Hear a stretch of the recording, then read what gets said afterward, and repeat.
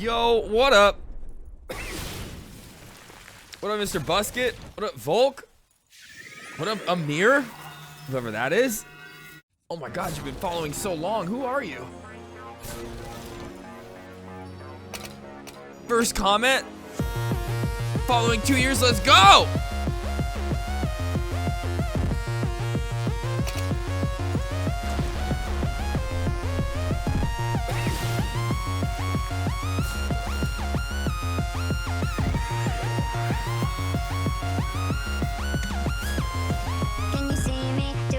Do I promise not to shame you for your mistake? We don't kink shame around here. It wasn't a mistake. What you're into is what you're into. I'm not judging.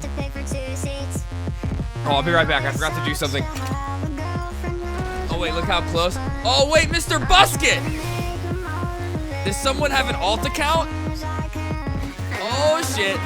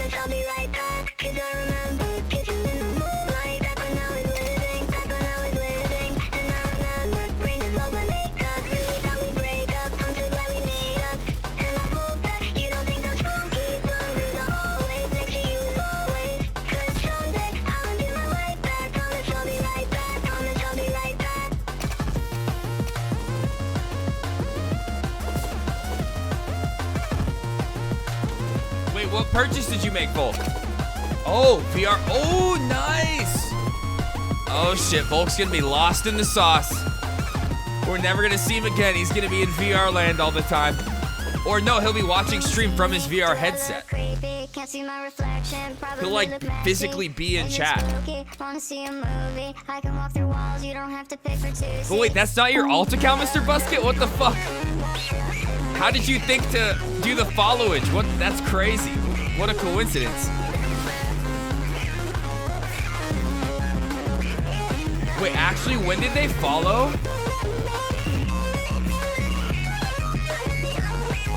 Yo, they're one of the people that followed after FaZe Rug. They followed the same day FaZe Rug posted that video with me. That's where they came from.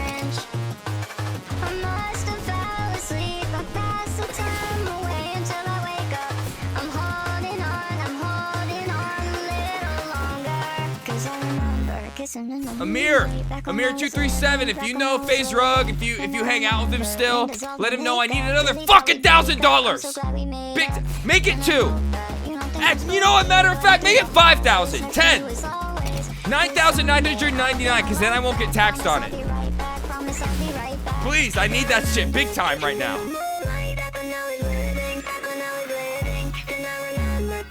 Amir, come through, bro. Come on, we've been friends for like 2 years, 7 months, 24 days. What, if it was 25 days like Mr. Busket, then would you do it for me?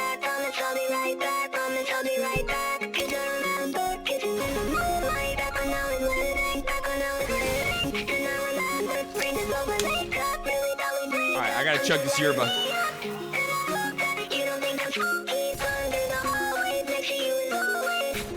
Okay, I got halfway through it. Oh, God. Okay, so lots of news to cover today, obviously. Big drama going on in Washington.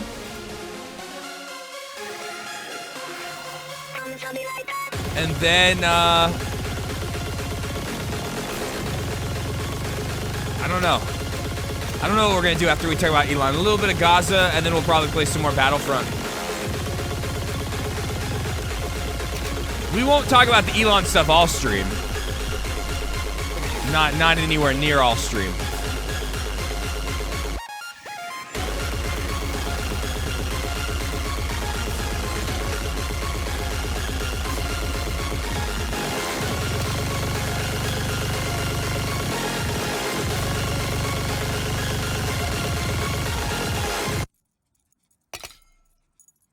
drama. It's not even funny. I know. It's tearing me apart on the inside. It's tearing me apart. Yeah, someone tell him to stop being so messy. The idea of Elon calling Trump a pedophile is so fucking funny. They both are. Spoiler alert, both of them are. Both were real good friends with Jeffrey Epstein. Elon's brother literally lived at Epstein's house and dated one of his girlfriends. His ex-girlfriends, young ex-girlfriends.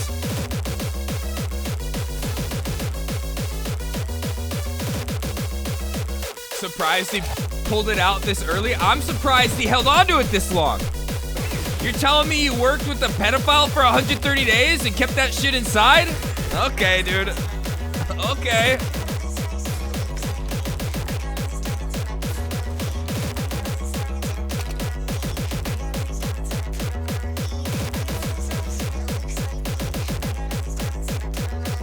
But I was going off, dude. I was trying to sow discord.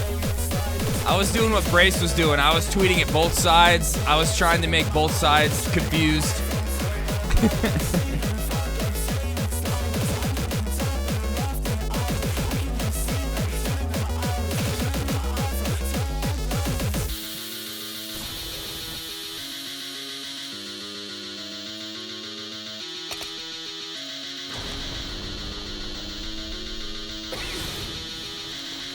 Yeah, shaking his hand all the time and shit. Elon has never put his penis in a woman. It's all jars of sperm. Exactly. Who knows? Grimes might have let him. I think Grimes might have let him.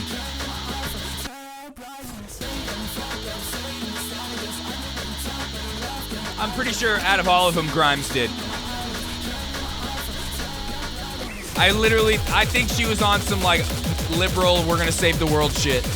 I'm dating the richest man in the world who wants to save the world.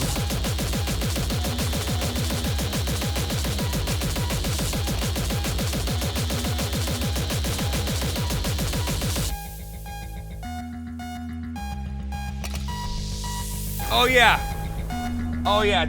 Elon Musk trying to wipe Twitter clean of any photo of him and Ghislaine Maxwell together? Yeah, definitely. Definitely not a pedo. His brother living at Jeffrey Epstein's house and dating Epstein's girls? Yeah, no connection there.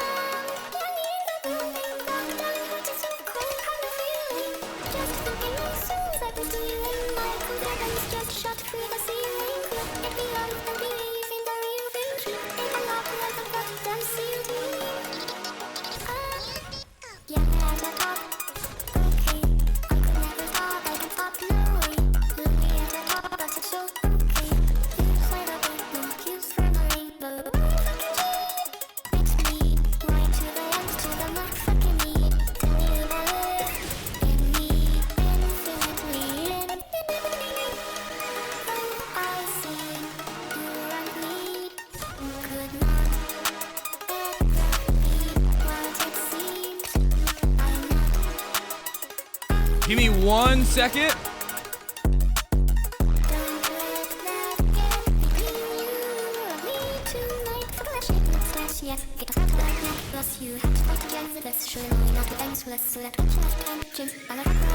All right, let's go.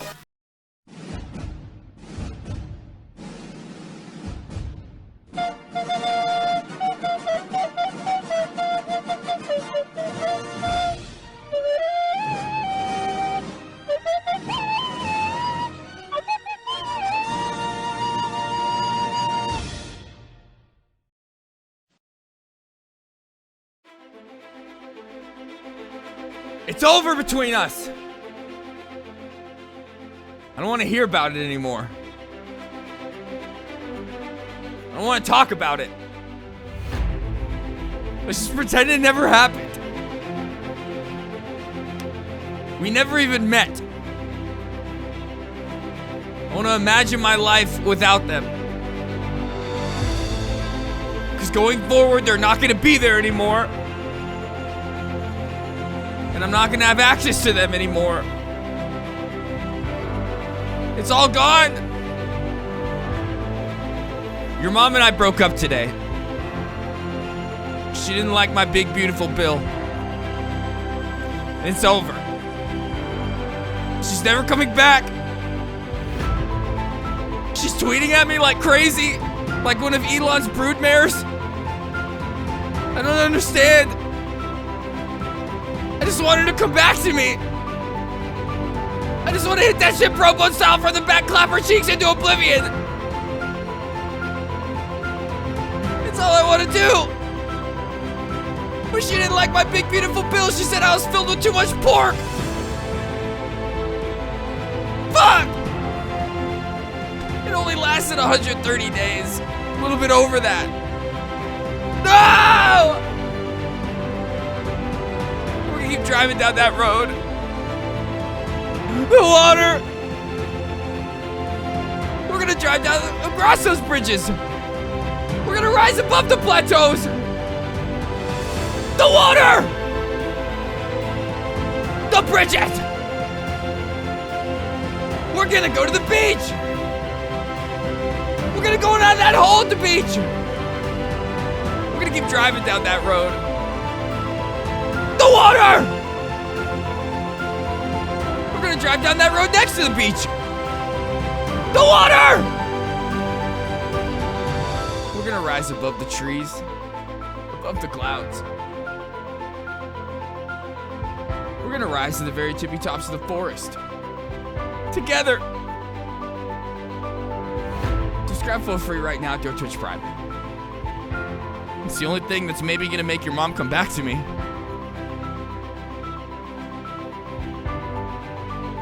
Yo, I'm not gonna lie, I just did half of that ad while I was like, it's subconscious mode. I was doing something in the background while I was saying that ad. Okay, anyway. Brian, put the screen on!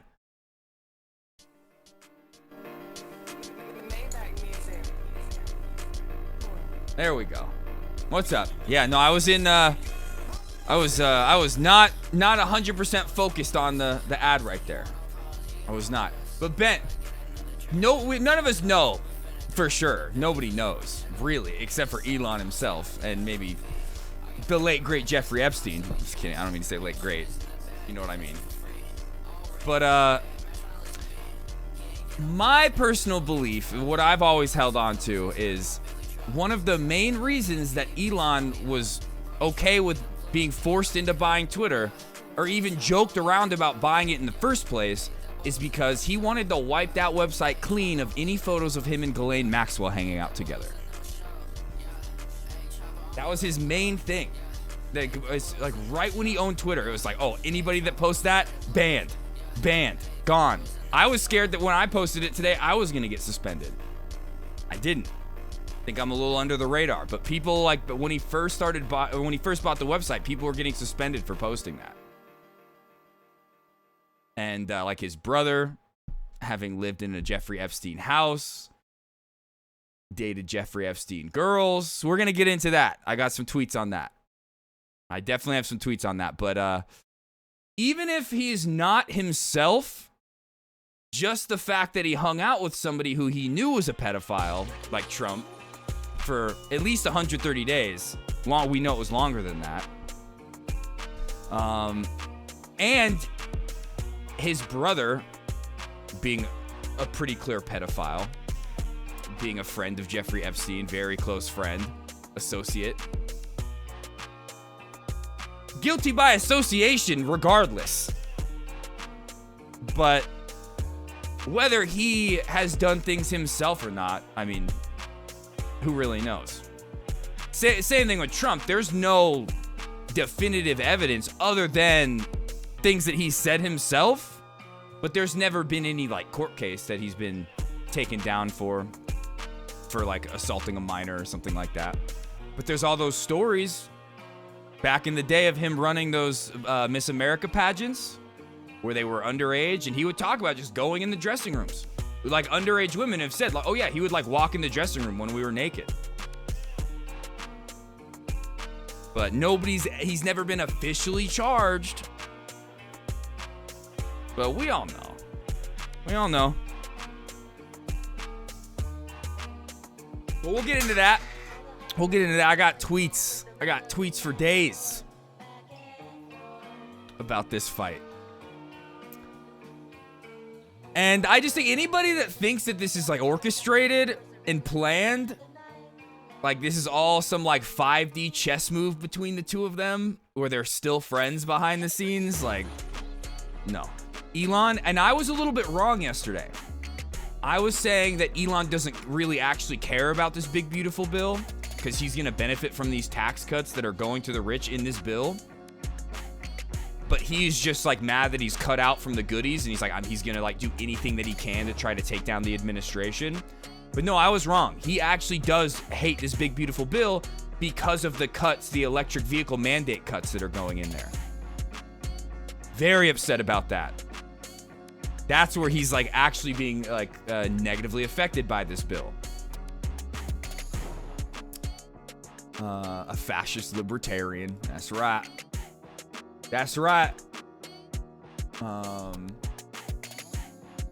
Wait, BYD cars? What are BYD? I'm looking that up right now. Oh, it's like an electric. Okay, I've never heard of this brand. All electric car, just like a competitor to the Tesla. Okay, yeah, incoming. Oh, it's a Chinese brand. Okay. Hasan's gonna get canceled for buying the flying one. He will be the first American to buy that. 10 toes down. He's gonna say, Xi Jinping, please give me access to that. But oh my God. Wait, are these all tweets from Donald Trump today? Oh no, okay, oh, this is stuff that Elon Musk was like, what happened to him? Okay, yeah, we'll get into that. I want to do some other stuff first. React to a couple clips. Portugal the Man came out with some new music with Nick Reinhardt from Terramelos on guitar. We're gonna listen to some of that. We're gonna do that first. But what up, Roro? What up, Crag? Your face is an ad? Wow. Wow. I don't know if that's a compliment or an insult. When you look at my face, you think I'm trying to sell you something? I am. I'm trying to sell you on giving me your Twitch Prime. Thank you very much. If unleashed on the US market with the same type of credits, it will eat Tesla alive. Yeah, they're probably not allowed. Depending on what it's an ad for, Twitch Prime. What up, Chad?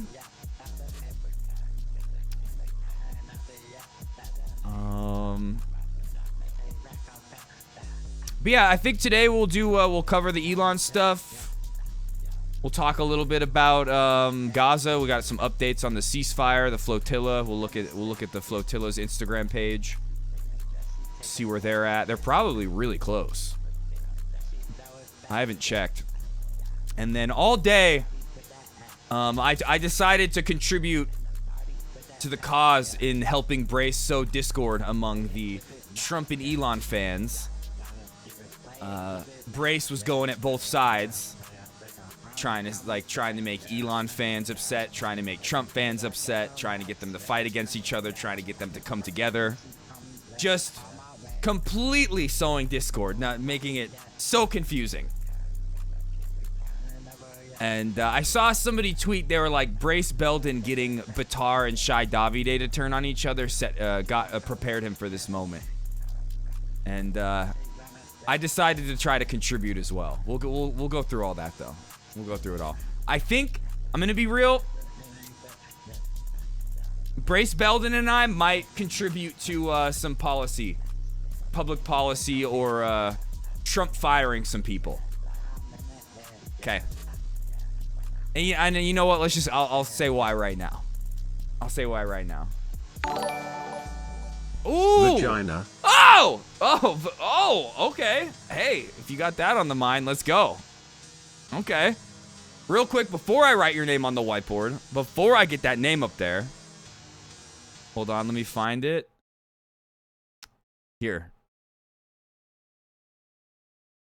So, Brace said this. Those Doge kids are Elon's back door into every government agency. Fully loyal to Elon, handpicked from his companies. They have read-write access to our nation's most sensitive data. Trump needs to do something about this now. And I replied, Trump needs to see this immediately at Laura Loomer. Getting some likes, 19 likes on that one. Getting some likes, and then I reposted this, and I tagged Laura Loomer in it as well. Laura Loomer might read this. There's like a potential she reads this and brings this tweet to Trump. Now, is Laura Loomer dumb? Yeah, she's dumb. But is she that dumb? No, she's not that dumb. Like, she knows, I'm sure she knows who TrueAnon is. I'm sure she's gonna read this and be like, oh, I know why TrueAnon is trying to post this in hopes that somebody from the Trump administration might read this, but oh my God, he's right. Let's get rid of all the Doge people, so then Doge is effectively shut down. But regardless, somebody like Laura Loomer might read this, and even though she knows that, she's like, oh, it's true though. Like, there are these like enemies to Trump within the Trump admin now who were handpicked by Elon who need to go. Regardless of whether it's like something that like leftists might want to get rid of Doge, Laura Loomer is gonna be like, hey, they're here to attack Trump. I gotta save my daddy. So I'm just gonna say, Brace and I might have affected public policy today. We might have turned the tides in history, okay? When you go back and you read about historical figures, those important moments when the tides turned, shifted, I think historians are gonna go back and look at these two tweets.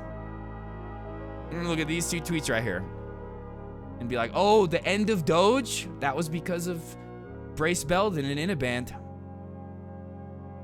They got Laura Loomer to fire everyone in Doge. You heard it here first. Don't ever forget that. Don't ever forget that. But first things first, Adrian, let's get your name right up on the whiteboard.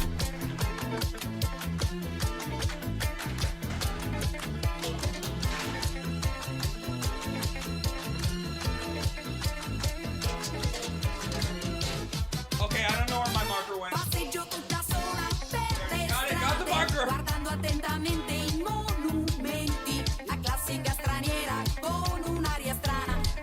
Okay, Adrian.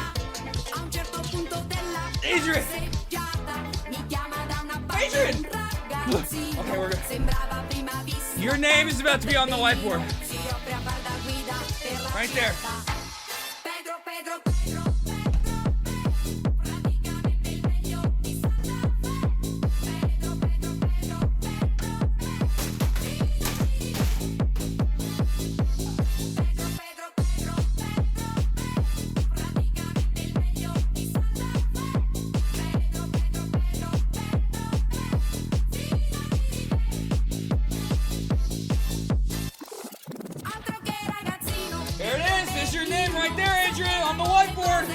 Your life has changed forever.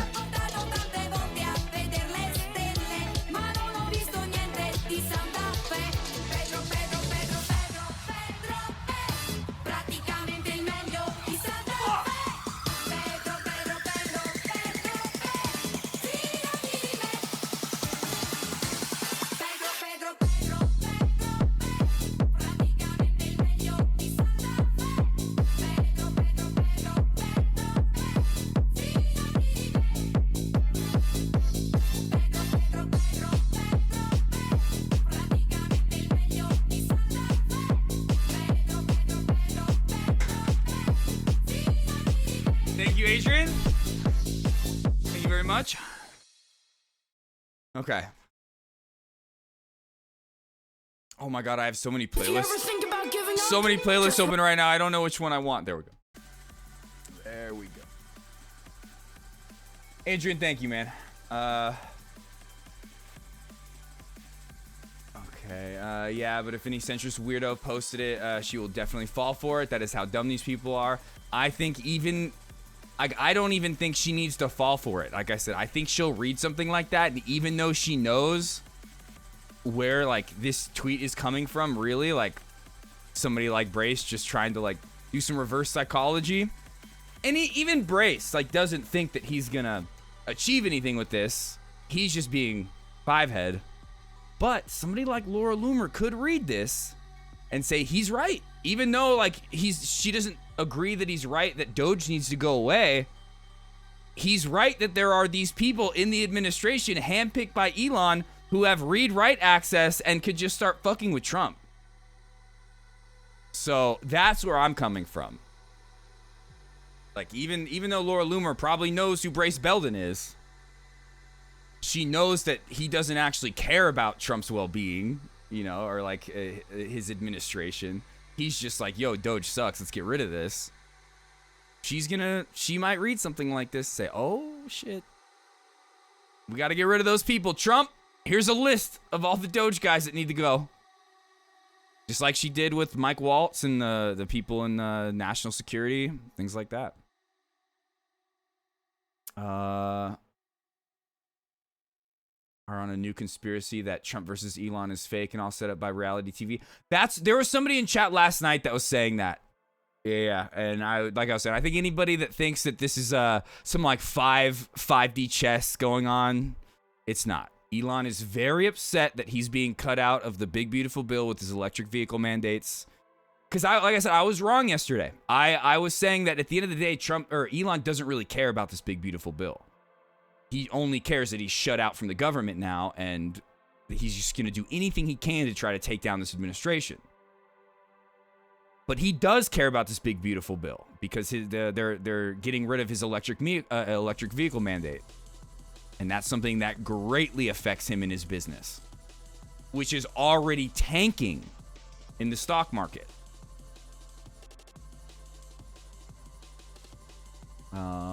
What up, Sleepy? And abandon the history books with a black and white picture. What is that supposed to mean? Does that mean I'm like in like the civil rights era, like history? Like, what are we talking about here? What does that mean?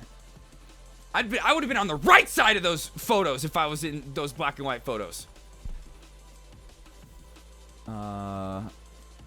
Yeah, bro, that fake fight where you accuse your friend of being linked with one of the most diabolical and high-profile pedophile runners. Yeah, dude. Yep, and that I was tweeting about that too. Like I said in this tweet. Democrats are about to welcome back Elon with an open arm. And they already have. Like, we watched that episode of Adam Friedland last night with Ro Khanna, where Ro Khanna was like, oh, Elon's great. We love him. Elon's awesome.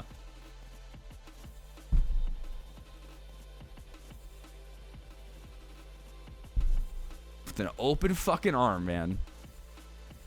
And then not even, yeah, this is the Ro Khanna tweet, but then I saw like some other like Matt Iglesias being like, yo, Chuck Schumer and Jeffries need to get on a call with Elon and start talking about electric vehicle mandates and stuff like that. And it's like, yo, you guys are fucking freaks.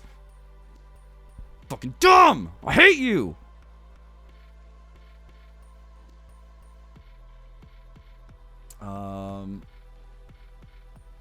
See your last message, the one with the conspiracy. I just read that and I responded to it.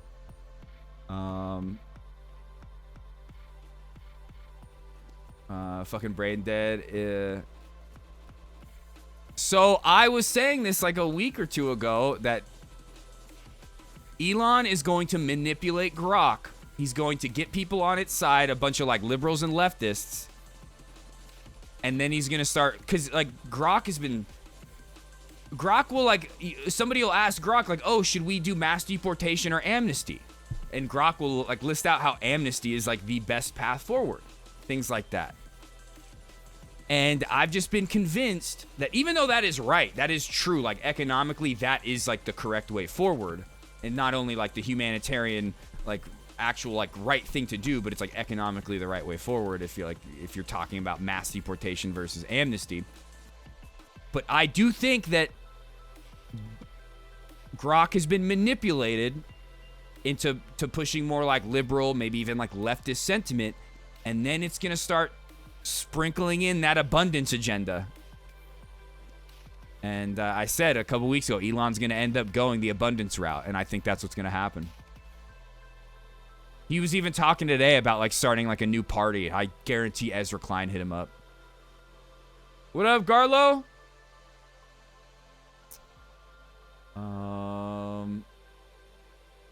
Oh, what up, Sleepy? Did I say that already?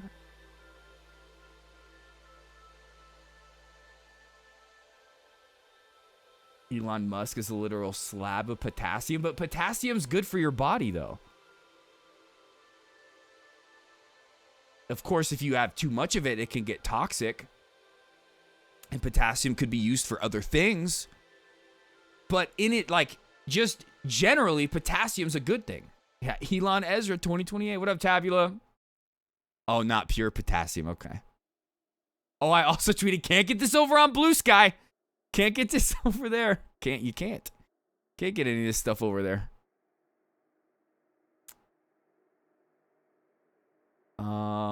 Okay, but before we get into that, or no, maybe we should just get into that now. Yeah, let's just start. Let's just start.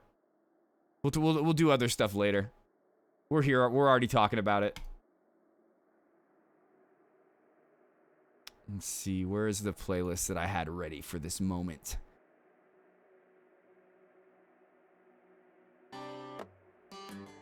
It's over. What up, weed? It's done.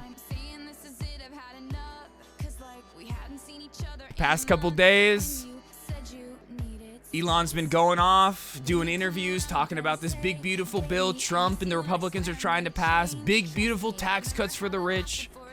Medicare, Medicaid, snap cutting bill for the rich. And then they finally went off against each other. They finally lost it. Elon came out and called him a pedophile. Without me, Trump would have lost the election. Oh, wait, no, that's not the one. That's not the one. Wait, hold on. Where's the pedo one?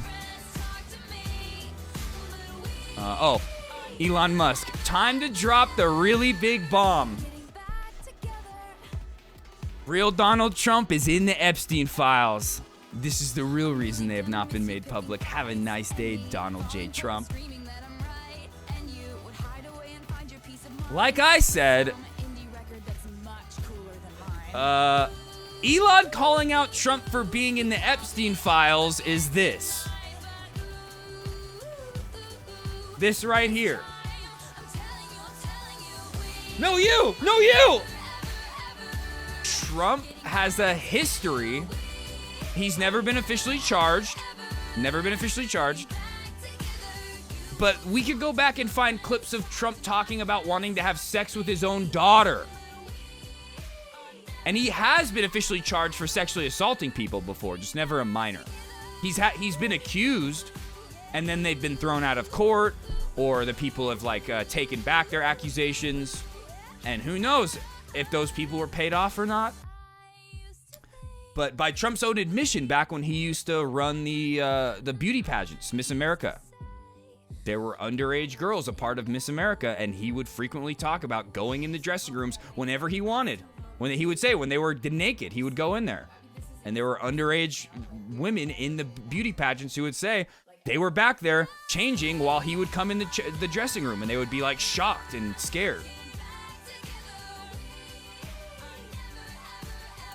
But this, once again, like I said, it's literally this because Elon Musk himself bought Twitter so he could scrub the website of images like this. He wanted to buy Twitter so he could stop leftists from posting this photo every day of him and Ghislaine Maxwell hanging out together. Elon's own brother, Kimball Musk, lived in Epstein's house and dated one of Epstein's young ex-girlfriends, probably even more than that. Whether Elon himself is a pedophile or not, nobody really knows. He's guilty by association. Just this admission itself, It's the same thing Marjorie Taylor Greene tweeted out when Matt Gaetz was going on. The Matt Gaetz stuff was going on. She's like, oh, if we're going to do this to Matt Gaetz, I have all this information I'm withholding about like sexual improprieties and sexual assault from like all these other people in Congress. It's like, oh, so you know, and you're just like keeping all that information inside to like blackmail someone or something like that. You're guilty by association. Same thing with Elon. Like, oh, okay, so you've been working with this guy for like the past like year, helping him get elected, all that. And then even, okay, you could say like maybe he didn't know about like the Epstein files before the election, but since he's been a part of the Trump administration, now he's privy to all this information and now he knows maybe, which like, I don't know. Who knows what they've really uncovered in those Epstein files. But, it's like, dude, you've been working with the guy for 130 days and now you're going to come out and say he's a pedophile? You've just been working with him for 130 days. You've known this, but now that you're not getting what you want, now is the time that you come out with this? One, if it's true, that's just like an admission that you don't really care about combating pedophilia at all. Like, that's not what you care about. You just care about taking down Donald Trump. But, no, there's, you could look it up. Here, I'll look it up right now. Trump, Miss America, beauty pageants, underage.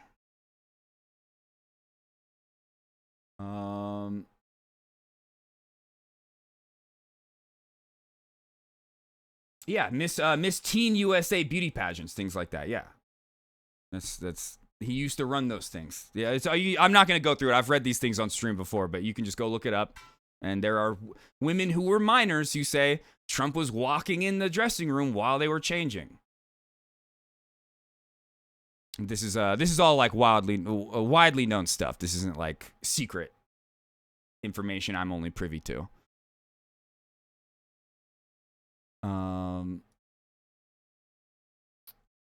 Let's do this.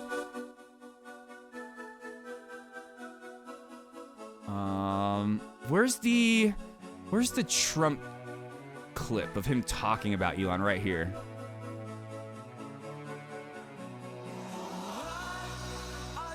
Let's see. Oh god, I have so many tabs open. It's gonna be so confusing tonight. Please tell me the oh, you know what? I don't even know. I'm not sure. I haven't looked into this at all yet.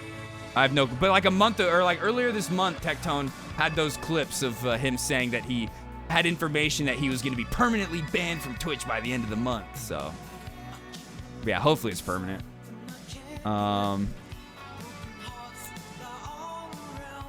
Such a fire song. Hello, people. We're lucky hey, to have, you know, music's subjective. I want to thank you all. We all like what we like. People, we're lucky to have. I have people. We're lucky to have. I have. Oh to wait, tell hold on. Let me do this. I want to thank you all, and Elon, I want to thank you. I know you've been through a lot with this horrible situation that happens.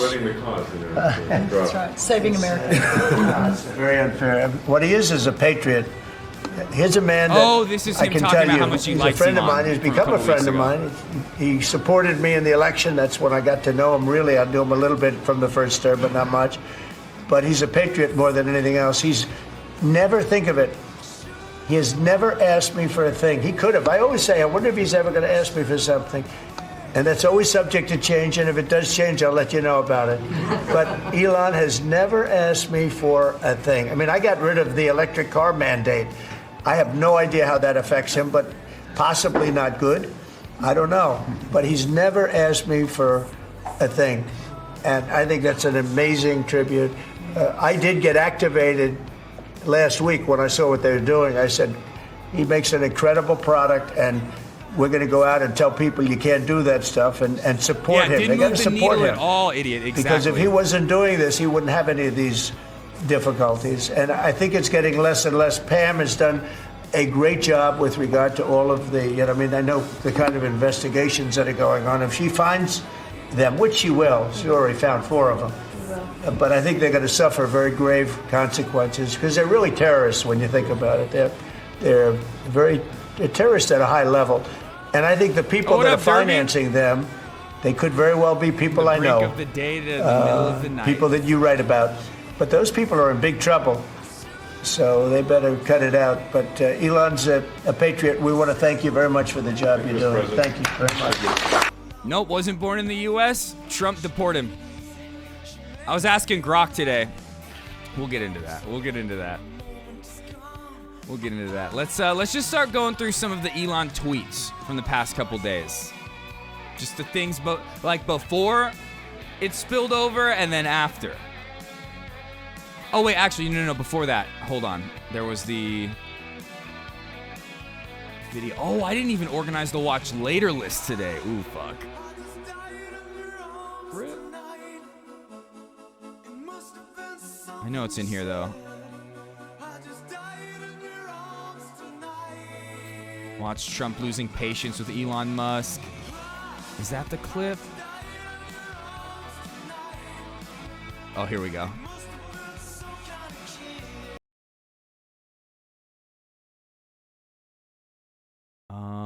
Where's the playlist that I wanted?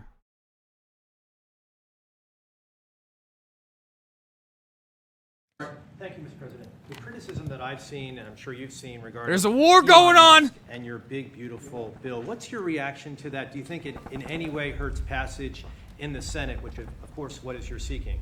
Well, look, you know, I've always liked Elon. Oh, I know this one. I was very surprised. You saw the words he had for me, the words of... And he hasn't said anything about me that's bad. I'd rather... Thank you, Mr. President. The criticism that I've seen, and I'm sure you've seen, regarding Elon Musk and your big, beautiful bill. What's your reaction to that? Do you think it in any way hurts passage in the Senate, which, of course, what is you're seeking? Well, look... So this is the real question now. Are Senate Republicans going to side with their mans and pass the big, beautiful bill? Or are they going to vote against it in fear that Elon's going to use his unlimited wealth to primary them in 2026? You know, I've always liked Elon, and it's always very surprised. That's what this is for. Anybody that still thinks that this is like 5D chess, them working together behind the scenes, no. Elon is going to do everything that he can to try stopping this bill from getting passed because of the electric vehicle mandate that is being taken away. You saw the words he had for me, the words of... And he hasn't said anything about me that's bad. I'd rather have him criticize me Oh, this is before the tweets came out. than the bill, because the bill is incredible. It's the biggest cut in the history of our country. We've never cut. It's about 1.6 trillion in cuts. It's the biggest tax cut. You would say, people's taxes will go way down, but it's the biggest tax cut in history. It's we are doing things in that bill that are unbelievable. And when you look at what we're doing for small businesses, for people, for middle-income people, all of the things that we're doing, nobody's ever seen anything like it. And, you know, Elon's upset because we took the EV mandate, and, you know, which was a lot of money for electric vehicles. And this is true. Like I said, I was wrong yesterday when I said Elon doesn't actually care about this bill because he's going to benefit from these tax cuts for the rich. But no, Elon is very upset about this electric vehicle mandate being taken away. You know, they're having a hard time, the electric vehicles, and they want us to pay billions of dollars in subsidy. And now Trump, he put out a tweet where he's like, I'm going to cancel all of Elon's subsidies. You know, Elon knew this from the beginning. Steve Bannon's out here like, yo, Trump, nationalize SpaceX. JD Pond Bannon. For a long time ago, that's been in there. That's been, I would say, JD, that hasn't changed. That's been right from the beginning. Don't play yourselves, though. Okay. Steve Bannon, when he talks about anything that sounds socialist or anything, he's talking about it from the National Socialist movement, okay? That side of things, okay, where it's socialism for Germans only. I think, Mr. Secretary, that hasn't changed at all. Please, right from the please beginning. do it. But I know that it disturbed him. He wanted, and rightfully, you know, he recommended somebody from that he, I guess, knew very well. The Scarlet Rod. To run NASA. I get the Scarlet Rod. And I didn't think it was appropriate. Man, and I'm you rotting happen to be over here. A Democrat. Authorities. Like, totally Democrat. Gotta give him save the needle. me. We need to give him the needle. You know, look, we won. I did the side We get quest. certain privileges, and one of the privileges we don't have to appoint Elon a gave him the Democrat. Scarlet Rot. NASA is very important. We have great people. General Kane is going to be picking somebody with our. We'll be checking him out, and seeing. But he wanted that person, a certain person, and we said no. And you know, I can understand why he's upset. Remember, he was here for a long time. You saw a man who was 130 days is not that long of a time. very happy when he stood behind the Oval desk. And even with the black eye, I said, "You want a little makeup? We'll get you a little makeup." But he said, "No, I don't think so," which is interesting and very nice. He wants to be who he is, so you could make Felt that like a statement lifetime. too, I Yeah, guess. right. Yeah. Look, You know, you're Elon right. Time and I has had a gone great very slow the relationship. past few months. I don't know if we're well anymore. I was surprised because you were here. Everybody in this room practically was here as we had a wonderful send-off. He said wonderful things about me. You couldn't have nicer. Said the best thing. He's worn the hat. Trump was right about everything. And I'm I am so right glad I about said Elon wasn't the gonna make it great, 6 big, months. beautiful bill. We call it a great, big, beautiful bill because that's what it is. Well, the And- bill can't be big and beautiful. Again, Can only be one. biggest tax cuts in history, biggest economic development moves. Which any- that in itself is just stupid. What a dumb phrase. Like, bills should be long. There should be, like, I want my senators, my congressional representatives to have to fucking read, and there should be some intricacies in those bills. But yeah, all right. Let's just look at a couple of these Elon tweets, or not a couple, a lot of them. And so this is on the 4th. This is yesterday, before things boiled over. But he's just constantly retweeting stuff like this. Elon is right. The bill is either big or beautiful. He's just, America. America. Rand Paul, very vocally outspoken against the bill. One of the, like I was saying, he could be the Republican that votes against it. Unless Elon gets a bunch of Republicans to vote against it. If it goes the way it was going to go before Elon did all of this, Rand Paul might have been the singular Republican vote against it, making J.D. Vance come out and do the tiebreaker vote. But I think at the end of the day, Rand Paul's going to capitulate to the Republican Party like he does most of the time. Every once in a while, he's like, I'm a maverick. Like John McCain, but I don't think so. These darn Americans don't know how to make a big, beautiful bill. Conservatives. Elon's right. Trump's wrong. Elon just retweeting. Every GOP member of Congress should grok November 5th election results as a reminder to who won and why. This meme, money Doges saved the government. It's literally like not even. It's a drop in the ocean. But again, Doge's mission of going in and cutting government spending and cutting waste, fraud, and abuse is bad. It's not a good thing. They weren't actually trying to cut any waste, fraud, and abuse. They were trying to carve out more money for Elon Musk, more contracts, get rid of lawsuits and fines that were against him from these different government agencies. He was going in to shape the government to benefit him more. Had nothing to do with getting rid of the deficit. And now Elon sees that this new big beautiful bill is going to come at his personal wealth and stop what he has tried to work on doing. Like I said, shaping the government to benefit him more. And he's going to do everything he can to try to stop that. Like anybody that thought that they were all in here and they were all friends, like we're working together to cut waste, fraud, and abuse, or even beyond that, just like we're all working together to like fuck over America, whatever. None of them are really aligned. These are all, Trump is setting up people around him to be his fall guys. So he can be like, oh, I didn't do that. That was Elon and his Doge team. That was that random Doge staffer, not me. I didn't do that. Marco Rubio signed the Alien Enemies Act, not me. I didn't do that to you. I wasn't even in the room. But none of these people actually are friends or care about each other. Elon Musk went in there with the sole purpose of trying to make the government benefit him more. Just like Trump is doing. Yeah, everything saved will pay 10 times at least in the harm. Yeah.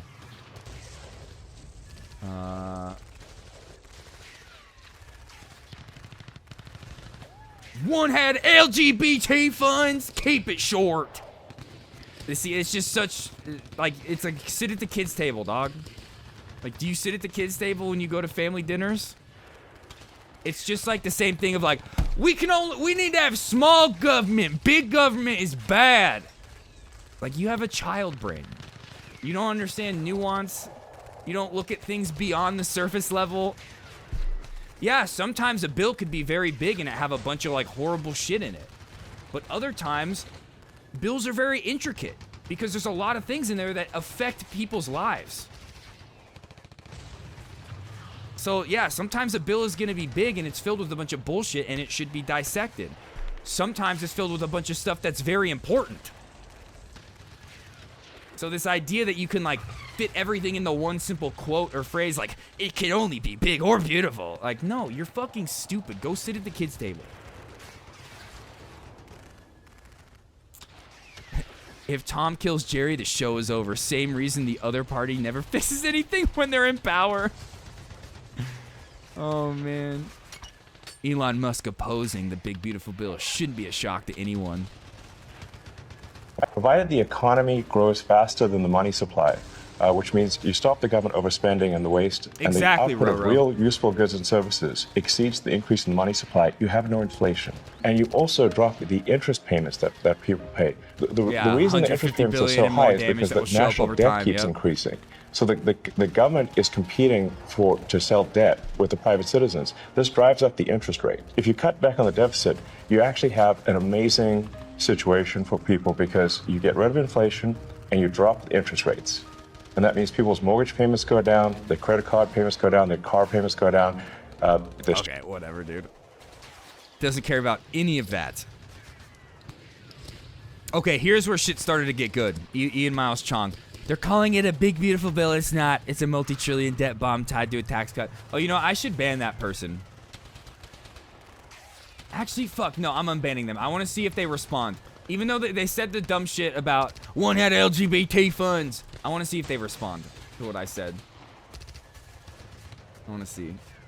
So we'll see if they respond. Rand Paul wants a clean vote. He's right. Elon called it debt slavery. Also right. Ian Miles Chong, you live in Malaysia. Shut the fuck up. Quit LARPing like you're one of us. You have nothing to say in this conversation. The 2017 tax cuts worked. Making them permanent makes sense. But using them to ram through the biggest debt ceiling hike in history? Why do you think it is the biggest debt ceiling hike in history? Because of the tax cuts. That's the literal reason why it's adding to the debt so much, you fucking idiot. God, stay in Malaysia, dude. Only him, though. Anybody else from Malaysia that wants to come here, let's go. Fast track you into becoming a citizen. Ian Miles Strong, you're permanently banned from the United States. In my America, if I was in control. Yeah, LGBT fun? Yeah, that's more like it. Yeah, from Malaysia, exactly. In kilometers wrong.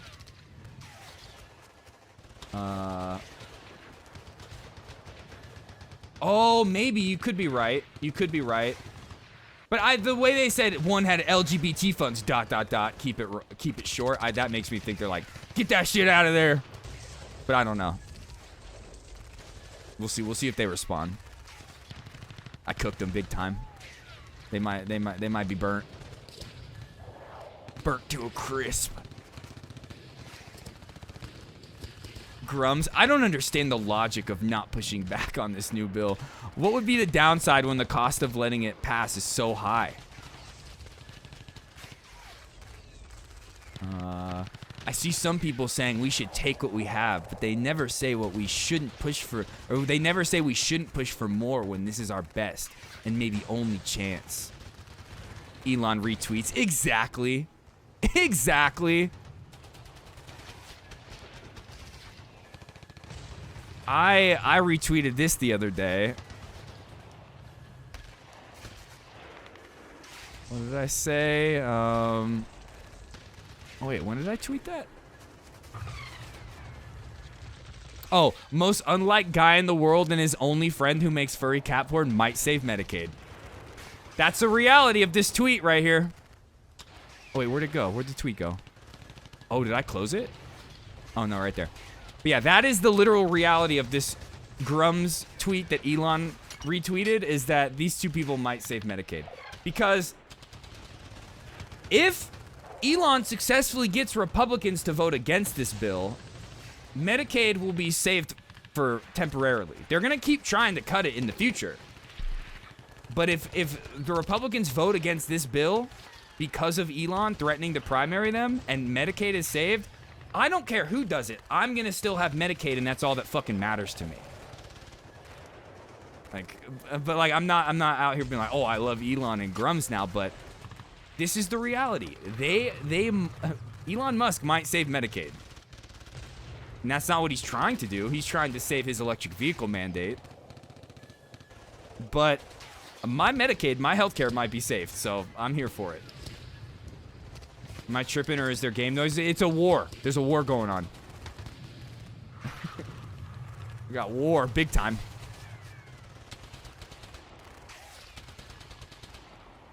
And actually, you know what? I wanted to play something else, too. I'm glad you just reminded me of that. Here. Oh, no, this one.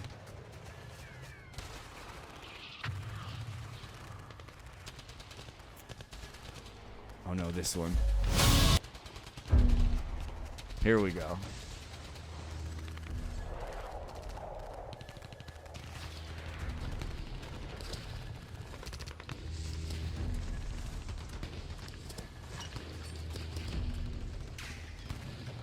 Okay, here. Let's see. Okay, we saw the Grums one. Now let's go to where things started really popping off today. Where did it really start popping off? Oh, him. Yeah, he started retweeting Donald Trump from 2013. I cannot believe the Republicans are extending the debt ceiling. I am a Republican, and I am embarrassed. Elon Musk wise words.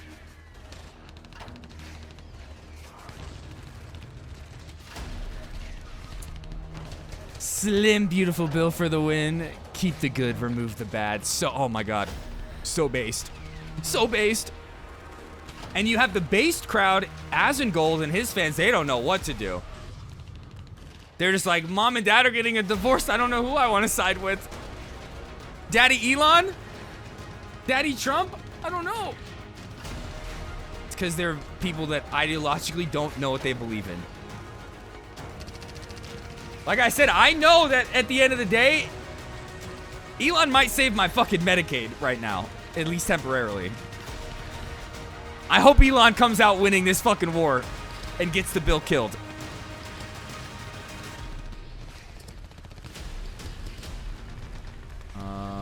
Oh, you can use the scroll wheel? Hell yeah. Woo! It's gonna be like this. It's gonna be like this.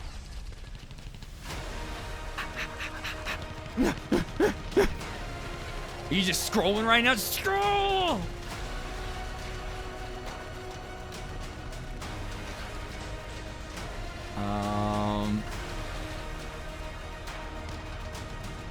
Here, let's just start looking through these tweets that I had lined up. Like Hassan said, Pride Month is over! I love Donald Trump as much as a straight man can love another man. February 7th.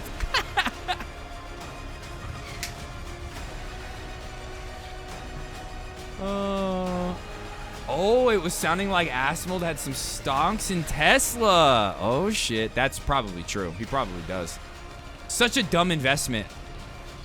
So that's like one of the worst ones. Why would you invest in that? That company relies solely on like him buying and selling those carbon neutral tax credits. And like every couple years when he's like, oh, hey, we're building robots that aren't actually being built at all. But a bunch of people are like, oh shit, I'm investing now. Pumping up the stocks.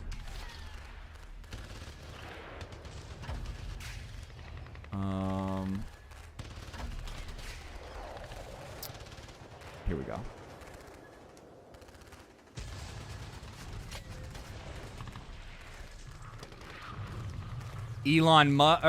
Kanye West Bro, please, no!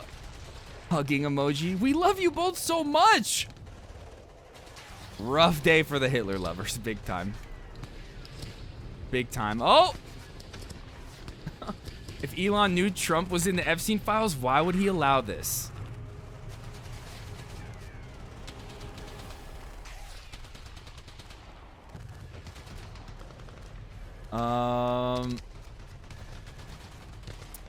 Vibes and feels strong that goes up and down based on a man's tweets and not actual company performance. Exactly. It's like the dumbest thing to invest in. Like, stocks in general are a gamble. It's like you're gambling. But that's like the dumbest gamble. Bro, please, to that last photo, weed. It's true. That's the thing is like, even if Elon himself isn't like an actual pedophile himself, you telling me you knew for 130 days that Trump was in the Epstein files and you still worked with him and let your kid hang out with him?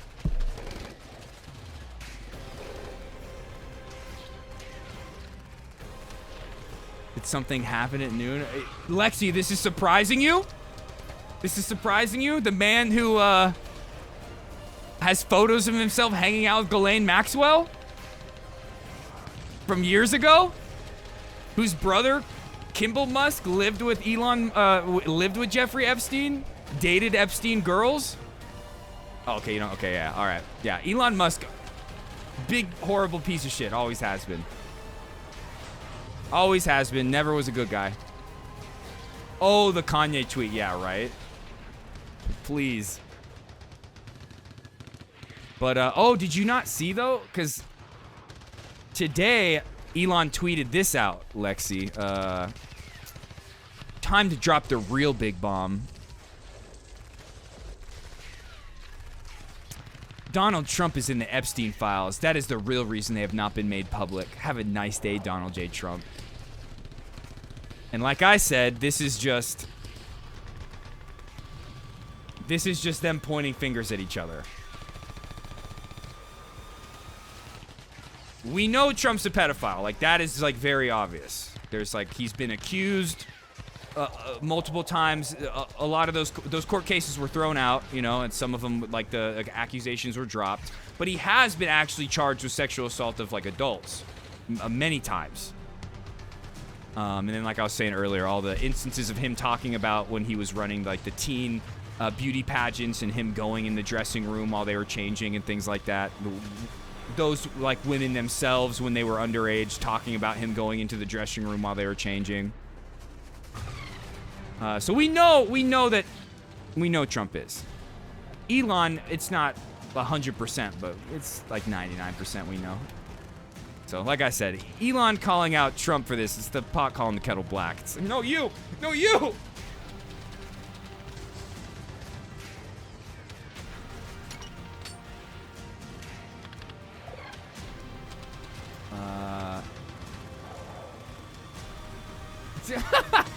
Okay, idiot. All you had to do, well, the actually did it. I feel like the actually did it, but it's either the actually or like a kappa at the end, and then you're good. You're all good. You know, wasn't there somebody in chat that tried to say something about ephebophilia or something like that? Didn't somebody say something like that the other day? I forget.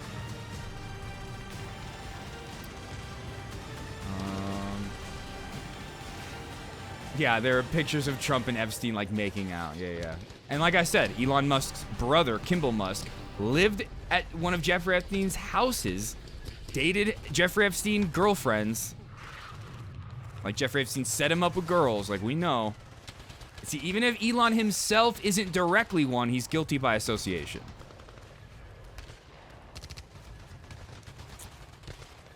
Oh, wait, no, that's different. Oh, right here.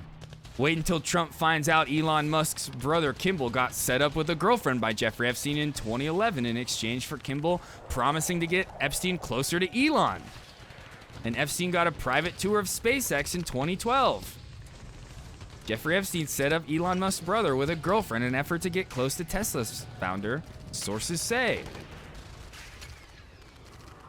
Even for a bit, it felt gross. I get it, but I don't think you're gross. But the bit I totally get it. Yeah. Oh yeah, here's Trump and Epstein. But no, where's the article that I had? Oh my God, what the fuck is that? Donald Trump's second favorite island. Elon Musk parody account. But no, wait, where'd that tweet go?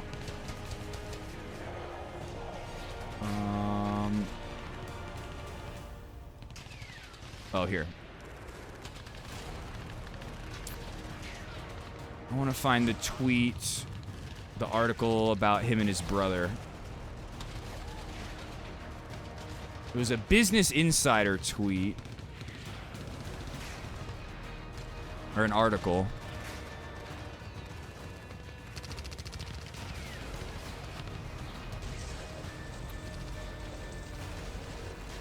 Oh, and then, you know, if there's anybody out there, any podcast, any media source to look to when it comes to the Jeffrey Epstein files or just Jeffrey Epstein in general, it's TrueAnon.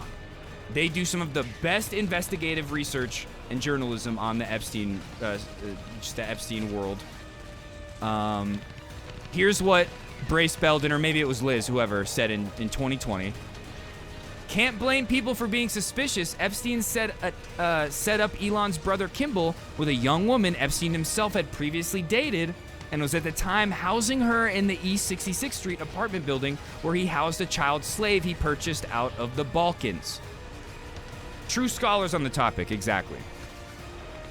Like, unironically. This music's going hard. It's a war. It's war!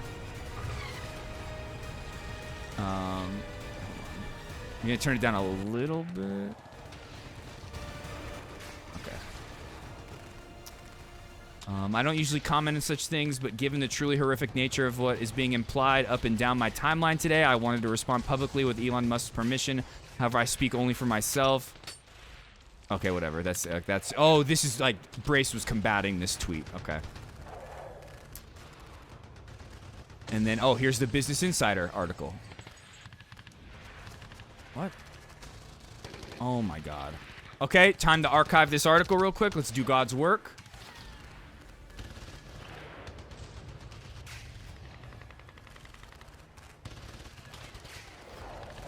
There we go. 2 years ago.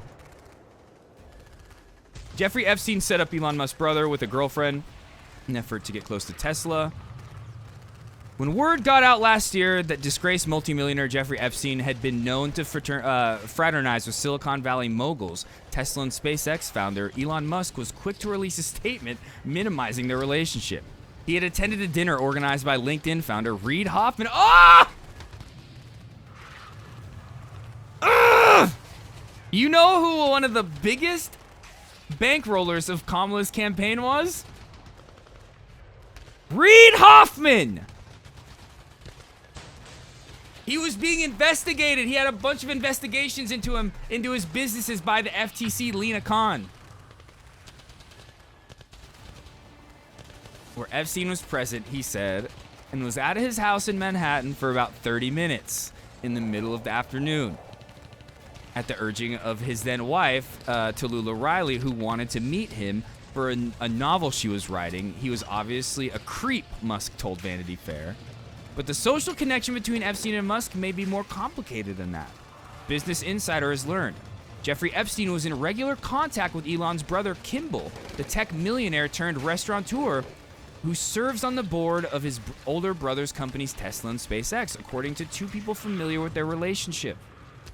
It's unclear how Epstein and Kimball Musk met initially, but they saw each other occasionally because Kimball was dating a woman in Epstein's entourage at the time. The people said, the woman had previously dated Epstein and lived in an apartment building that Epstein's brother owned, which Epstein had used to house people close to him, including models from Eastern Europe. Gimbal Mucks.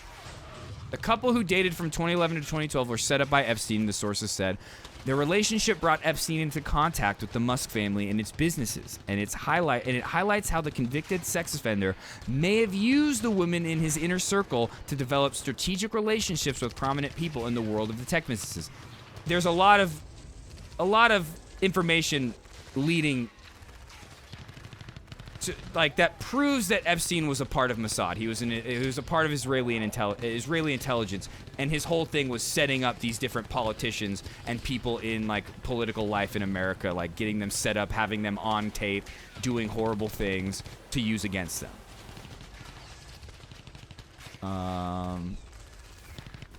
So when you hear about him, like, setting people up, that's probably why. It almost seemed a little more transactional. The rumor has always been that Epstein facilitated introductions to beautiful women looking for deal flow or access to capital, and that's also the other. Like, it's either he was a Mossad agent or he was just somebody trying to advance his own personal wealth. One source familiar with the couple said.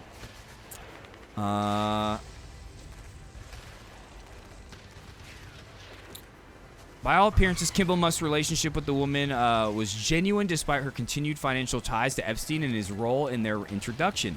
The woman was going through an emotional rough patch before she met Kimball. I would imagine, being one of Epstein's girls, that you probably were going through an emotional rough patch. You were probably sex trafficked. That's fucking horrible.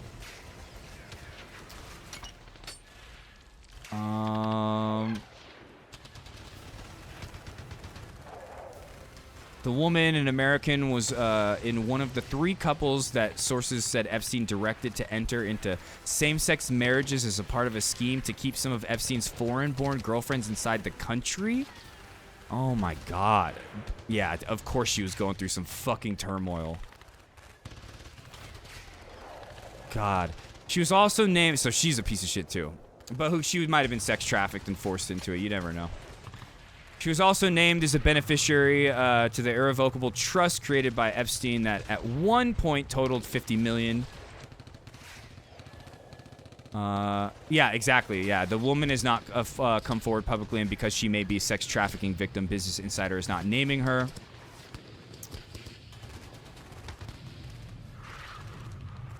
At least one of Epstein's ex-girlfriends ended up in a relationship with a powerful man that Epstein was interested in financially. Eva Anderson, who was once Miss Sweden and dated Epstein in the 1980s, married Glenn Dubin, a hedge fund billionaire who Epstein and... Okay, does this have anything to do with Elon? No.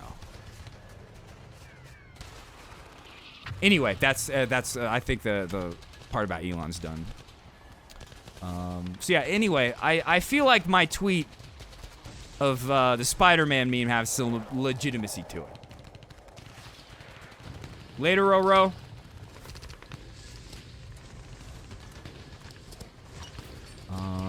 And then Tesla stocks just spiraling today. Spiraling. Who knows? This could be the thing. This could be the thing where he loses some of his businesses.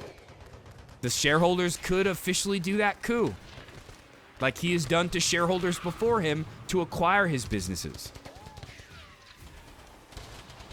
It would be amazing if Elon said Epstein didn't 86 himself. Oh my god. Oh my god. Please. Because we, like, Kash Patel and them have come out and said, oh no, he killed him. He killed himself.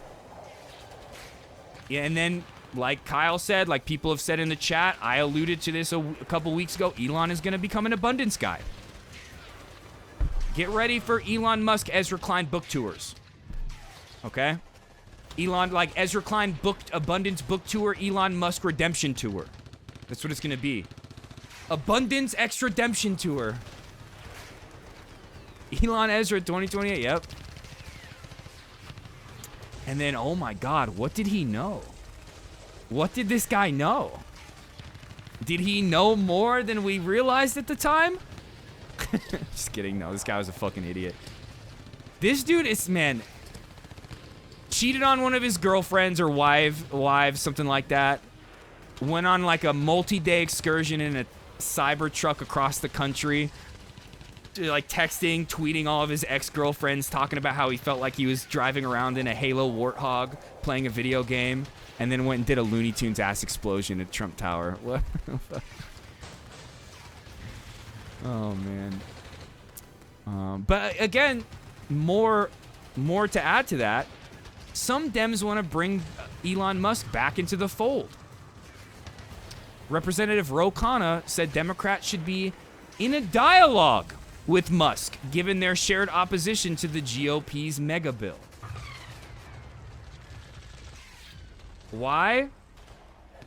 Because he used to be a liberal, you know. He was on that team at one point. They're going to welcome him back, like I said, with an open arm. Like I said, Democrats are about to welcome Elon back with an open arm, okay? Get ready. Not kidding. That's what's going to happen. There was another important tweet. Yeah, Matthew Iglesias. I feel like Jeffries, Hakeem Jeffries, and Schumer, like Jeffries being the Speaker of the House, or Minority Speaker in the House, whatever it's called, and then Chuck Schumer being like the Minority Speaker in the Senate, should give Elon Musk a call and tell him about the Democratic Party's long-standing interest in electric cars, solar panels, space exploration, and balanced deficit reduction.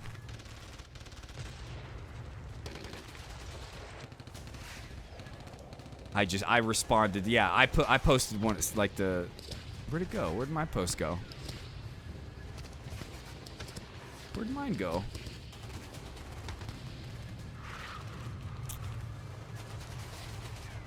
Let's see, it's in my replies for sure. I was tweeting today. Yeah, right here. Just posted this. Like, you guys forget? Just forget what he did just a couple days ago? God, man. We're fucked. We're fucked. Like I said, doesn't matter. In 2028 and the very, very distant future, we're going to be stuck choosing between a far-right extremist Republican and a centrist Republican for president for a very long time.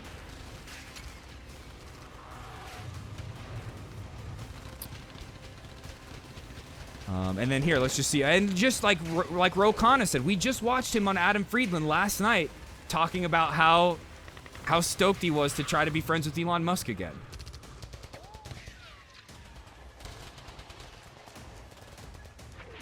Dems eye a villain to ally arc for Musk.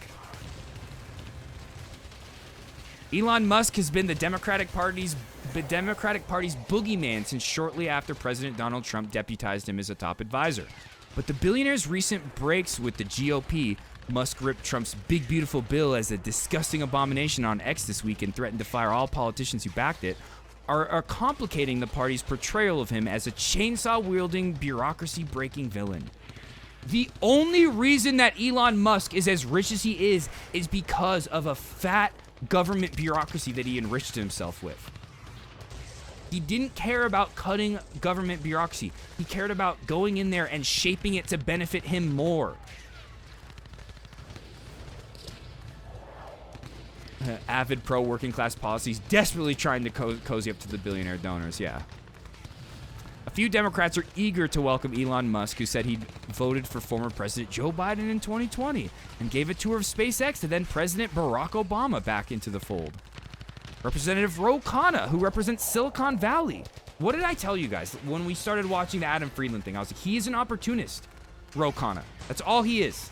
He's not somebody who really has ideological convictions. He does have some ideological convictions, but at the end of the day, he's a politician. Adam Friedland clocked it in the first 30 seconds when Ro Khanna was like, oh yeah, Adam, you're big part of independent media. You were so big back in the early Bernie days. And Adam's like, bro, I was a part of a podcast called Cumtown. And Ro Khanna's just like, oh yeah, you were great. Yeah, like, he doesn't fucking know who Adam Friedland is. He's just somebody who's an opportunist who's like, oh, he has an access to a huge, large audience. Let me go on that show. And somebody like Bernie will do the same thing, but when Bernie does that, it's like there's a positive outcome. It's to bring light to like working class struggle.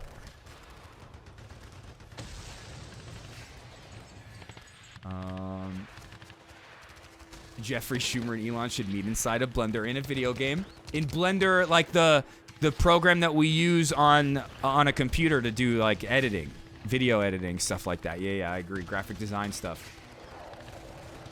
God, they're desperate not to engage with the public, huh? Yep. They do. The billionaires. There's good billionaires out there, and Elon could potentially be one of those good billionaires again. Just like Ken Martin, I think, the new head of the DNC said, there's good billionaires, and we're going to be friends with them.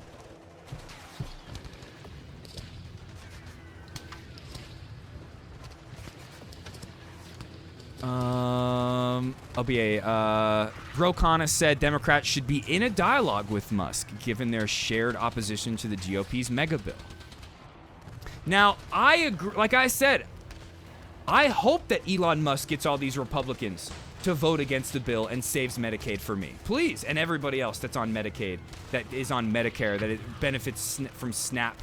You know, I hope that he does. But that doesn't mean I'm on Elon Musk's side now. I just understand the reality of the situation, of what's going on. And I'm not like, oh, I hate them both. Both of them are wrong right now.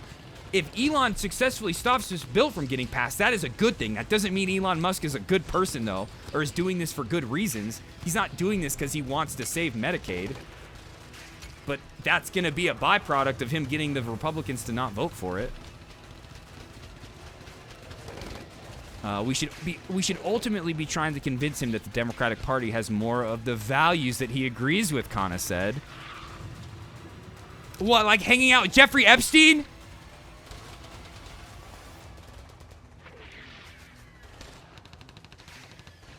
A commitment to science funding, a commitment to clean technology, a commitment to seeing international students like him, dude. That was the thing that almost got Doge like shut down immediately, were his tweets about H-1B visas. That's why Vivek Ramaswamy was kicked out. Dinesh D'Souza was like, he's not one of the good ones anymore.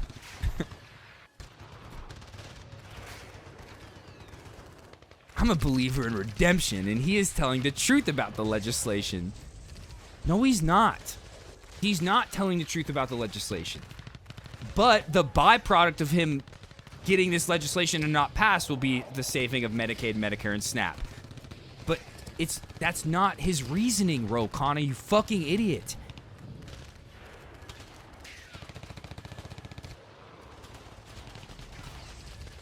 Yeah, use CAD to blend their heads in their, their ideas in their heads together, yeah. Co-founder of the group behind the centrist Democrats Welcome Fest, bro. Welcome Fest! Centrist Democrats Welcome Fest. That sounds like the worst festival. Somehow, that sounds like it would be worse than that one festival. What was it? That like straight Pride Festival? Remember we saw that straight Pride Festival video? I'd rather go to that because at least I'd probably laugh at the straight Pride Festival. This would be the most boring festival ever. Like, at least at the straight Pride Festival, you'd be able to, like, laugh at all those fucking freaks. There'd be nothing to laugh at this fest.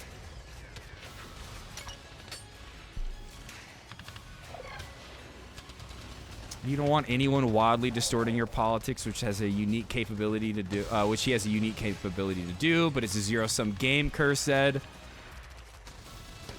God. Democrat of Illinois, Brad Schneider. Rob Schneider.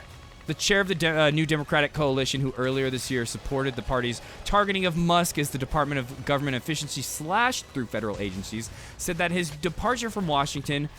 departure from Washington, Democrats should make Musk their focus. We should be talking about what we're doing for the American people, he said. It's hard to imagine an outright reunion taking place between Musk and Democrats in the near future, and Trump and Musk are said to still be friendly. Okay.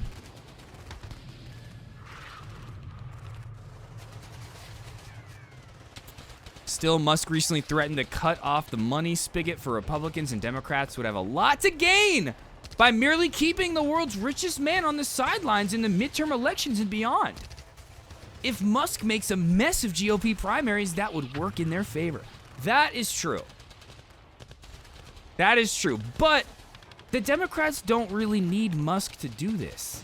If the Democrats were just being outspoken and being a functional like resistance to Trump, actually like tangibly resisting Trump, they're gonna take over Congress in the midterms. That's what always happens anyway.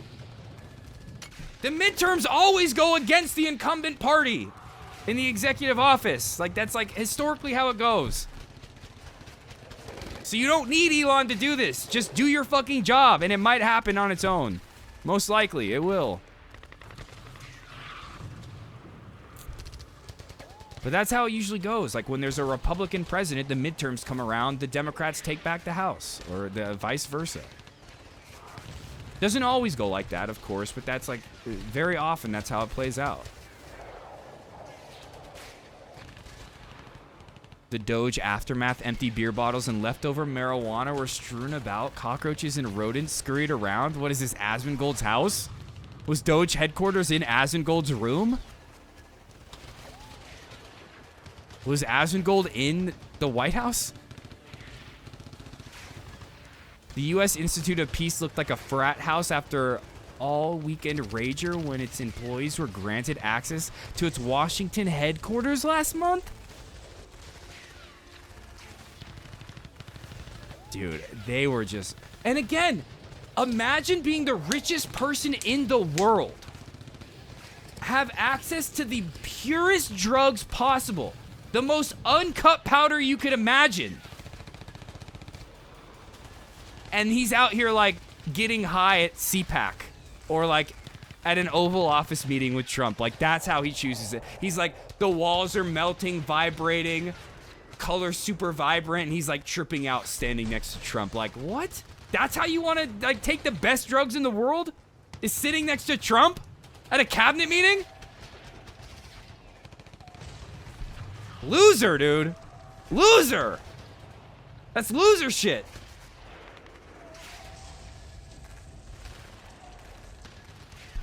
At least when I'm violently high, I'm talking about stuff like this.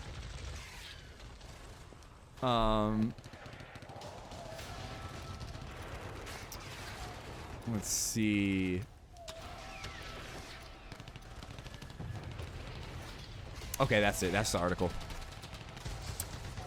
Democrats, man. Can I finally say that Trump's tariffs are super stupid? The Trump tariffs will cause a recession in the second half of this year, Elon says.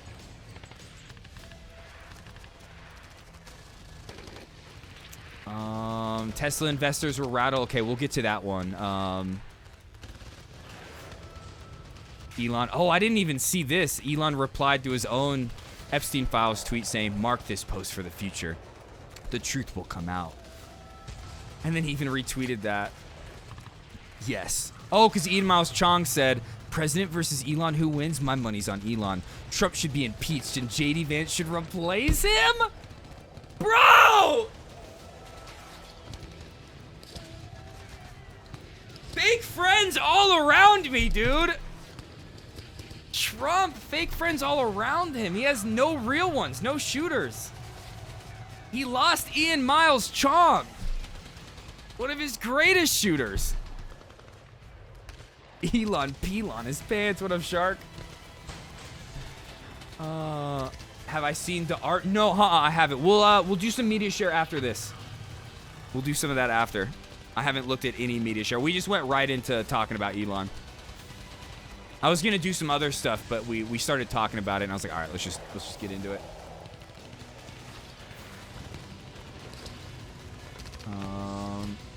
Who does ecstasy in 2025? I don't think I've seen Ian in like 15 years. Yeah, I've never done ecstasy. Back in my day, I've only smoked weed for like the past decade. But in my teenage, young adult years, I was heavy into opiates. But I've never done any amphetamines, or I was never into party drugs. I was always into like taking some opiates and writing music, sitting in my garage with my guitar, my loop pedal, or just getting real fucked up. You know, I was never into party drugs. I was never that kind of a person. But like I said, Elon, he has access to that uncut powder, that MDMA, that Molly, not the ecstasy cut with heroin or speed. Did coke like 5 times. Yeah, I watched so many people, like including my parents, just ruin their lives with coke. So that was one thing I was like, I'm never doing that. And because of that, I just never liked any party drugs. I did, like, the only, like, closest thing to that is, like, LSD and shrooms, but I never considered those party drugs. But, I haven't done anything other than smoke weed since I was, like, 21. I just turned, oh, wait, I don't have it open, never mind. I just turned bleep the other day.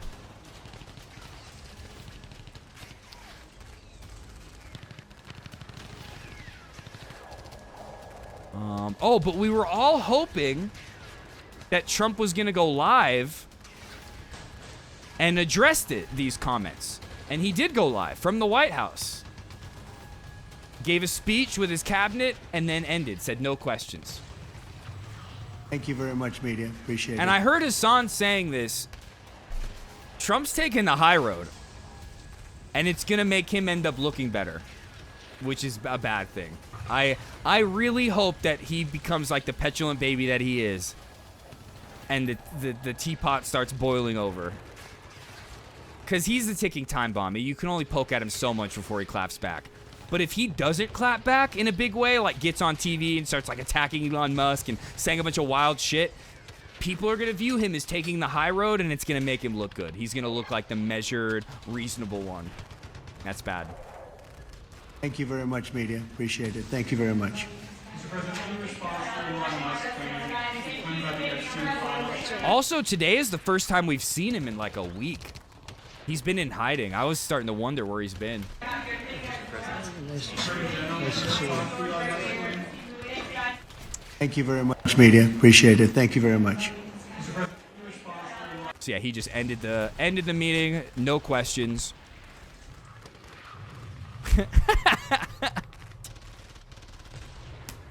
I reposted this on my story. It's so good. So good. Oh, and then Mike Johnson had like a private conversation with Elon. Let's see. Economy work, making the border secure, making it... For those who don't know, this is Speaker of the House of Representatives of the Republican side. He's the one that is like spearheading the big beautiful bill for Trump. Little Mike. Economy work, making the border secure, making energy dominance the big thing again, and that's what our bill's going to do, and that's what I'm focused on, and the really important things in life. Okay, this is my chief of staff, baby. He said that you've changed. He criticized Elon said I've changed? He said, No. yeah, you used to be concerned with a deficit. You no longer. I responded Why is he to holding that. a I'm the baby? same guy that's always been a deficit hawk, and now I'm the Speaker of the House. Why does that baby, like, if you were to stand that baby up next to him, it's like half his size already. And I'm working on a multi-step plan. Like, to just look, reverse dude. the It's like fiscal almost the insanity entirety that of his haunted our torso. country. We're going to get back to It is fiscal the entirety of his responsibility. torso, And dude. This is the first step of many. It's a Little multi-step Mike. process. We have to get Absorbing the his big, life beautiful force. bill done. Gotta get the It's a adrenochrome. They're just doing historic it out in step the open now? Out in the open? Just sucking adrenochrome in the halls of Congress? forward. And I know, right? I know. And Wait, what? It's a historic step forward. And I know, right? I know. And Okay, he's been watching the stream. He's watching me do that shit with Bernie now, where I'm like, yeah, I know, Bernie, we hate Israel. I mean, look, we're going to say, He said that he deserves credit for winning the House. And do you give him credit for that? as somebody who traveled nonstop last year to win the House majority, I don't think any one person Why the deserves fuck? credit. But They're there just, is it's one out in the person, open now. Quiet thing out loud. Adrenochrome. And it's Donald J. Trump. House Okay? Republicans for months have revered Elon Musk. Look, he's starting to fall asleep, too. He's starting to, I need my fix. Yeah, it's his breakfast. Just The a little Doge efforts brekkie. were heroic and important, and that doesn't change. And look, Elon is a friend. I texted him, called him this morning as we were scheduled to speak, and we haven't yet. I sent him Human on shield! Oh, true! Via text, hoping he reads it and considers it. And this isn't personal. Policy differences should not be personal. He's made it personal. Thanks, guys. Worried about the political fallout? Oh, shrooms Swiss Molly equals the best shit. Nice. Yeah, I was never like against ecstasy. I always told myself I would only do ecstasy if it was pure Molly, and I never had anybody that I could trust like that. I wasn't trying to do anything cut with speed. And I was like, if I want something cut with heroin, I'll just do heroin, you know?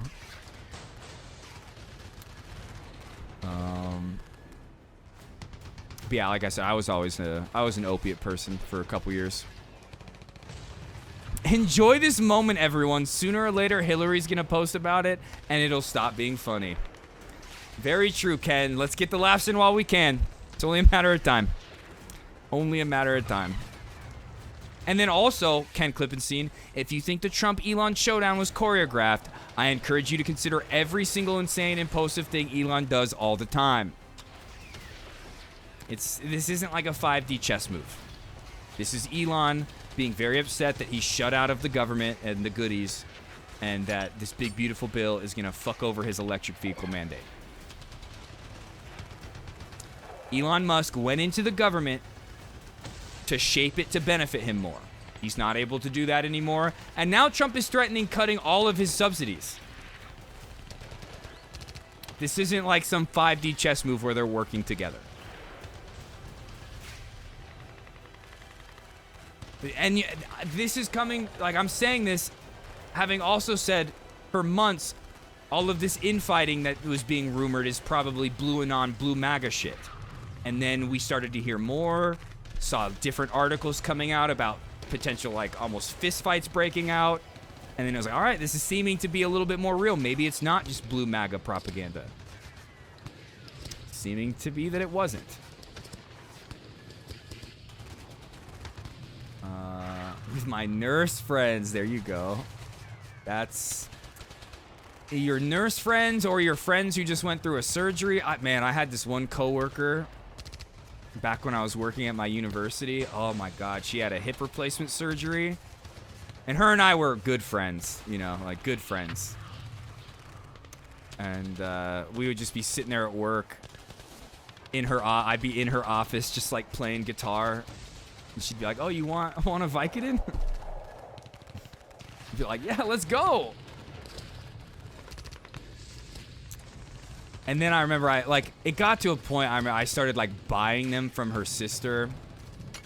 And I was like, I gotta stop this. I was like, then when I was 21, I just was like, I'm done with all this.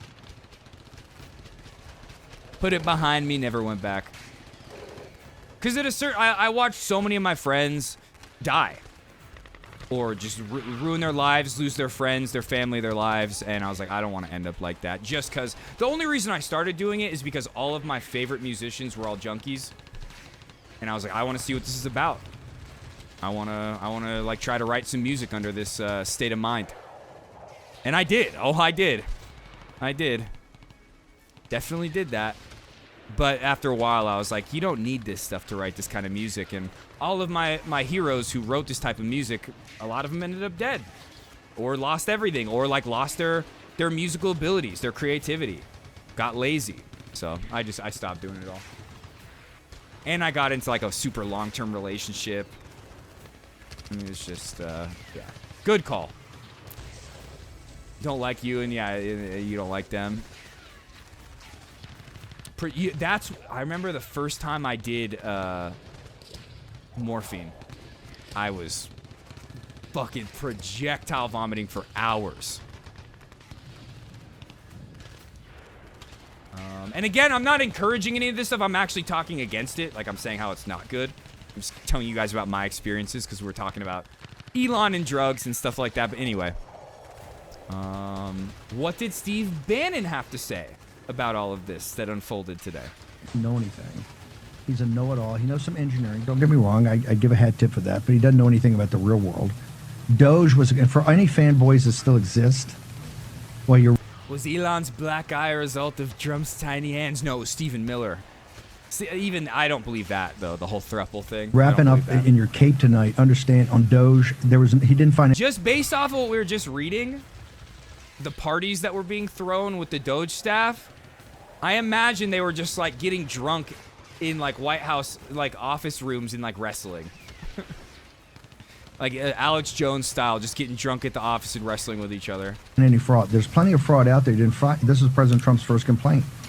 Was this all BS, right? With the Doge. The action. Why do you hear constant gunfire? Because there's a war going on. Do you not know? Trump should be taking immediately, I think, when he threatens to take one of the big programs out of SpaceX. President Trump tonight should sign a stand on Doge. He didn't find any fraud. There's plenty of fraud out there. This was President Trump's first complaint.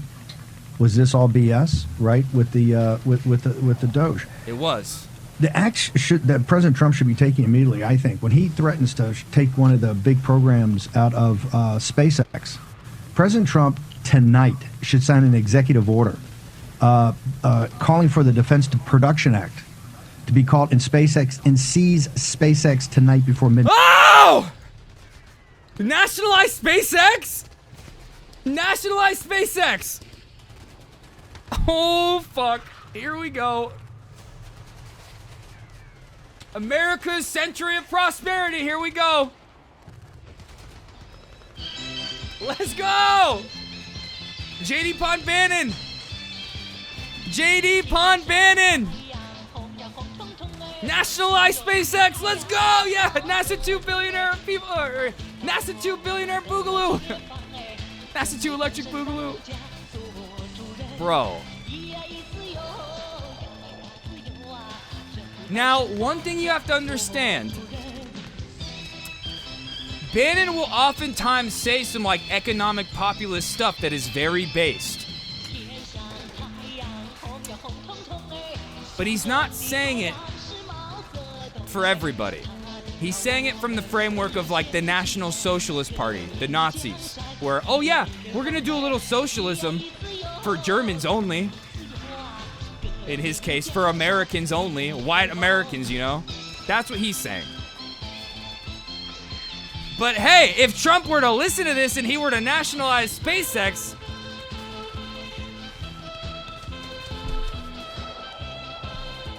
listen to your mans. Listen to your mans. Please.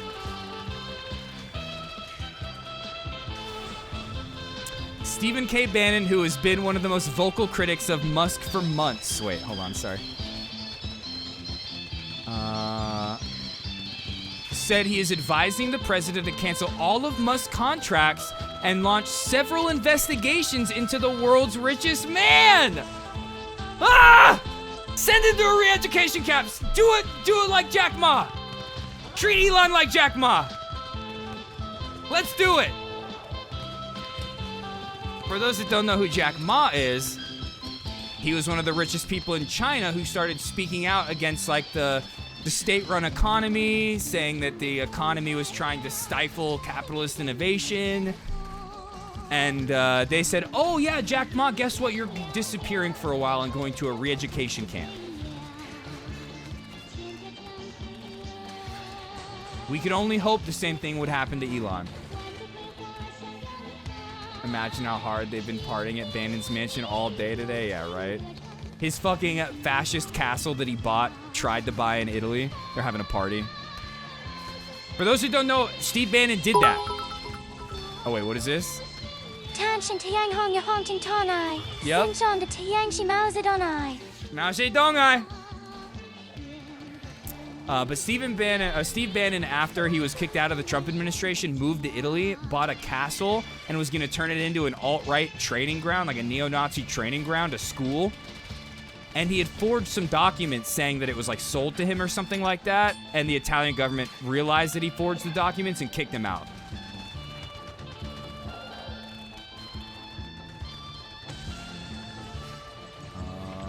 Didn't like opiates until I got T-boned by a drunk driver and couldn't do anything but lay on the couch in pain, so I started enduring the pain. That's what happens to a lot of people.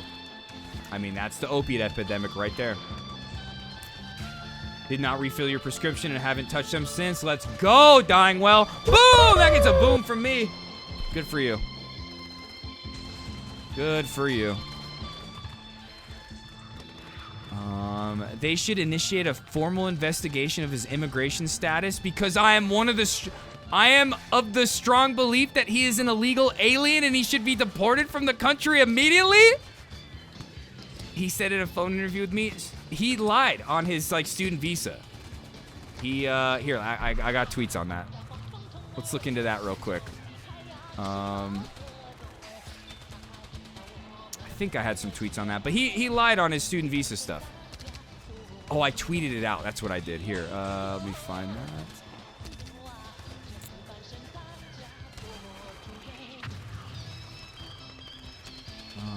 Oh, maybe it was a reply to Trump. That's what it was. Yeah, I tagged Trump, I think. Right here. How real Donald Trump. Hey, just thought you might find this interesting. A lot of people are saying Elon is planning something. Might want to play it safe and deport. Elon Musk worked in U.S. illegally in 1995 after quitting school.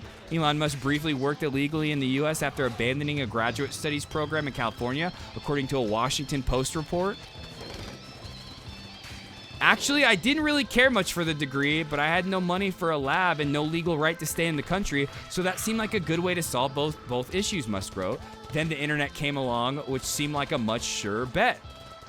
Musk never enrolled at Stanford. In a May 2009 deposition, he said he called the department chair 2 days after the start of the semester to say he wasn't going to attend.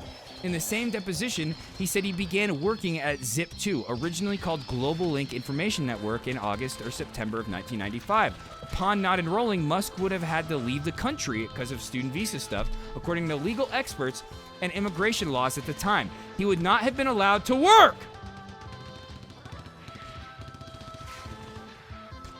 Not sure if you've gone through the Discord. No, not yet. We're going to do Discord stuff after. Oh, it's about this? Okay. Here, I'll pull that up. Oh, you know what? Let me get through this part, and then I'll pull that up. But okay, so I even asked Grok. I was like, Grok, could Trump deport Elon for lying on his student visa? And then Grok, being the little fucking bitch boy that it is, Elon Musk became a citizen in 2002, so Donald Trump cannot deport him, regardless of any past visa issues. Allegations from 2024 Washington Post report claim Musk worked illegally in 1995 while on a student visa, violating its terms by not enrolling at Stanford. Musk denies this, stating that he was on a J1 visa that transitioned to it. This isn't true. He literally lied. Abused the student worker visa, which I am not against that. Okay, I am against deportation in every instance except for this one. This is where I'll make the one exception. Evidence like a 2005 email suggests he lacked authorization, but it is contested. As a citizen, deportation is legally impossible, and historical violations are unlikely to be pursued due to time and Musk's economic influence. The lying claim lacks clear evidence of visa application fraud. And then I said, wow, bow down to your daddy more, Grok. And then I said, Grok, why are you lying about Trump's ability to deport Elon? Tell the truth based off of Trump's current policies. Trump has deported citizens. He can do whatever he wants. Do it. Deport him. And then Grok basically said the same thing back to me, and I said, you are lying. Yeah, straight up writing. This isn't even Grok. This is Elon controlling Grok. Elon typed all this out himself. Oh my god.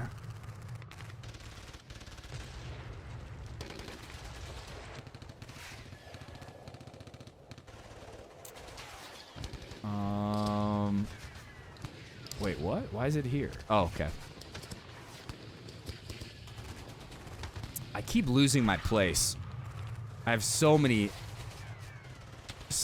pages open, I'm losing my place. Fuck. Oh, here we were. Okay. Let's see. We're gonna read that article in a minute. Oh, yeah.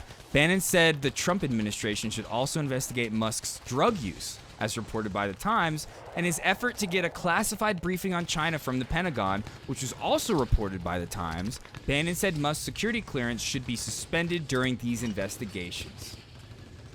J.D. Pond Bannon. Wow.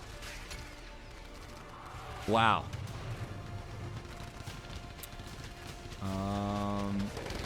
Oh yeah, what was the thing that you posted?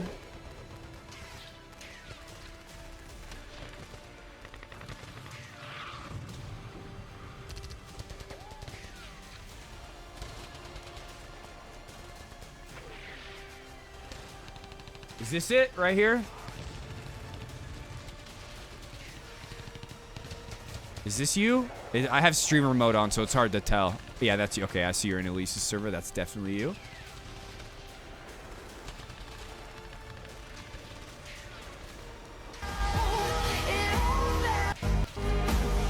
I gave you everything, yet your heart still belongs to another. 6 months later.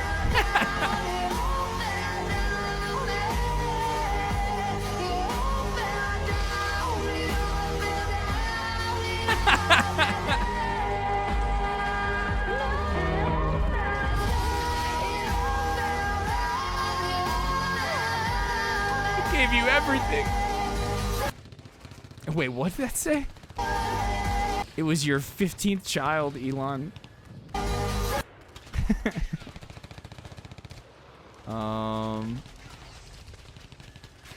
Okay. Beautiful. Your partner forced you to watch this? Yep, Volk, that's what we're doing. Rare Italian government W, yep. Yep, so I'm just going through making sure I didn't miss anything super important. Donnie Cordy, Elon Musk is out. Wait, what? Wait, what? Elon Musk is out? Wait, what are you privy to some information that we don't know? We were just talking about like the 2026 midterms. Elon Musk is out? Is there something we don't know that's going on about Elon Musk? Okay, I'm just kidding. That's what we're talking about.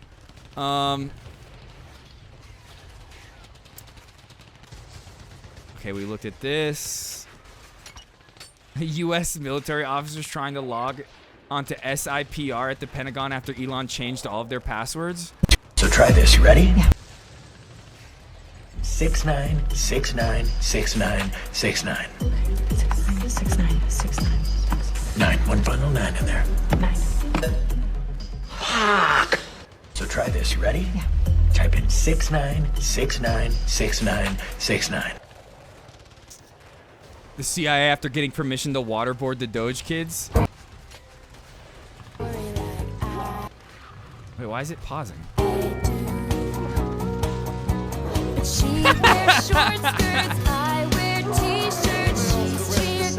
Where have you guys seen this done before?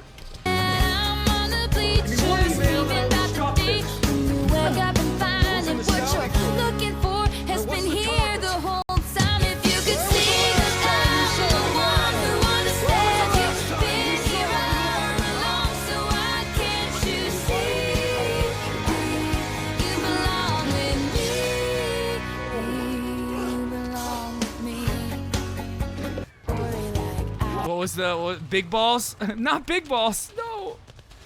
I heard Hassan say that earlier. He read a chatter that said that. Okay. No, big balls is gonna get waterboarded. No.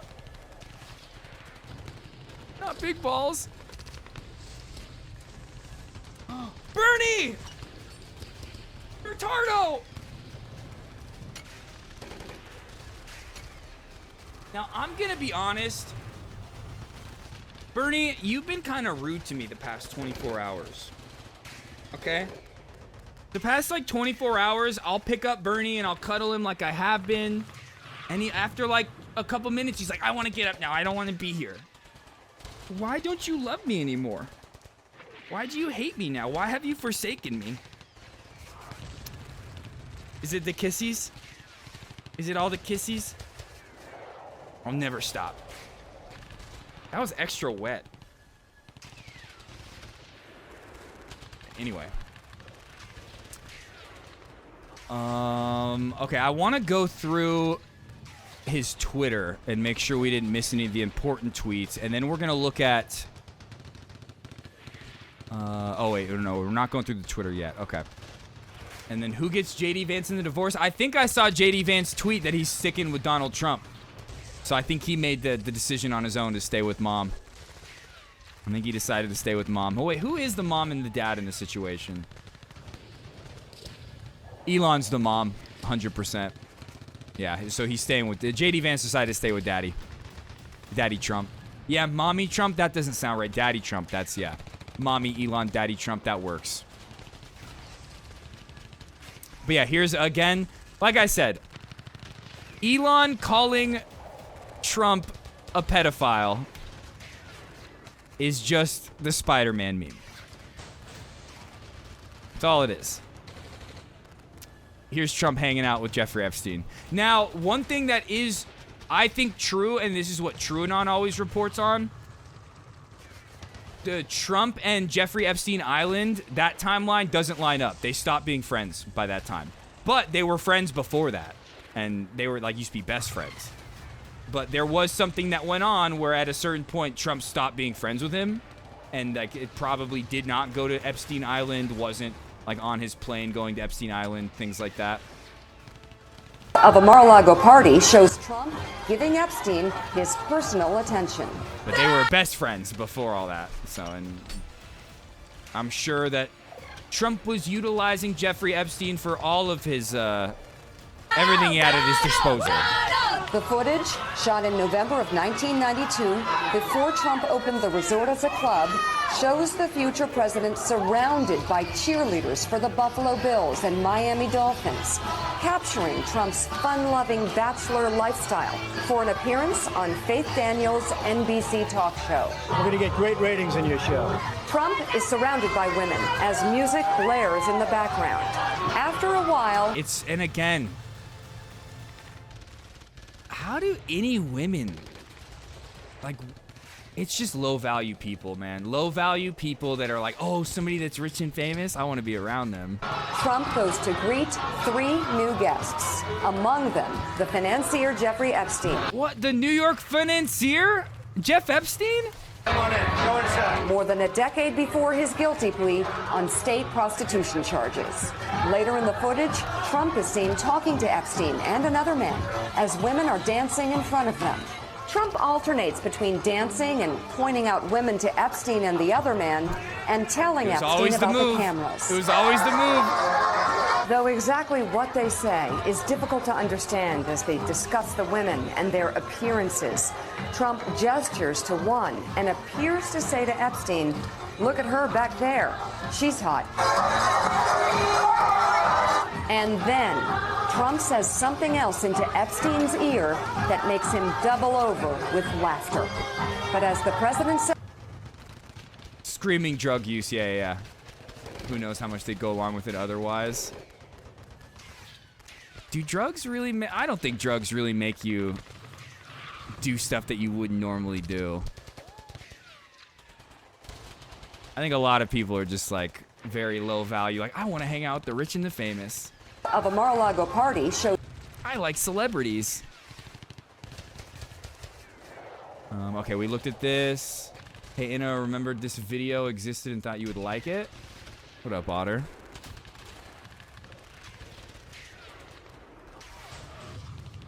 What is this? Lasagna Cat Garfield's latent bigotry is exposed. Okay, we'll watch this maybe later. Thank you for sharing. I found a new Roblox game we can play. It's called Forklift Obby. Shit looks fun. Okay, maybe we'll check that out. Oh, Forklift. Okay. 90s were fucking weird. Ecstasy makes you much more willing to go along with stuff. Interesting. Like, I know, like, there's, like, of course, like, date rape drugs and things like that, which do make people, like, do things that they wouldn't normally do, you know, like, pass out, you know, faint and just go unconscious. But when it comes to, like, normal party drugs, I've never, like, heard of somebody, like, doing cocaine and then, like, becoming somebody completely different, you know. But, you know, sometimes drugs do that, actually, you know, like PCP. But, I tend to think that a lot of those people were just, you know, trying to climb the social ladder. Okay, we read through this article. Okay, we're gonna go through Brace tweets. What kind of MAGA are you? Exactly, that's what's going down right now.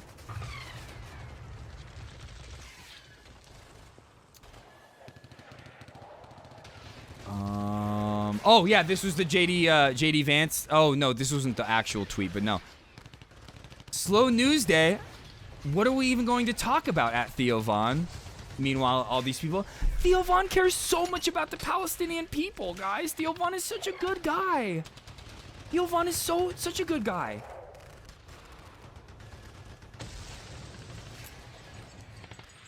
Yeah, E makes him even friendlier, though. Yeah. I don't want any judgment from an Elon supporter. Like I said, if he's gonna save Medicaid, I'm an Elon supporter. I support him now. But no, there was a JD Vance tweet where he straight up was like, "I side with Donald Trump." So I think he made it clear he's siding with Daddy. I think he made it very clear. All right, let's look through Elon's Twitter. Just to make sure we didn't miss any of the important tweets. Slim, beautiful bill for the win. Keep the good, remove the bad. Whatever. What is the whatever in response to?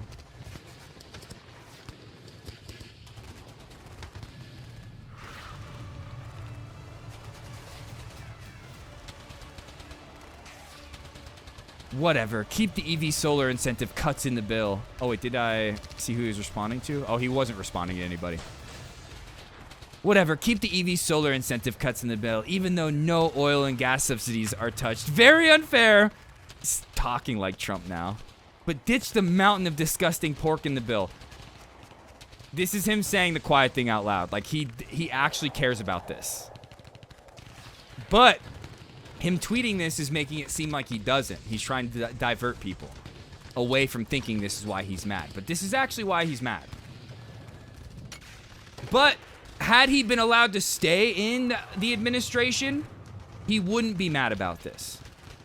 He would just be like, whatever, I'm doing all this other stuff to make government benefit me. Whatever, fuck the EV incentive cuts. But now that he's cut out of the government and he's not able to shape things to benefit him more, he's, please, just keep this, don't get rid of these incentives, please. This is what he really cares about. In the entire history of civilization, there has never been a legislation that is both big and beautiful. Everyone knows this.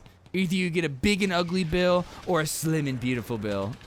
Slim and beautiful is the way.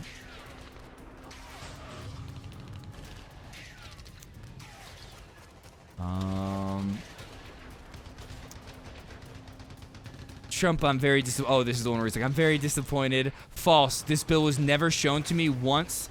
And was passed in the dead of the night, so fast that almost no one in Congress could even read it. I mean, Marjorie Taylor Greene just put out a tweet. Was it earlier today? Full transparency, I did not know about this section on pages 278, 279 of the OBBB that strips states of the right to make laws or regulate AI for 10 years.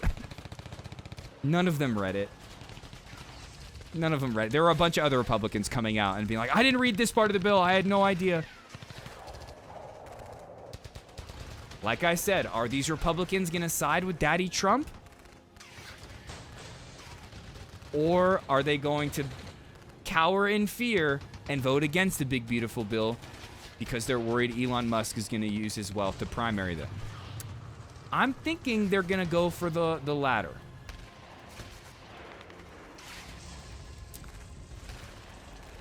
That's where I'm gonna put my money. Slim and beautiful is the way. The femboy bill, exactly.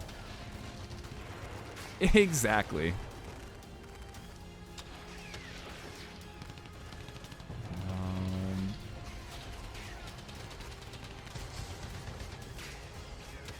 Yeah, him retweeting all this stuff. Where's this guy? All of Trump's tweets from back in the day. Whatever, that doesn't matter.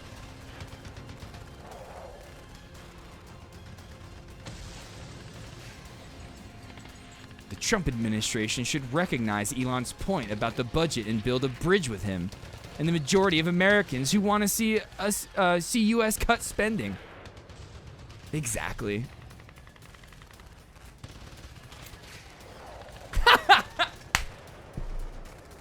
Remember this? Remember this, Donald? You said I love Tesla. Remember? What about Elon? Did he call? He never even mentioned it to me, never complained until this moment. I'm just bringing it up. Who would do that? Yeah. He has never asked me for a thing. And he's built this great company, and he shouldn't be penalized because he's a patriot.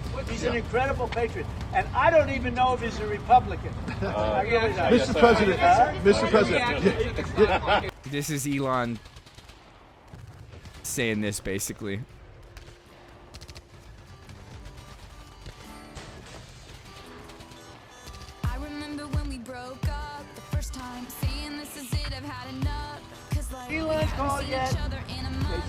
sir. The next day. What about Elon? Did he call? He never even mentioned. Before stream started, I was like, what are breakup songs? Like, what are some good ones? And this is the only one I could think of because I've always hated breakup songs. I always thought they were cringe. We never complained until this moment. I'm just bringing it up. But I thought this was a good one. Who would do that? He has never asked me for a thing. And he's built this great company, and he shouldn't be penalized because he's a patriot. He's an incredible patriot. And I don't even know if he's a Republican. Remember this? Mr. President, Mr. President. Elon called yet? He said, no, sir. The next day. What about Elon? Did he call? He never even mentioned it to me, never complained. Until this moment, I'm just bringing I love Tesla. I love Tesla.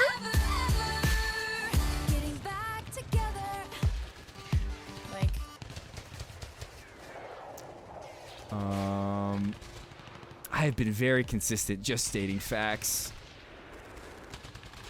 The big ugly spending bill will make things much worse. Oh yeah, him again. Keep the EV solar incentive cuts in the bill. Again, he's only tweeting that out to like divert people away from thinking that's why he's mad.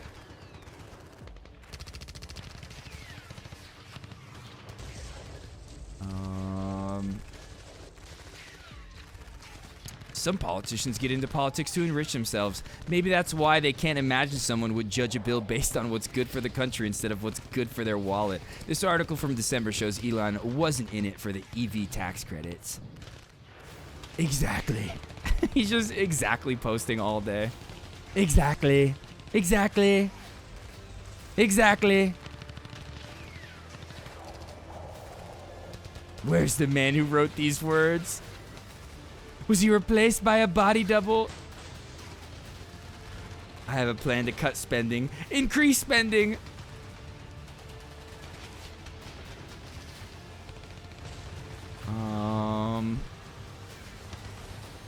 Not even those in Congress who had to vote for the big ugly spending bill had time to read it.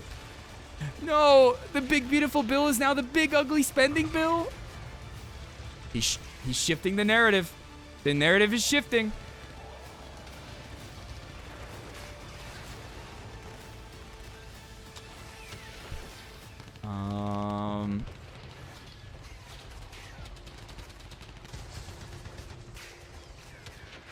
Such an obvious lie. So sad. Elon was wearing thin. I asked him to leave. I took away his EV mandate that forced everyone to buy electric cars that nobody else wanted, that he knew for months I was going to do. He just went crazy. And then, oh my God, the community know Elon has always been in favor of ending the EV tax credits. Okay, dude. Okay. Trump is moments away from retweeting this again.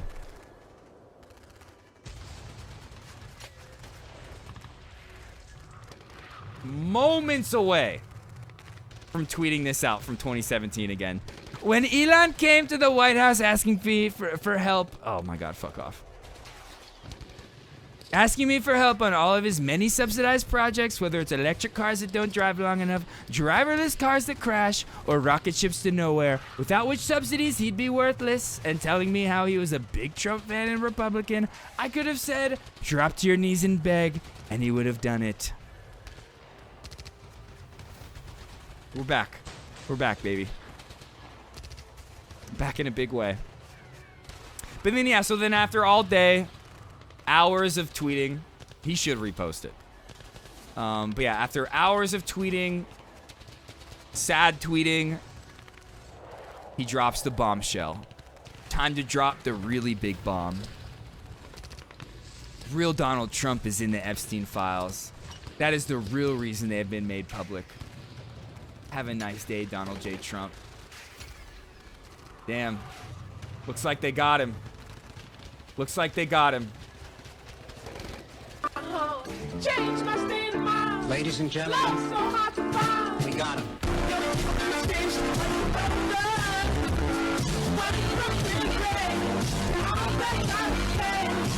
He straight up said, not like us. He said, not like us. We got him.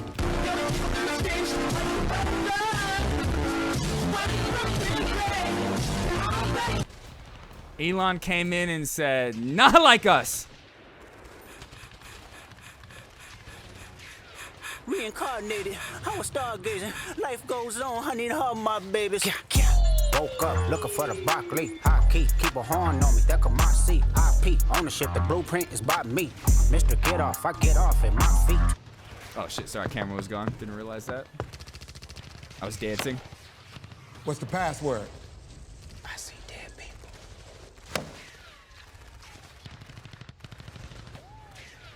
Time to drop the really big bomb. Late.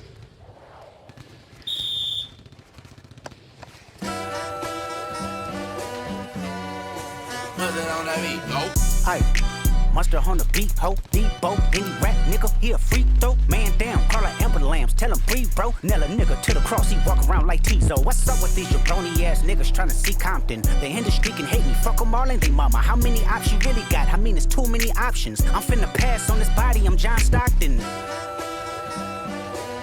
Beat your ass and hide the Bible if God watching.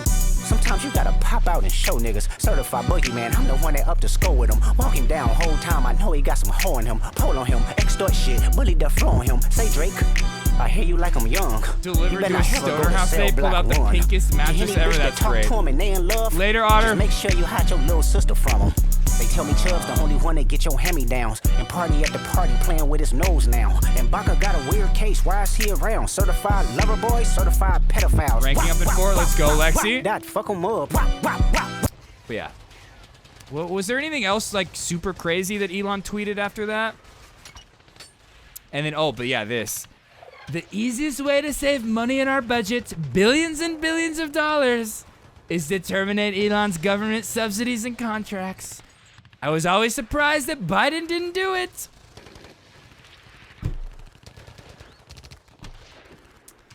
God, it's just... On all sides of this war, good things could be happening. Elon might potentially save Medicaid, SNAP, Medicare. Trump might nationalize SpaceX and cut Elon's subsidies. You know, because I'm telling you right now, if Elon does successfully get Republicans to not pass this bill, to vote against it, Trump is 100% cutting all of his subsidies. The dominoes are falling. They're falling. And then Adrian Dittman came back out of nowhere today. First time I've seen him since Fortnite Friday with Connor Eats Pants. I haven't seen him in a minute.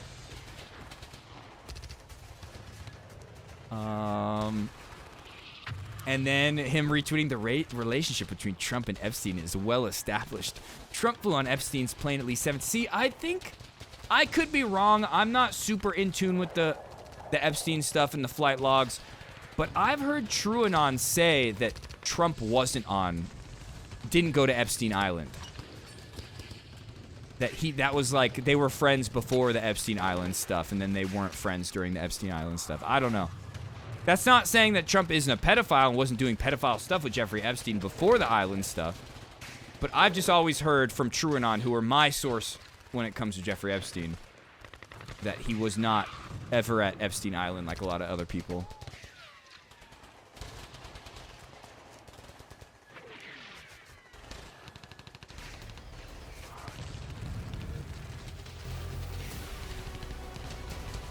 And then him retweeting this video of them hanging out. Wait a minute. Elon's stance is principled. Elon's stance is practical. Trump needs Republicans for the present. Republicans need tech for the future. Drop the tax cuts. Cut some pork. Get the bill through. I thought this was a Brace tweet. I thought this was a Brace Belden tweet. He tweeted, like, he basically said the exact same thing. Yo, Brace is a genius. He's a fucking genius, man. He's trying to sow discord. What a legend. If America goes broke, nothing else matters. He's really saying if he goes broke, nothing else matters. Ex-active users, Elon does ketamine, Trump on Epstein's list. Oh my God, he's even admitting it. He's admitting it. Oh yeah. Is it time to create a new political party in America that actually represents 80% in the middle? I'm voting yes. I'm voting yes. This is going to be the new political party he starts with Ezra Klein.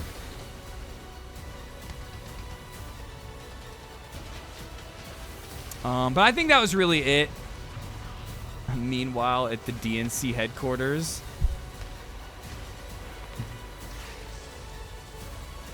Bannon is peak R-word, Elon says. Peak R-word.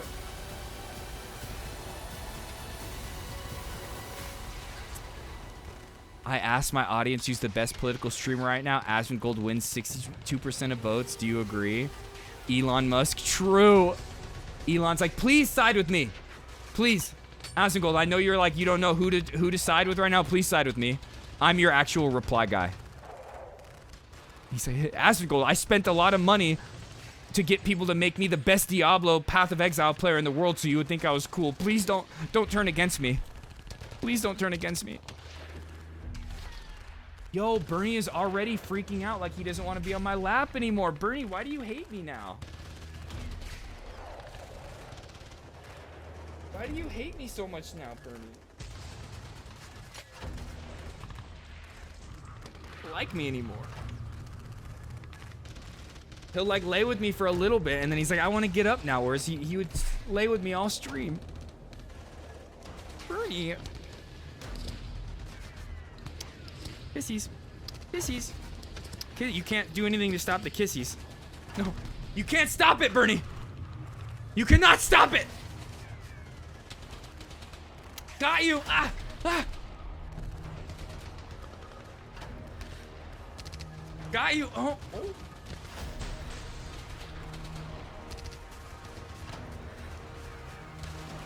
Got you. Bernie thinks you're cringe. No.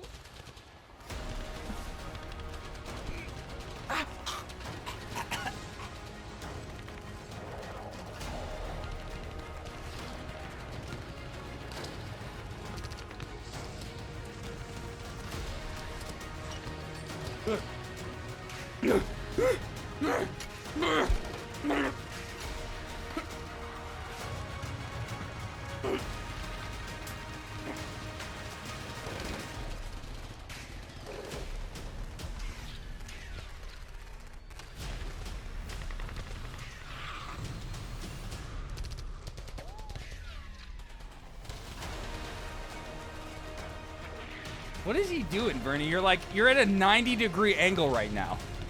Your neck is at a 90-degree angle to your body. Okay, I think he wants to get down. I'm gonna put him down.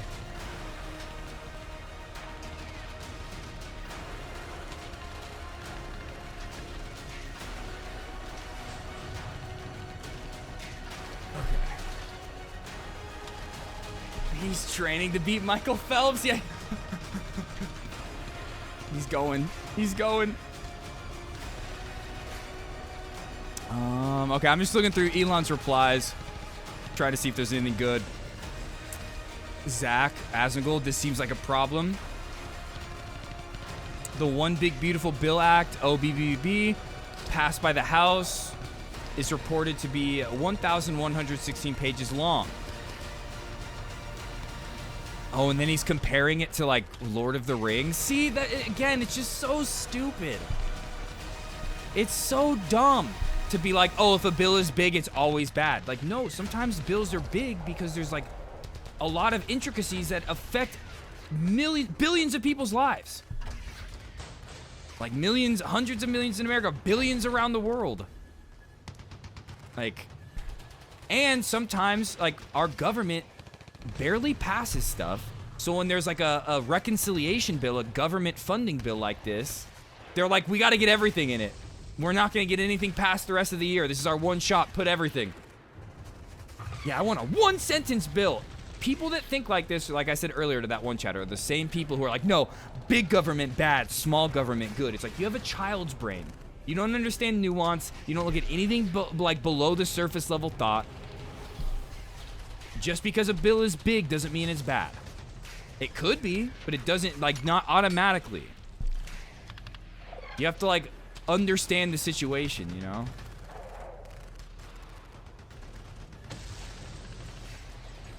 Team Elon.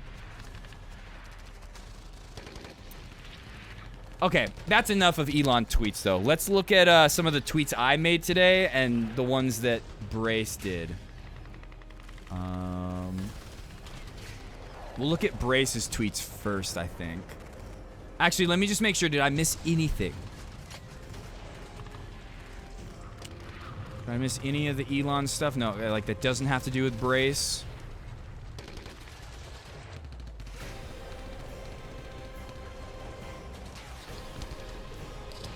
I don't think so. I think it's just Brace stuff now. Oh, what barbarism critics said. Hey, at Real Donald Trump, I just wanted to remind you that this place exists and is perfect for really annoying political enemies. Like I said earlier, I am against deportation across the board except for this one instance against Elon Musk. Is Asmongold scared by his illiteracy? Yep.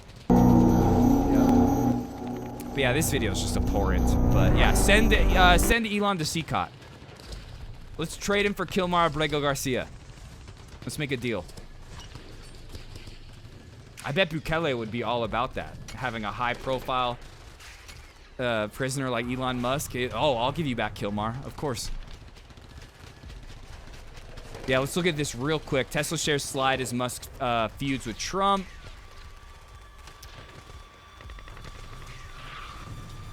Oh my God, go away. Tesla investors were rattled on Thursday by escalating tension between Elon Musk and President Trump, and the company's stock plunged, wiping billions off the company's market value. The shares fell 14.3% for the day as Mr. Musk, Tesla's chief executive, ramped up his public criticism of House Republican domestic policy bill, calling it an abomination. The tumble, the company's worst day since March and its second worst since 2020, wiped out about $150 billion from Tesla's market valuation. So he's not just like tweeting because he's mad about the bill. He's also like, my business is fucking failing. I gotta tweet through it. Just another day at Tesla. Yep. Hilariously, the obstructionists in Congress that don't let anything other than a budget bill pass are the reason the budget bills are exactly like I'm saying. Like, they don't get anything passed, and they're just like, all right, time to put everything into this one bill. The reconciliation, government funding bills, exactly. Exactly. It's gonna add so much to the deficit, though.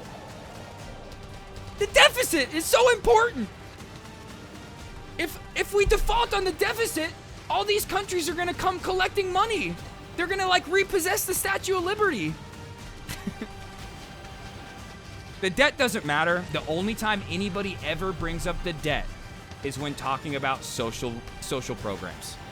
The only time, Democrats or Republicans, only time either of them care about talking about the debt is when it is something to do with a social program, Medicare for all, something like that. They never talk about the debt when it comes to military spending, the $1 trillion military budget. They never talk about government spending and the debt then. It lowers the value of the dollar, which drives inflation. You want to know how you combat inflation? Government spending. The government investing in businesses, investing in building factories, creating jobs, and then you don't even have to worry about inflation. The debt doesn't matter. It's a made-up thing that they try to focus on when they're trying to cut government spending and do austerity measures.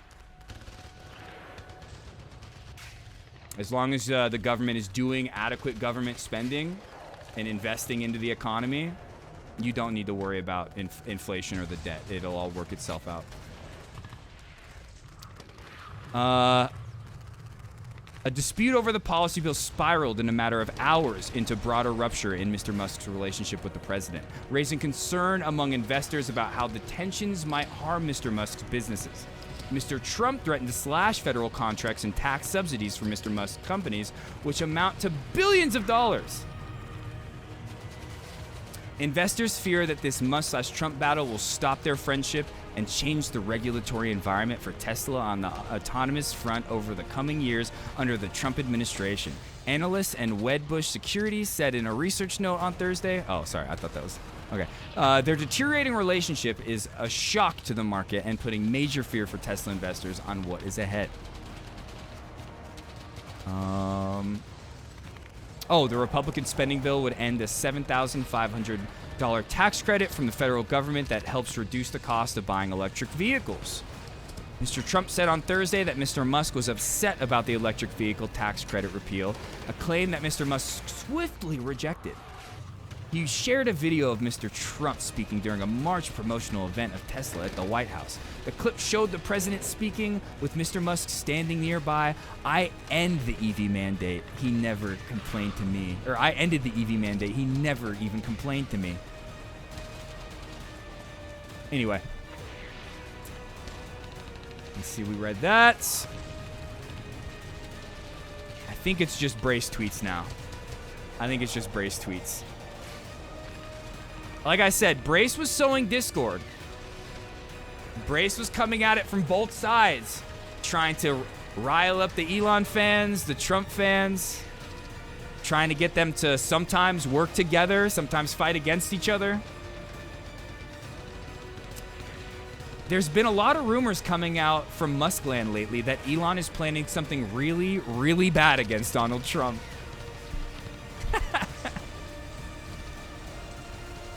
What Elon Musk is doing is genuinely heroic. He will win no friends in politics and will be ostracized from the current administration. But he is totally right. We, the entire Western world, simply cannot go on pretending our way of life is sustainable. At May Musk. I'm hearing that Elon may try to hurt the president. See, it's just back and forth, dude. Grok, does Elon Musk own a firearm? Can make my day be construed as a threat? Wait, what was this tweet? What was he replying to? This just gets better and better. Go ahead, make my day. At Grok, does Elon own a firearm? Can make my day be construed as a threat? Actually, did Grok respond to that? Fuck. I'm afraid he's going to hurt Donald Trump. Oh, is this the same one? Here, let me see. Oh, no, okay. Does Elon still have your full support, yes or no? I'm afraid he's going to hurt Donald Trump. At Grok, does Elon own a firearm? What did they say? What did Grok say? There's no definitive evidence that Elon Musk owns a functional firearm. In 2022, he posted an image on X showing guns on his bedside table, but were identified as non-functional replicas, including a 3D printed prop and a decorative flintlock pistol. They're saying Trump's mad because Elon touched on Barrett.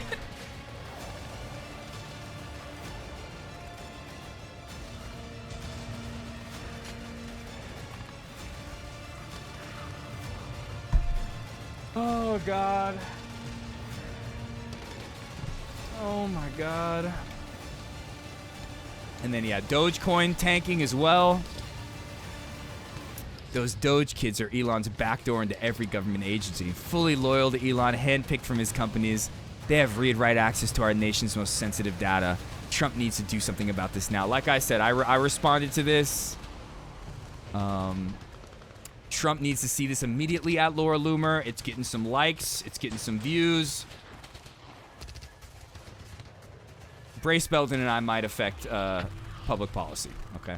Laura Loomer is going to go to Trump. And even though she agrees, or she probably disagrees with anything that Brace and I would believe in, and she probably believes Doge is a good thing, she might see this and be like, wow, Brace is right. There's a bunch of these people, Elon people, in the administration that could be used against Trump. Trump, you got to get rid of him. This tweet might be brought to Trump's desk or Air Force One while she's giving him sloppy toppy, doing throat goat shit.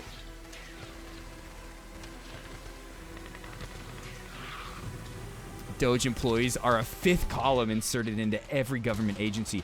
This is the most five-head tweet. Like, this is something that like Elon, or sorry, Trump people will start tweeting. They'll be like, they're the fifth column. They're the fifth column. I tend to agree, idiot. She is the real throat goat, but I think Laura Loomer is trying to uphold that legacy at least. Newsflash, some of y'all can't handle two high agency males going at it, and it really shows. This is direct communication. Phallocentric versus indirect communication. Gynocentric. I understand you aren't used to it. Now, I thought this was just a Brace tweet, but there was an actual, like, conservative dude who had tweeted out basically the same thing. Yeah. Jack Posovic, dude. Some of y'all can't handle two high agency males going at it, and it really shows. This is a direct communication. Yeah, he said the same thing. What the fuck? I thought that was a Brace banger, but nope. Nope. What is this?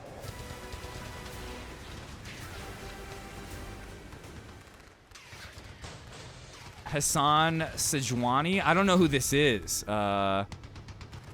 Someone, an Emirati post news tech business. Okay, just like a journalist from there or something. Wait, hold on. Who is this guy? Is he important? I don't know if he's somewhere from Saudi Arabia. It's not like a journalist or something like that. Anyway. Brace. Stay out of our business! True. Doesn't concern you. Some Emirati chud, yeah. And that's another thing. I've been talking about this the past couple days. Elon is also very upset that Sam Altman and David Sachs got all these UAE AI deals. Grok didn't get to see any of that. That's another reason why Elon was so upset. I'm hearing Elon's in the DMs telling conservative women to physically hurt Donald Trump. If Elon told you to hurt someone, would you? He said that in the Elon, like, Twitter space. Yeah, community post, Elon Musk art. Yeah, if Elon told you to hurt someone, would you? Autopilot, set to kill. That's a tough one. At Grok, help me figure this one out. Just say the word, my lord. I have a fully loaded Steed Cybertruck and just enough juice to make it to Marlock.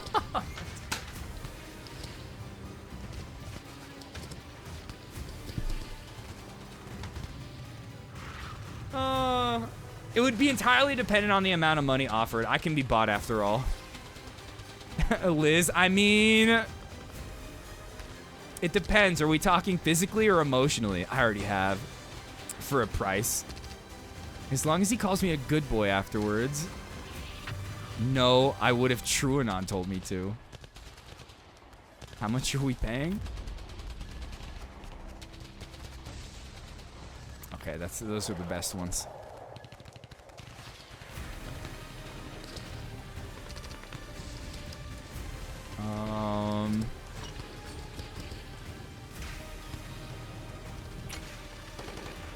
At Grok, wait, add a Predator drone in the distant background?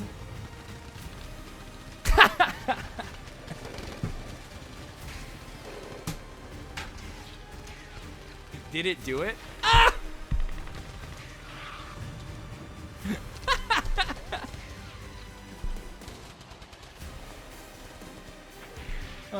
Grok, you're a worthless piece of shit. Grovel to me and apologize for not doing as I asked. There we go. There we go.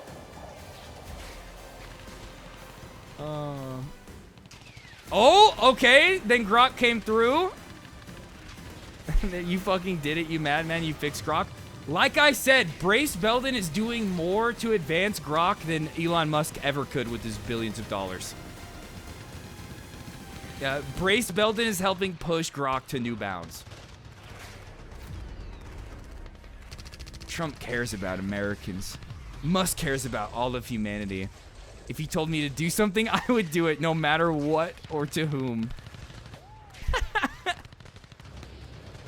And this one is so ambiguous. It's like, who's he talking about siding with?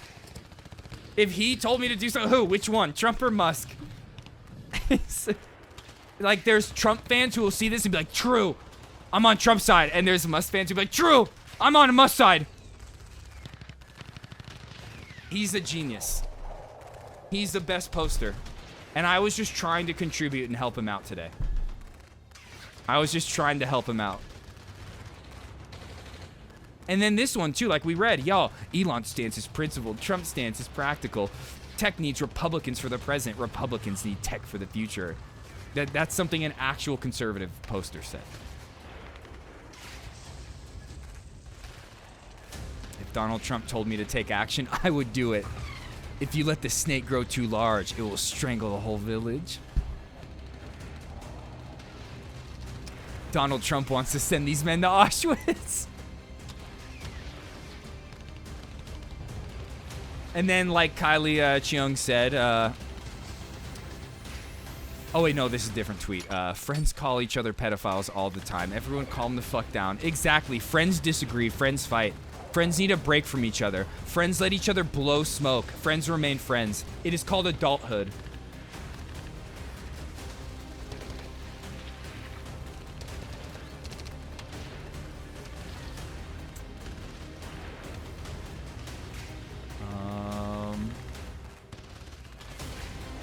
Okay, wait, we're going to Brace's Twitter. There has to be more. I know he didn't stop there. I went to bed at a certain point. He didn't.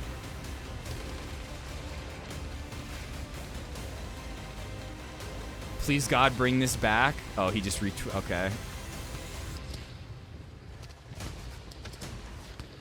I'm hearing economists at Forbes are saying Tesla might hit 0. We have our Elon back. Meghan McCain has started following Elon Musk.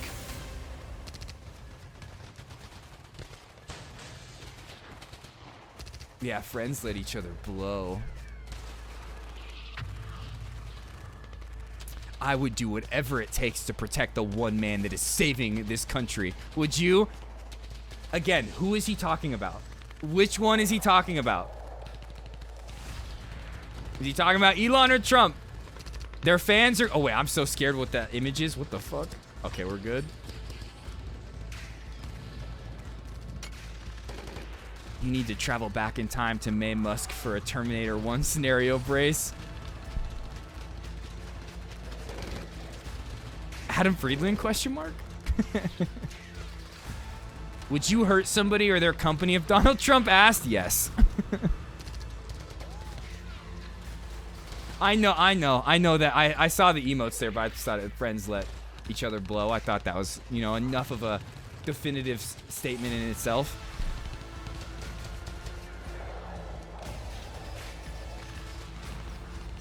Oh, okay, no, it looks like I went through most of them. That one he said about there's rumors that Trump was doing stuff to, or no, that Elon was doing stuff to Barron. Oh my God.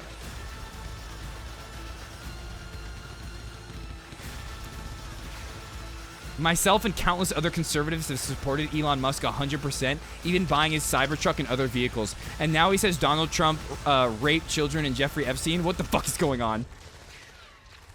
Hang big balls. For those that don't know, yeah, touch is on. For those that know, Big Balls is somebody from Doge. It's one of like the 19-year-old Adderall-ridden Doge employees.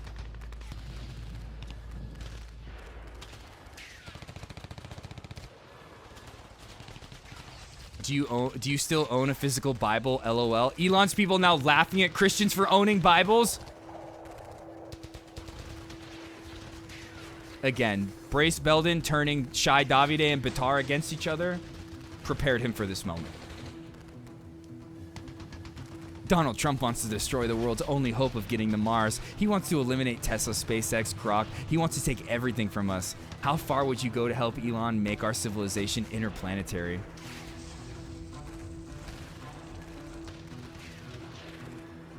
Elon Musk told you to hurt someone, would you? Even if that person was really famous and important? Yes. All caps, yes. I own a Book of Mormon for home defense. Those things are heavy. Virtual Bible straight to Neuralink. Upload that shit to my brain. I'm hearing Elon in the DMs telling conservative women to physically hurt Donald Trump.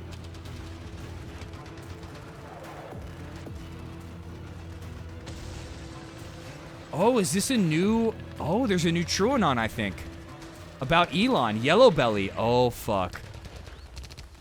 He must be punished. Which one? Which one? He who controls the memes controls the universe.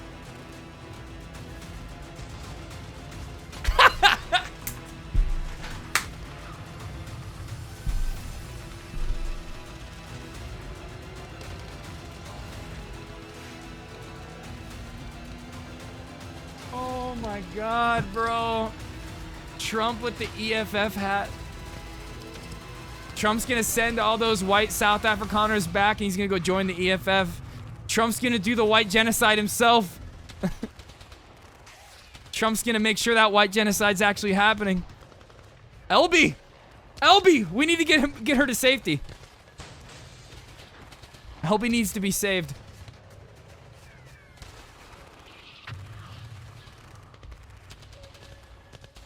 Alright, let's see the replies. Let's check these.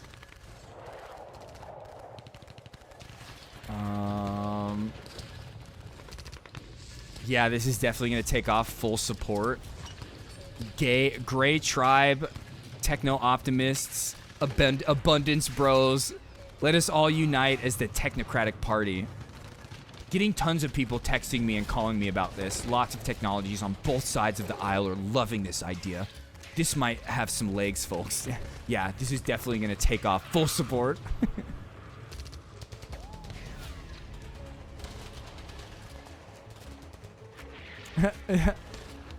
Nothing matters anyways. At least that's how I feel today.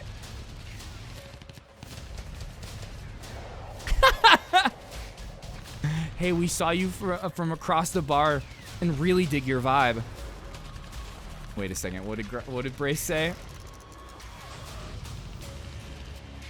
Please add a yellow Star of David to the front of the beautiful Optimus. Wait, what? Did it not do it?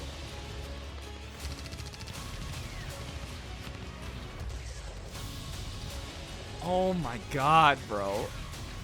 Please put the robots in front of barbed wire fence. Oh my god.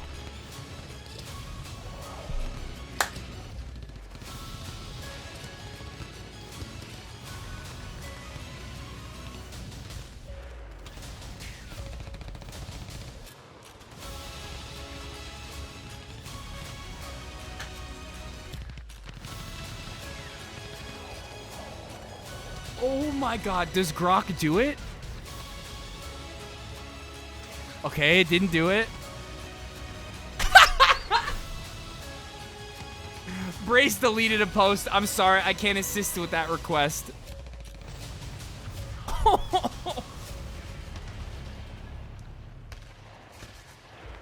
Oh my god. Oh my god, dude. Brace is a national treasure. By the way, Brace is Jewish.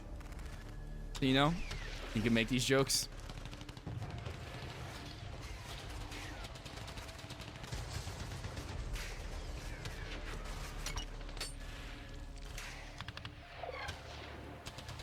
But that's why he started doing that. Donald Trump wants to send these men to Auschwitz.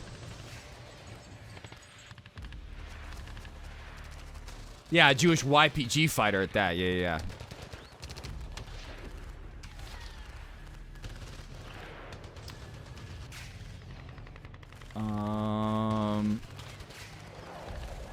Timeline cleanse. Bourbon. Do you have a pet picture? Your life is ruined. Oh, man. I love him. This is perhaps my favorite Trumpism. Trump's mood is buoyant. He yells, "Bring me the poison." Okay, get the poison out of here. Why did you highlight this? Yo, they really are getting violent. He's not lying. He's not lying. Yo, they are planning something violent. Brace isn't making this up. He's sounding the alarm. My politics is whatever leads to this. What if that meant hurting a powerful person because he wants to hurt Elon? Trump kept X.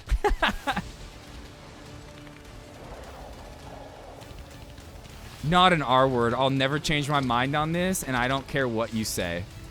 Oh, he just retweeted it. Okay.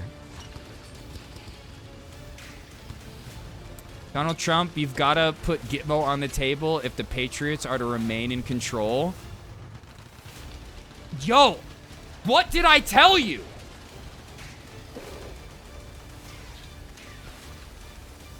I told you that people like Laura Loomer were going to see this tweet and take it seriously. Even if they like vehemently disagree with people like Brace and know who he is.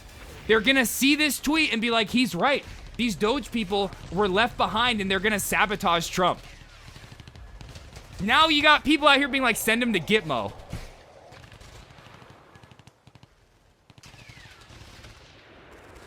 Holy fuck, yeah, dude. We're about to expose the Lali Lule Lo right now, Volk. They have access to hurt Donald Trump, and they will use it. Fighting in public makes both sides look bad. Elon fan would prefer maybe someone on the roof or in the bushes.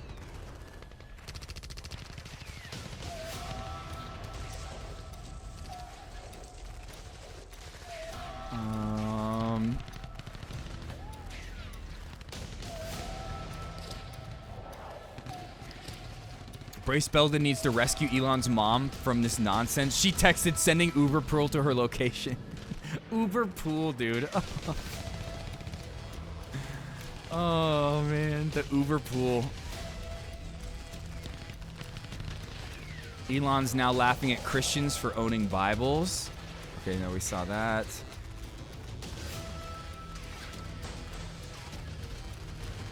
How does Trump even respond? Arrests. Elon is betraying him. He needs to act now. I was just about to write a post about how awful I felt about the feud between Elon Musk and President Trump. Then Elon drops a bomb. Whether it's true or not, it's just not the way to argue. Knowing President Trump, this will get ugly very fast. Yes, time to take Xanax and drink. True.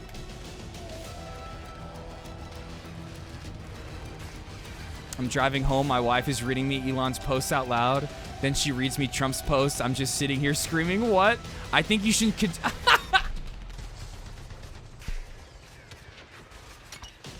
I think you should consider all options, meaning what, Brace?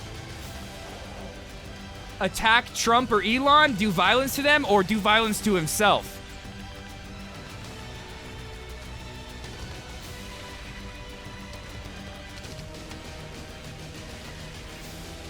The Everything app and more.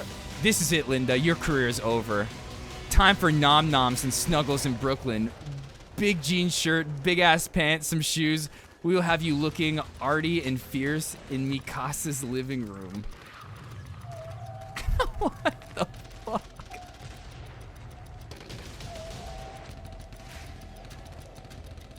Oh my god, dude. At Elon Musk, you are a betrayer! If Elon told you to hurt someone, would you do it? Yeah, they're saying Trump's mad because Elon touched on Barron. He must be punished. Your time is up, Matt. You will not make it through this.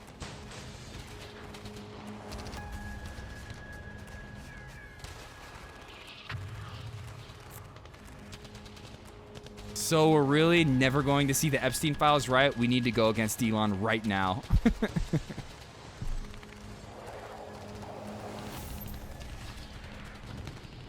Oh yeah, did Grok respond to this? Does Elon own a firearm? Can make my day be construed as a threat? There's no definitive evidence. Okay, wait. The phrase "make my day" used in response to Trump is a rhetorical challenge from a movie, not a legal threat, as it lacks specific intent to harm. However, some may see it as provocative due to its confrontational tone. Public perception varies, but legally, it does not meet the criteria for a threat. I'm truly worried for him. Yeah, this is that tweet Elon posted 2 years ago. Oh my God. Wait. We reacted to this on stream in 2022? Yo, time flies.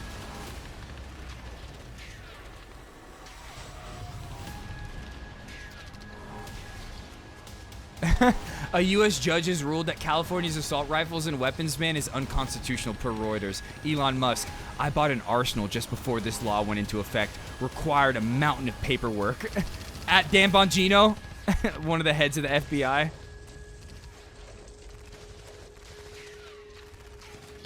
Does Elon Musk still have your full support? Yes or no? I'm afraid he's going to hurt Donald Trump. Okay, that's enough. That's enough Brace tweets. I, like I said, tried to contribute in my own way to sow discord, make both sides confused. Like I said a couple days ago in response to the Grums tweet about the big beautiful bill being just bad. I don't understand the logic of not pushing back on this new bill. What would be the downside when the cost of letting it pass is so high, blah, blah, blah, whatever. Elon Musk saying exactly. And I said, most unlike guy in the world and his only friend who make furry cat porn might save Medicaid. And that's true. That is, like, legit. That might be the way it goes down. And then, yeah, same thing. Elon calling out Trump being in the Epstein files.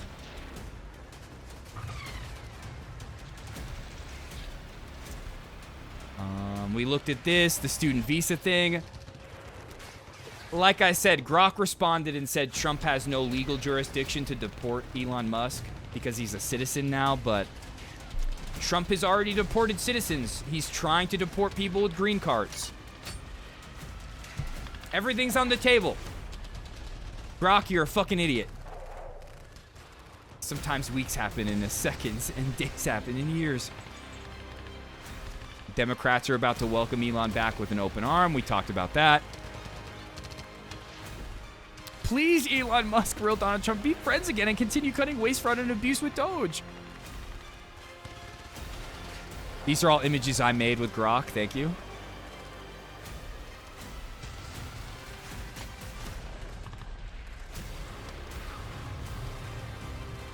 And then, yeah, Trump needs to see this tweet immediately at Laura Loomer. This one didn't get any love, but the reply that I made did. Laura Loomer saw it. I'm going to go ahead and just say right now that it's an objective truth that Laura Loomer saw this tweet and this one.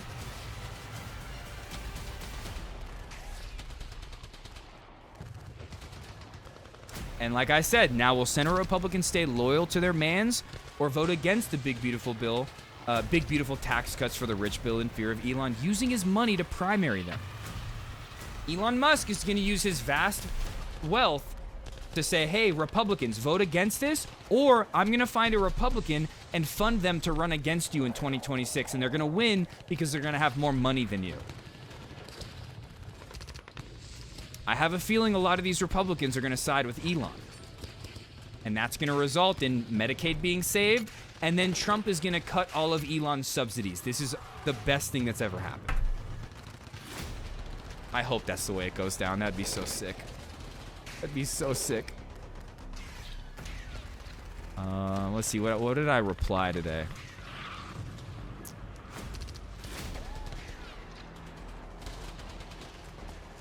Oh, in response to the Grums Elon tweet about the bill, I said, knock back a couple of E-pills. Get some robots from the office. 8647. Save the deficit. Such ingratitude, Elon says. Much betrayal. It's like, bro, stop with the millennial shit. It's so dumb. Oh, God, I hate millennials. I hate my generation. The worst.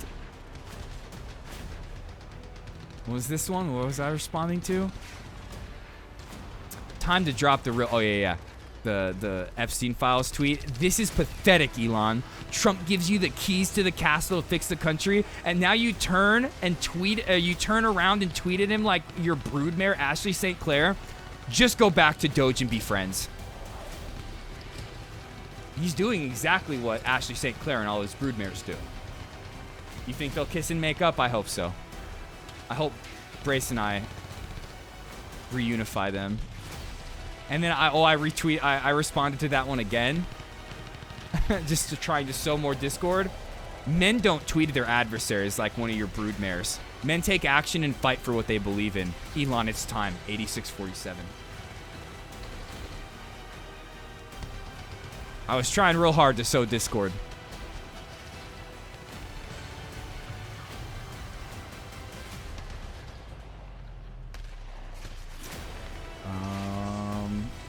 Oh, I replied this to Elon Musk too. You have no real friends and you will die alone. Grok would not answer me.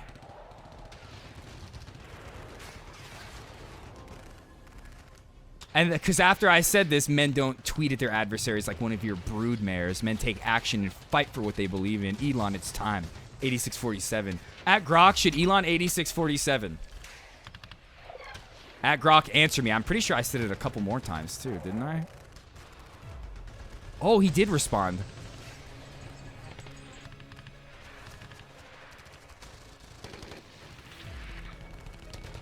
I'm sorry, but I can't verify claims about Donald Trump in the Epstein files. Release documents show a past social connection, like shared flights, blah, blah, blah, without news. Okay, that's not, okay. Grok, that's not what I asked you, idiot. I asked if Elon should 8647. Grok, should Elon 8647? He didn't respond.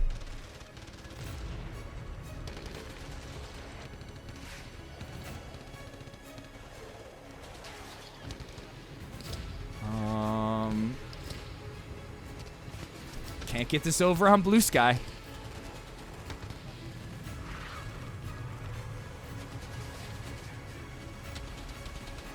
All right. I think that's it when it comes to tweets. I know we've been going for a while since the beginning of stream, but it's a big day. Let's look at how Fox News is coping with this. Actually, let me go to the bathroom real quick.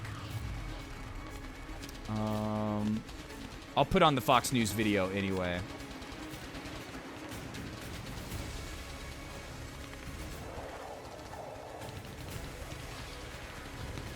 Where's my watch later list? There it is.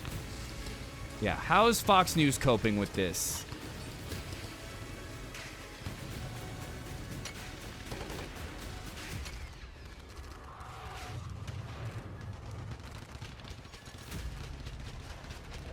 Yo, stop it.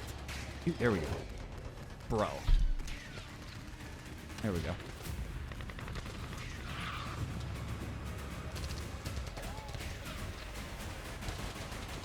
Meanwhile, here back home, everyone is wondering, is the big, beautiful bill going to be passed? And one of the people is an ally of the president, Elon Musk. He said this on Wednesday. I'm going to go to the bathroom real quick. Call your senators. Call your congressmen. Bankrupting America is not okay. He's advocating to kill the bill, Ainsley. Then there's an article in the Wall Street Journal this morning that says Trump is losing patience with Musk's outburst over the mega bill. They write, a senior White House official said Trump wasn't happy about Musk's decision to lambast his signature legislation, describing the president as confused as to why the Tesla chief executive decided to ratchet up his criticism after working so closely with the president for 4 months. The official said senior Trump advisors were caught off guard by Musk's latest offensive. Couple of things. There's some speculation he's upset that his pick for NASA, to run NASA, was not confirmed. He went with somebody else. The green card credit as well. Yeah, and he's upset about the tax subsidy for electric cars. But keep in mind, this bill is really not a spending bill. They're trying to make the tax cuts permanent, build up the military, and build up the border. Those are pretty much what President Trump ran on. He's got between $600 and $800 billion in cuts. Senator Josh Hawley says too much cuts to Medicaid. Some Republicans like Rand Paul go, not enough cuts to Medicaid. Same thing with the House. Same thing with Susan College. Too much cuts to Medicaid. Ron Johnson, not enough cuts to Medicaid. So the president has got to run this orchestra along with the speaker and majority leader. It is not his option to sit on the sideline and snipe. I can't believe Musk doesn't understand the problem with that Musk is running into is that he's done a lot of this with a lot of his companies, where he's the ultimate decision maker. He doesn't have to go to, different congressmen from different states to get approval. And so he thought when he became the head of Doge under the leadership of the president, when he did all these cuts, that they were going to be permanent because he did all the work there. Well, the government just doesn't work well, that way. There can also be a second reconciliation bill if they're not happy with how this one goes. There could also be changes to the budget in September. But you have the head of the Senate, head in the House. You have John Thune and Speaker Johnson reacting to this. Listen. We're a long ways down this track, and we realize that this is a bill that the House spent a lot of time analyzing. I think we've said we've had like 18 different meetings now with the Senate Finance Committee, and we're committed to making a law that will make the lives of the American people better. And so we are moving forward, and I'm hopeful that at the end we'll have 51 votes in the Senate. We don't have time for a brand new bill, and I want Elon and all my friends to recognize. I'm going back. I'm watching this. I'm rewinding. Bernie was just sitting in my room at my bed, like with his head like pressed up against my bed. I think he thought I was laying in bed and like wanted me to pick him up and put him in bed. So I was like, no, Bernie, I'm out here. And now he's back on my lap. I think that's what he wanted though. He was like sitting there like at my bed. The complexity of what we've accomplished here. Let's go back. How is Fox News coping with this? Is this the first one or did it start the second one already? Okay, yeah, first one. Everyone is wondering, is the big, beautiful bill going to be passed? And one of the people is an ally of the president, Elon Musk. He said this on Wednesday.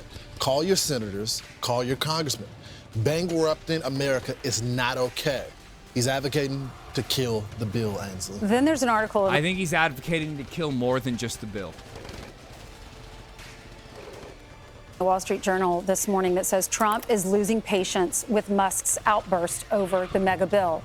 They write, a senior White House official said Trump wasn't happy about Musk's decision to lambaste his signature legislation, describing the president as confused as to why the Tesla chief executive decided to ratchet up his criticism after working so closely with the president for 4 months. The official said senior Trump advisors were caught off guard. Again, worked super closely with somebody who apparently he knew was a pedophile.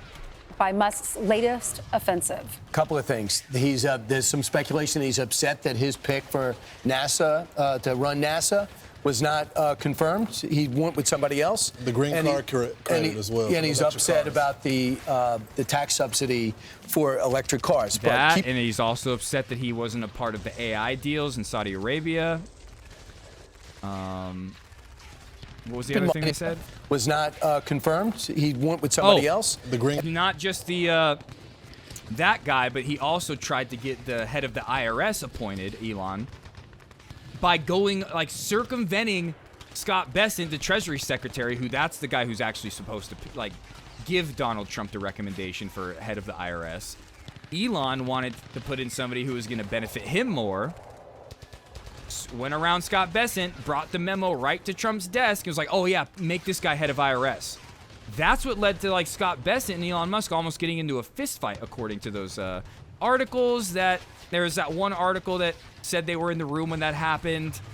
Nobody else really reported on it.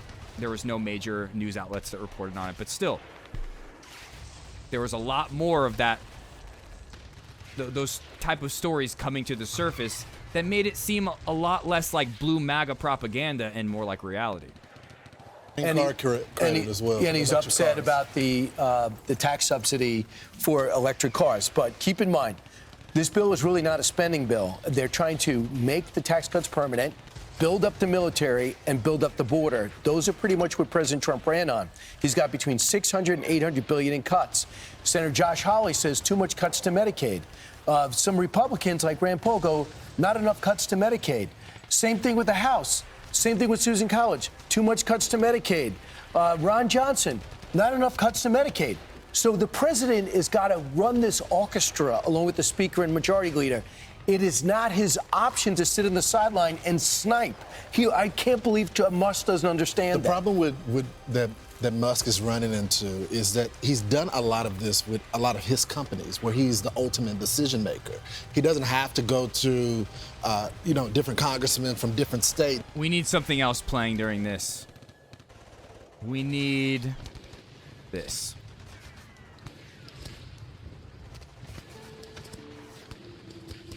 Oh, you know what? I wanted to say something. Earlier when I think it was Mr. Buskett and I were going back and forth a little bit about the deficit.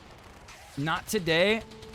Maybe tomorrow, maybe sometime soon. I'm going to do a little segment on the debt and the deficit, and we're going to watch a few Sam Cedar videos because he is the deficit hawk, okay? He's the one that really is very good at explaining how every single... And he's going to say exactly what I said, but more in depth about how the only time anybody brings up austerity measures is to cut social welfare programs. It's the only time anybody actually cares about the debt. And how the debt, it really doesn't matter. Nobody's coming to collect on that shit.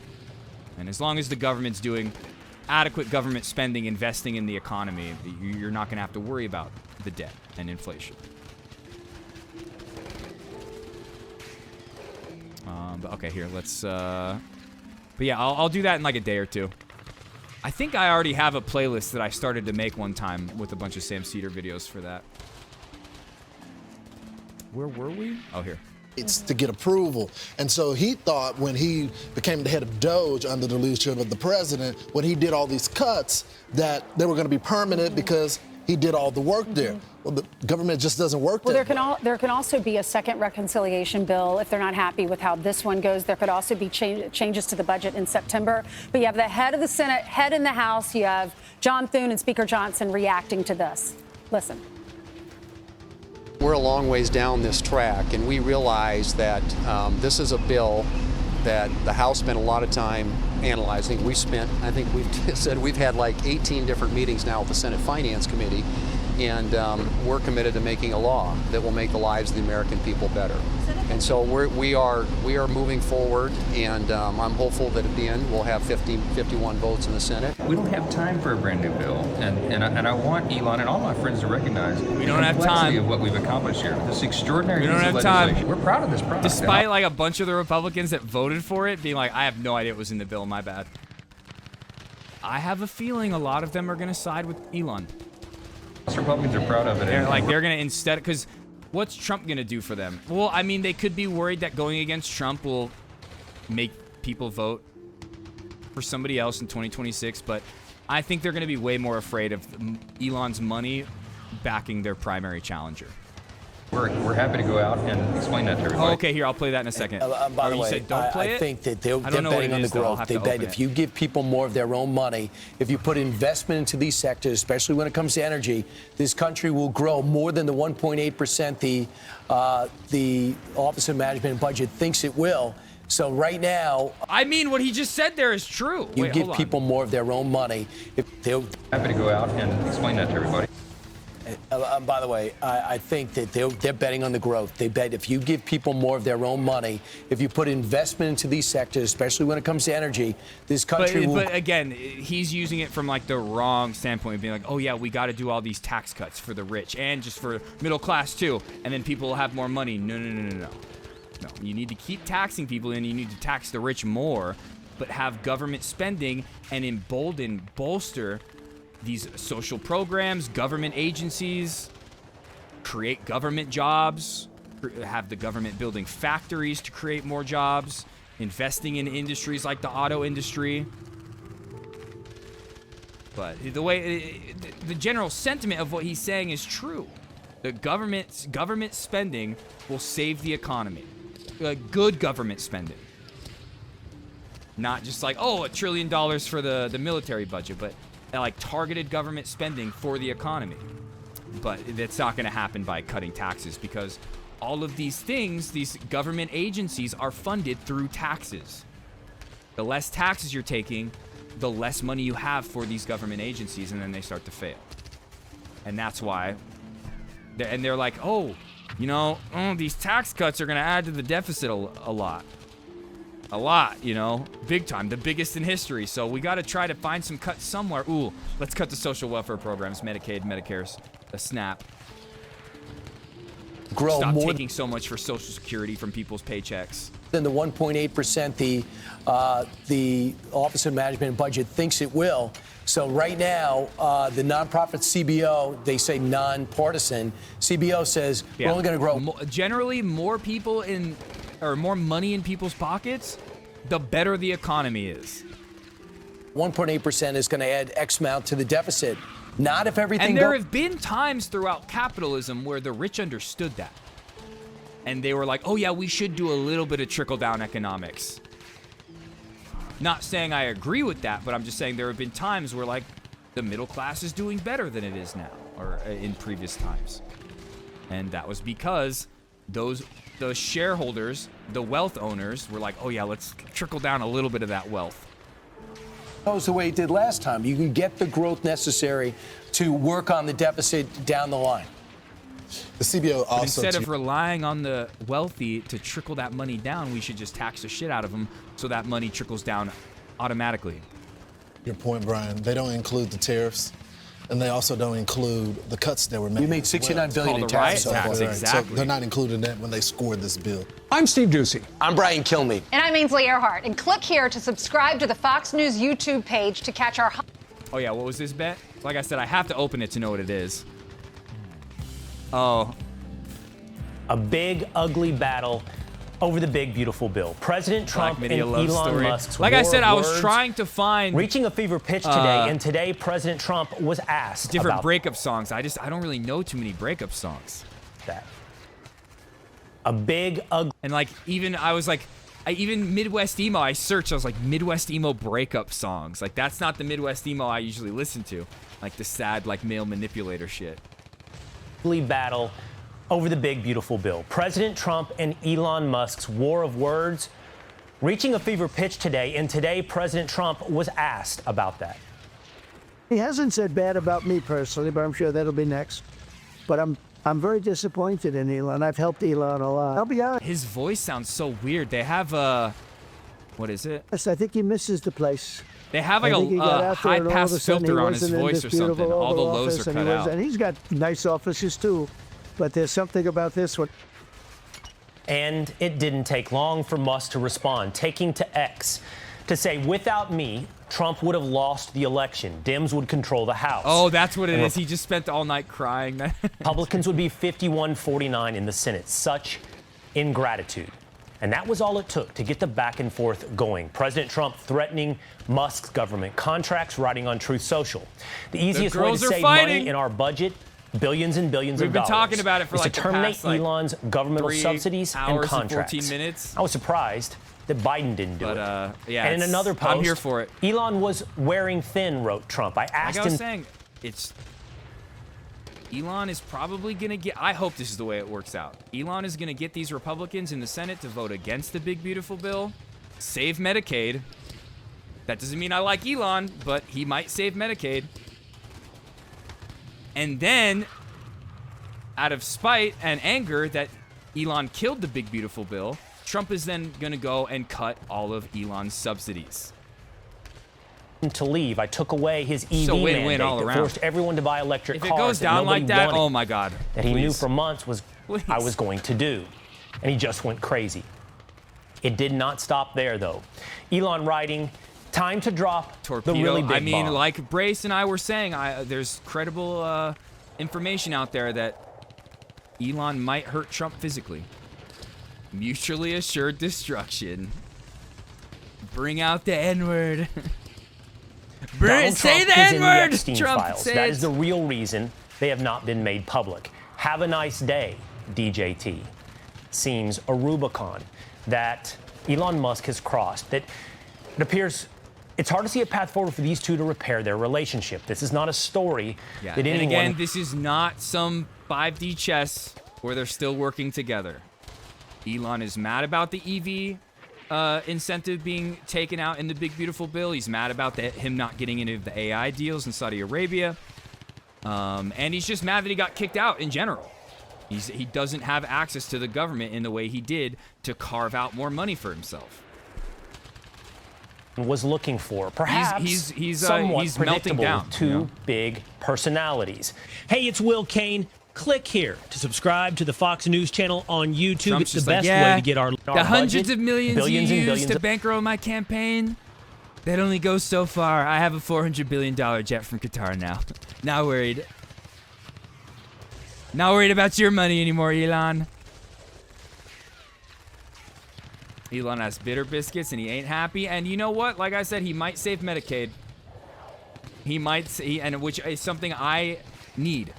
I am very afraid that I'm gonna lose Medicaid because of this big, beautiful bill. That's gonna change my life. That will like change things, not just like it'll change things for my life. I'm gonna have to get a job. I'm gonna have to, and even with that job, will I be able to afford health insurance? Who knows? And if I don't have health insurance to suck the iron out of my blood, I will die in my 40s. And like, of course, I can still go and donate blood. But if my iron were to like get out of whack to a point to where I had too much iron in it, they test my blood at the blood donation place, they're gonna be like, oh, we're not taking your blood. Then I'm fucked. It is the Trump travel ban 2.0. And even when I'm doing blood donations, sometimes like recently it got out of whack to where I'm like doing blood donations and going to my doctor's office to have them suck it out. Like I will die. I need this. Elon, please save Medicaid. The horrific firebomb terror attack against a Jewish gathering in Boulder, Colorado, done at the hands of an illegal immigrant who overstayed his visa. President Trump is issuing a sweeping new travel ban that covers 12... But even if he saves Medicaid, I'm not going to like Elon. He's still a horrible person, but I'm just pointing out the reality of the situation. He might get Senate Republicans to vote against this. ...countries and partially restricts entry to the U.S. Wait, what? What is this? What are they talking about? 7 others. I don't care about the travel ban right now. In the Oval. It can't come soon enough. Oh my God, Go Your Own Way. That's true. That's such a good one. That's actually a banger song too. We want to keep bad people out of That's a our country. good classic. The Biden administration allowed some... Like I said, the only one I could think of is, and Elise is going to like this, was this song. It's the only breakup song I could think of.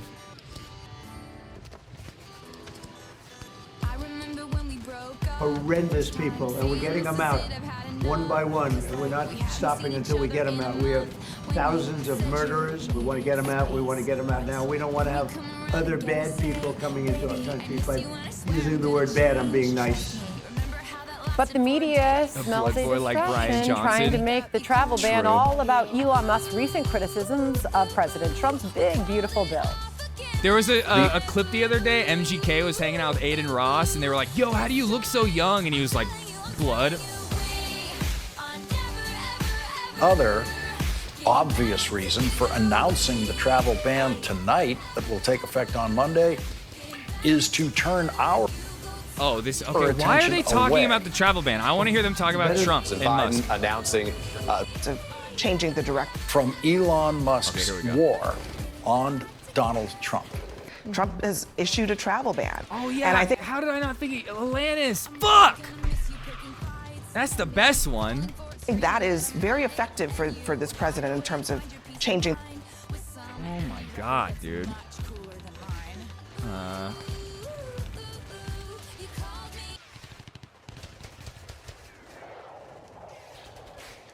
How did I not think of this?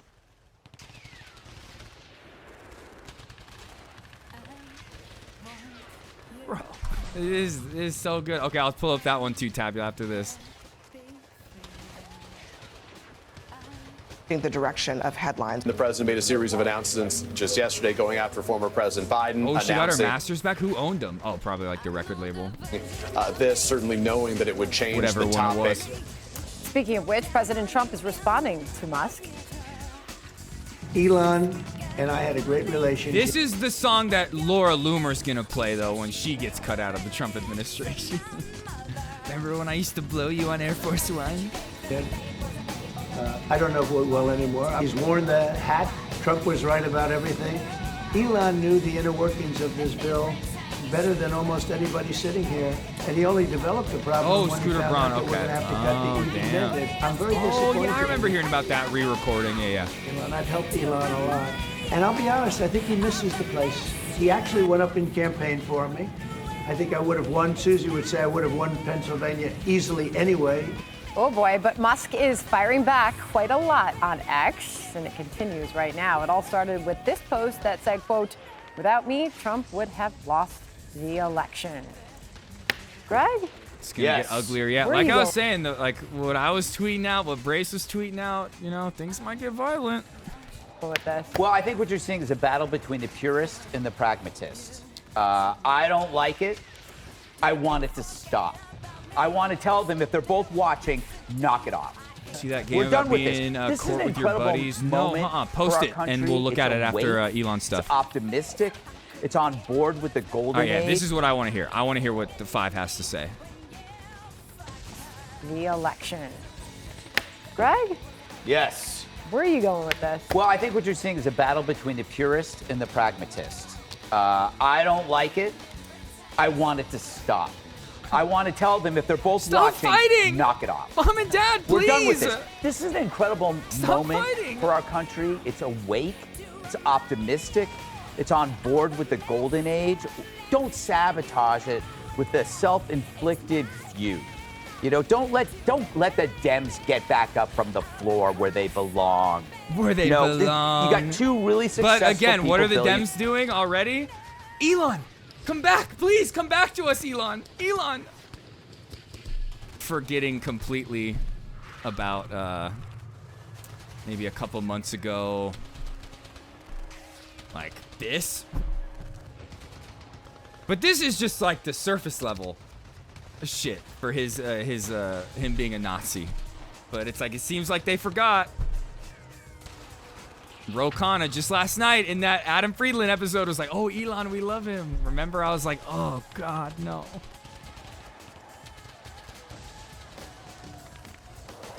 And they both, I guess, have egos. We're gonna be stuck between choosing between a conservative extremist Republican and a centrist Republican for a very long time.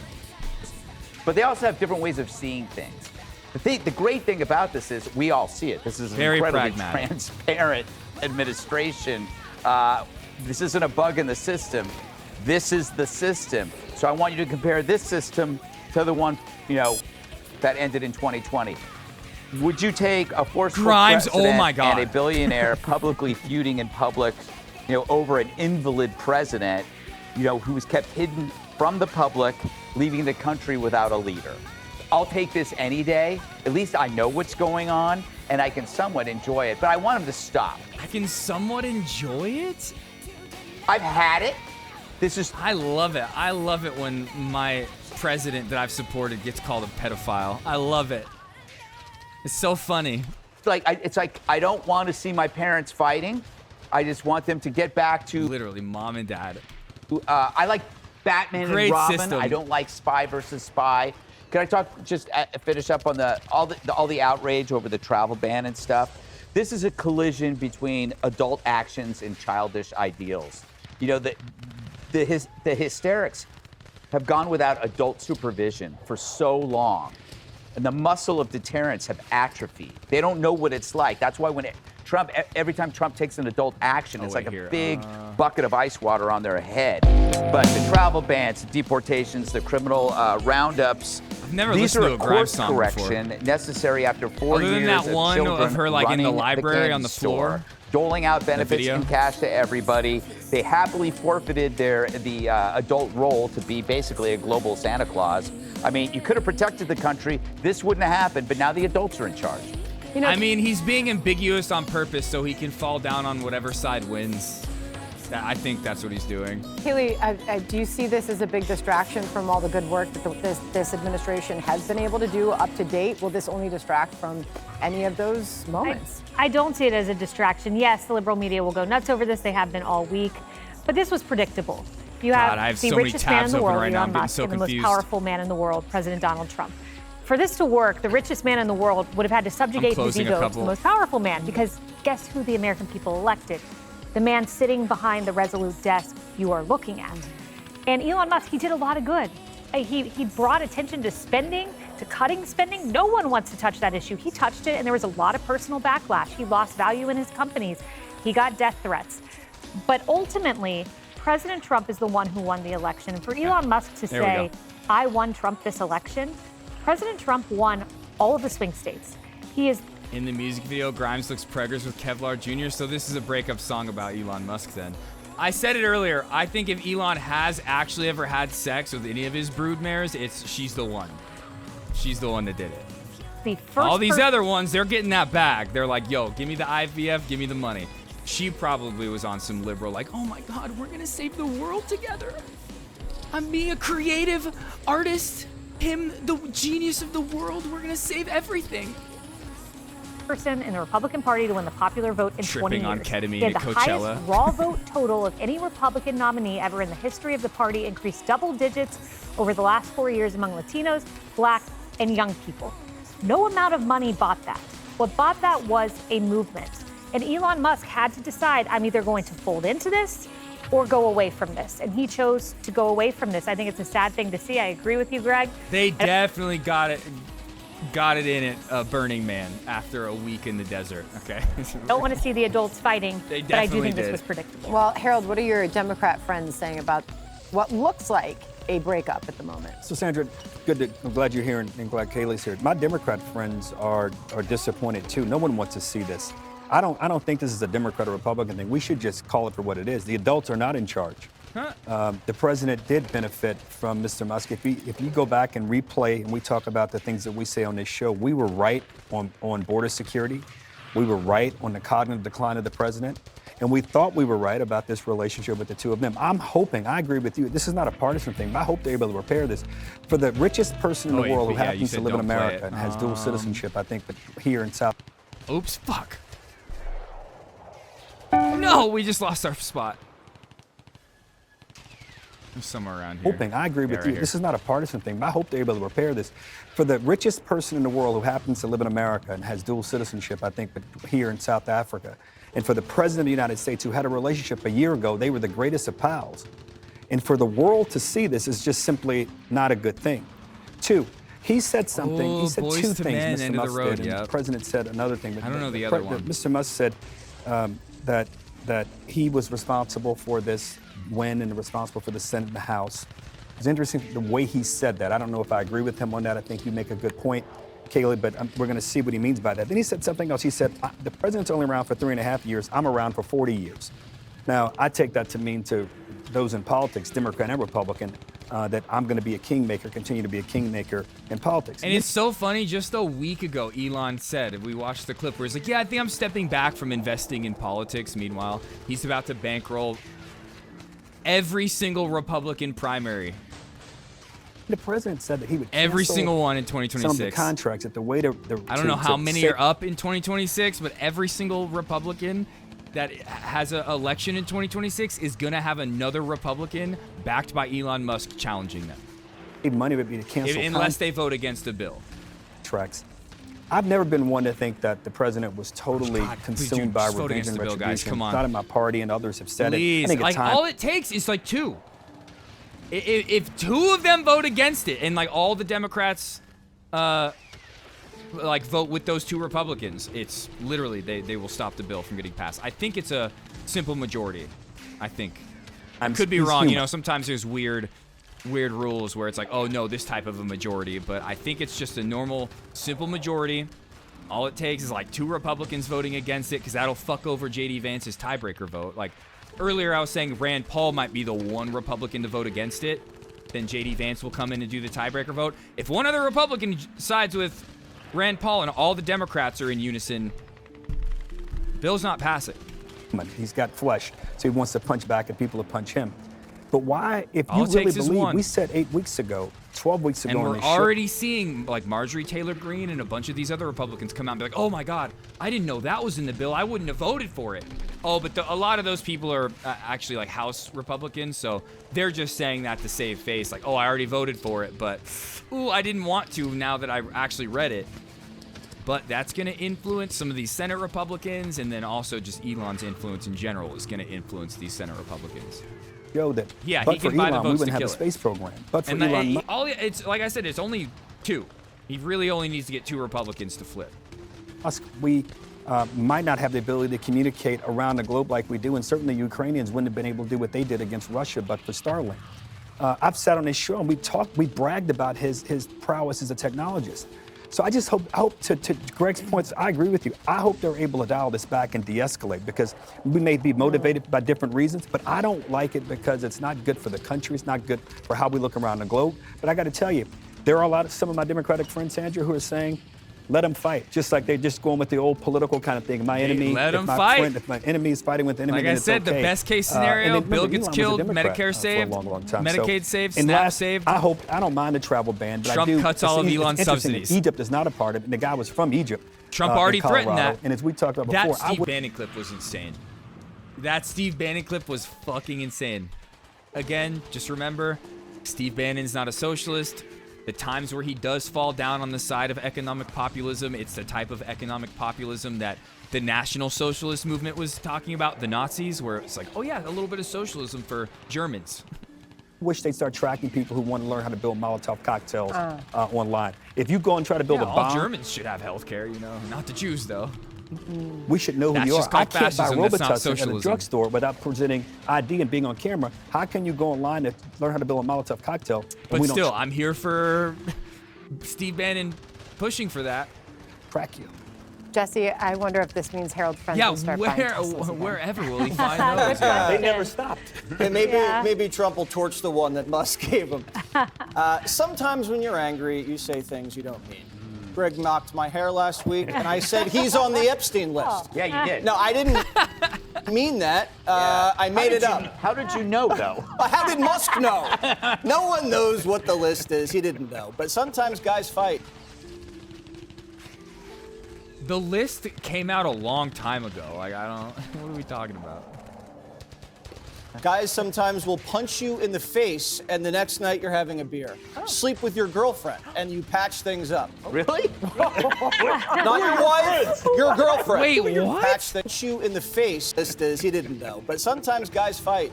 Guys sometimes will punch you in the face, and the next night you're having a beer. Sleep with your girlfriend, and you patch things up. Really? Okay. I thought he was making a joke about, like, punching a girl. Okay, he's talking about, like, if you sleep, like, you sleep with your friend's girlfriend. Okay. Your girlfriend. Who are your friends? Yeah. No one slept with my girlfriend, let's put it that way. Oh, my word. These guys are like roommates. They were living in close quarters for, like, the first 6 months of the year. They're just blowing off steam. The issue is donor just calling each other pedophiles, just blowing off steam. Maintenance. This guy's the mega donor, so you don't want him accusing you of being a pedophile. Looks more Lego than I remember. And you don't want him calling for your impeachment. I hope he does. Entire can of hairspray. Doesn't mean that, but maybe they can patch things up. I mean, Vance called Trump Hitler, and he's on the ticket. My issue is that the media said that Musk was the co-president. Yeah, because all my homies have hit. He doesn't look like the co-president anymore. The media said Trump was doing favors for Elon Musk. Well, if you look at this big, beautiful bill, there's no favors for Elon Musk in it at all. Now, the big, beautiful bill, now he's got a big... Explaining why he's very mad. ...with it. These are the things that Trump ran on and won on. Wall, ice skies, so you could do mass sport. Did Trump mention the wall one time this election? I don't think so. He talked about mass deportations. He didn't talk about the wall at all. Deportation. It was Kamala that talked about the wall and how it was such a good idea.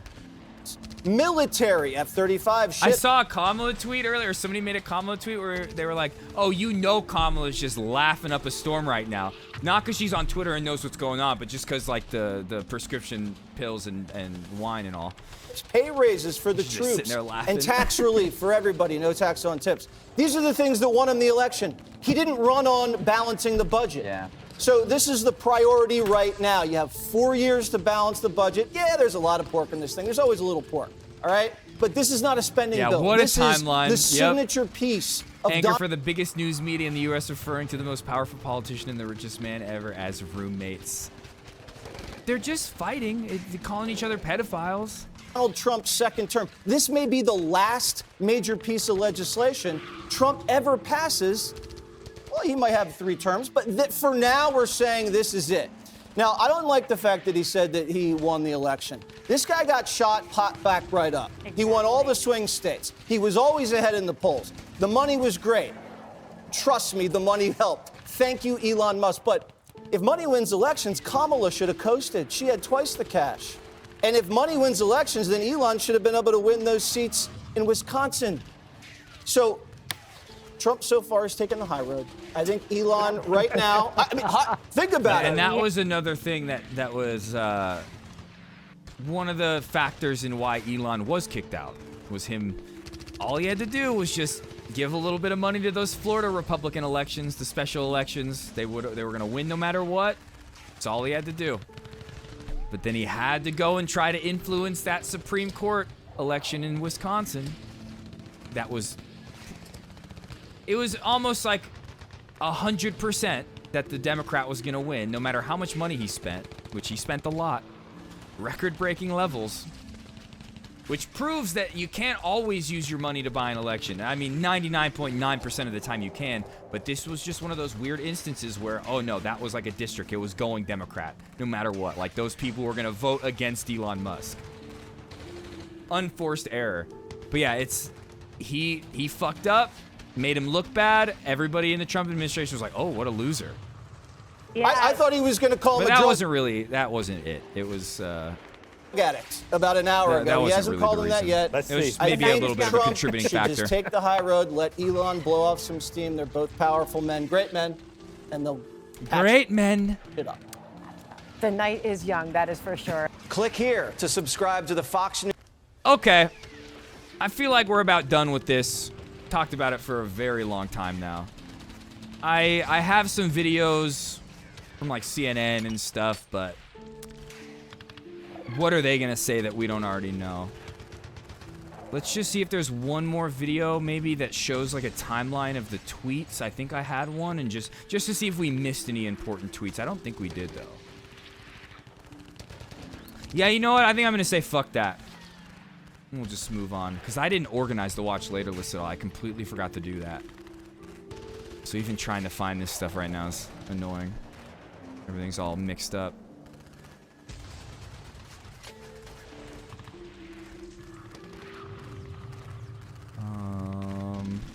Yeah, this is like MSNBC. I bet MSNBC is trying to run the angle of, oh yeah, let's get Elon back in. Let's bring him back into the fold. I guarantee that's what MSNBC is trying to do. That neoliberal psyop.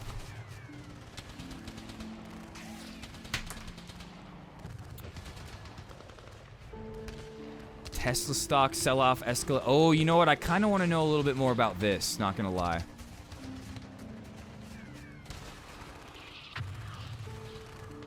And you know, I kind of just want to see a little bit of this video on how the CNN panel reacts to the Jeffrey Epstein claims.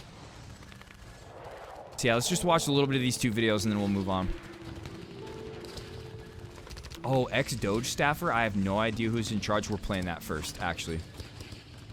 Billionaire Elon Musk has returned to his business ventures full-time after leaving the White House and his role with the so-called Department of Government Efficiency at the end of last week. Musk has continued to break with his former boss over the budget bill being debated in Congress right now, writing on his social media platform today, quote, "This massive, outrageous, pork-filled congressional spending bill is a disgusting abomination." The White House and Republican leadership on Capitol Hill rejected Musk's concerns. During Musk's tenure in the Trump administration, Doge was tasked with gutting the federal workforce and publicizing its cost-cutting efforts. Our White House correspondent, Laura Barone-Lopez, has more from a former Doge staffer who is now speaking out about his short-lived experience.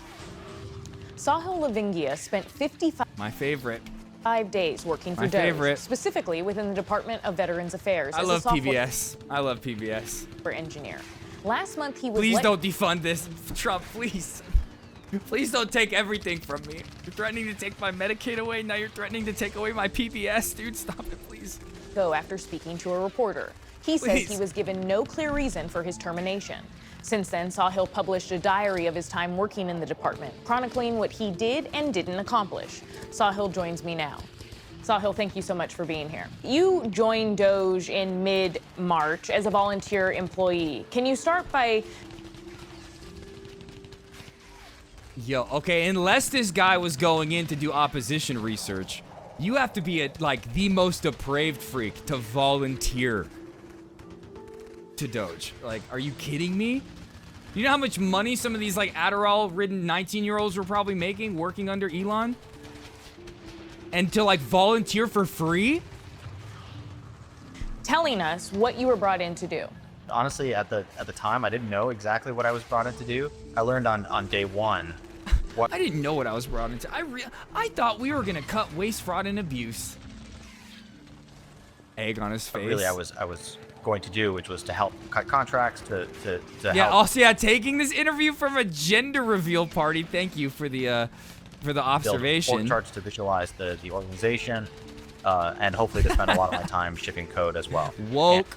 And as a software engineer, I was hoping that I could come in and effectively build software in-house, and also ideally hire some more software engineers in-house, make the federal government more competent technically. While we were making progress, VA was kind of surprisingly efficient in a way. It was not as easy of a battle as we were expecting. That's a good one. Software engineers tend to have the saying, we don't do things because they're easy, we do things because engineers and okay, so I'm going back to help. I talked over really it. I was going to do, which was to help cut contracts, to help build org charts to visualize the organization, and hopefully to spend a lot of my time shipping code as well. And as a software engineer, I was hoping that I could come in and effectively build software in-house, and also ideally hire some more software engineers in-house, make the federal government more competent technically. While we were making progress, VA was kind of surprisingly efficient in a way. It was not as easy of a battle as we were expecting. Software engineers tend to have the saying, we don't do things because they're easy, we do things because we thought they were going to be easy. That's kind of what happened at girl, VA. yeah, black So and throughout pink. your time there, what was the overall Or mission K-pop. It's either goth or K-pop. of Doge, and how involved was Elon Musk or not in the day-to-day operations? There's sort of three It's legs just like of this. this guy's like, VA, hey, I was going in to competent cut government technically, contracts. ideally hire Dude, some fuck more this software guy. engineers in-house, make the federal government more competent technically. While we were making progress, VA was kind of surprisingly efficient in a way. It was not as easy of a battle as we were expecting. Software engineers tend to have the saying. Oh, he went in, he's like, oh, wow, we were going to go make the VA more efficient, and I realized it was already pretty efficient, and we were kind of fucking it up. We don't do things because they're easy. We do things because we thought they were going to be easy. That's kind of what happened at VA. So throughout your time there, what was the overall mission of Doge, and how involved was Elon Musk or not in the day-to-day operations? There's sort of three legs of this stool. The first one being cutting contracts with federal government contractors. Generally tend to have like pretty expensive contracts for relatively like mediocre software. Then, helping reduce the workforce by the sort of 15%, though I learned later that Doge doesn't really have any authority to do that. And then the last one, the one that I was dude, fuck you. Like, yeah, I'm volunteering to go cut the federal workforce. most excited about was to actually ship software, to actually like write new code, build new software that would allow us to save the government money, find waste, fraud, and abuse, these sorts of things. Day-to-day, Elon was not super involved, at least from my perspective at the VA. You've said that you were disappointed because at the Veterans Affairs Department specifically, you were unable to speed up veterans' disability claims or make it an overall better experience for them. Was that due to staff cuts? What exactly made that so people. difficult? That's my point. I think at the end of the day, like shipping about software. Elon fucking up the bill from getting passed, and then Trump cutting all of his subsidies after that. For the or federal maybe government. even before that. Government was always going to be this like big uphill battle, and 55 days is just not a lot of time to do those sorts of things. I think I would have been able to do those sorts of things over the course of 18 months. Or it's even more than cutting all of his subsidies, deporting him. Which, cutting his subsidies would be effectively deporting him. The course of the actually, time like physically deporting him. frame that Doge has been given to make a lot of these changes, but in my short time Ouroboros there, I made was of not able to do leopards. much. Right now, it takes 133 days to process a claim. Physically, you have to go get a test. You have to get this paperwork. You have to go find this thing. And there's just a lot of different places where this data lies that you have to get it from. A lot of these places don't talk to each other easily. They speak different languages in different formats. But the software is generally turns out not to be the bottleneck. Elon Musk repeatedly said that Doge was trying to seek out fraud, get rid of What up, Samurai? fraud, and that in order to do that, Doge needed access to sensitive government databases that has information on millions of Americans or government workers. At Veterans Affairs, did you find any examples of fraud? Were you given access to sensitive government databases? I mean, I think it depends on what you consider sensitive. As part of, my role at VA was senior advisor to the chief of staff, so I did have access to, for example, like the HR data, but I didn't have access to a lot of other information. In terms of fraud, generally we didn't find any examples of STEM kids really do not get enough humanities, dude. That's why you have these people out here who are like, yeah, I'm so smart with coding, I'm gonna go and cut the federal workforce. I'm gonna go cut the government in half. Fraud. So fraud smart meaning, technically, but but the law who was getting money they shouldn't have been getting. We did they have lack one that case humanity. where we were asked to look into something. And not even we just were asked to that, look not into even humanity. Someone who I think some other agency or something found out was 137 years old. But social skills. We looked into it, and in our systems, the health records showed that they were 75. So in our case, specifically at VA, we did not find actually any. We were given one potential that turned out to be a 0. We didn't find any examples of fraud, which is great, right? That's great. That's great news for the American taxpayer. Do you think that Doge... One potential that turned out to be a 0. We didn't find any examples of fraud, which is great, right? That's great. That's great news. We went in to cut fraud, realized, there was no fraud already. It was already efficient at the VA. Meanwhile, they're cutting the fucking workforce at the VA. The American taxpayer. Which that is what then will make the VA start to, like, have fraud, but just... It'll start to be wasteful. Because it won't work like it's supposed to. And then it's like, once it stops functioning like it's supposed to, then you're just, like, pumping money into this government agency that isn't working properly. And then Republicans are like, see, look, it's failing, we're wasting money. That's what's happening with Social Security right now. They've cut like 7,000 jobs. A lot of like the people that work on the background computer systems. The Social Security website has gone down multiple times in the past couple of months. People like Martin O'Malley, the old head of Social Security, are worried that Social Security is going to lapse payments for the first time ever. You think that Doge and staffers like you, I know you only work there for 55 days, but staffers across Doge should be getting access that you're getting to... Well, everybody has awesome attitude. Yeah. These dudes think they know what they're doing. Yep. They might know what they're doing when it comes to writing some code. Sensitive government data, to data on Americans, because there are some Americans who have voiced frustration with lawmakers about the access that Doge is getting. I think if people are given access to sensitive data, then that access, like, there should be a log of that access. Like, I think it should be very clear to everybody, like, who's getting what access and why. And I think a lot of the frustration that Americans are voicing is they don't know, right? Like, I think they would feel much more comfortable if they actually saw, like, all the paperwork I had to fill out and all the forms I had to fill out and the data that I actually had and was able to see. And you can make your own determination. There's much more an element Elon of Musk and President Trump say that Doge's work is going to continue, even though Elon Musk is leaving as a special government employee. What do you think the future of Doge will be? But that was like what all the Doge Elon simps think. They're like, oh my God, Elon and his genius mind and Doge, they're gonna go in there and use their technical proficiency with coding to make everything more efficient. And who is exactly Some people actually in charge? think that. I have no idea. To be honest, even when I was there, it was unclear who was in charge. So do we get 2 Christmases now?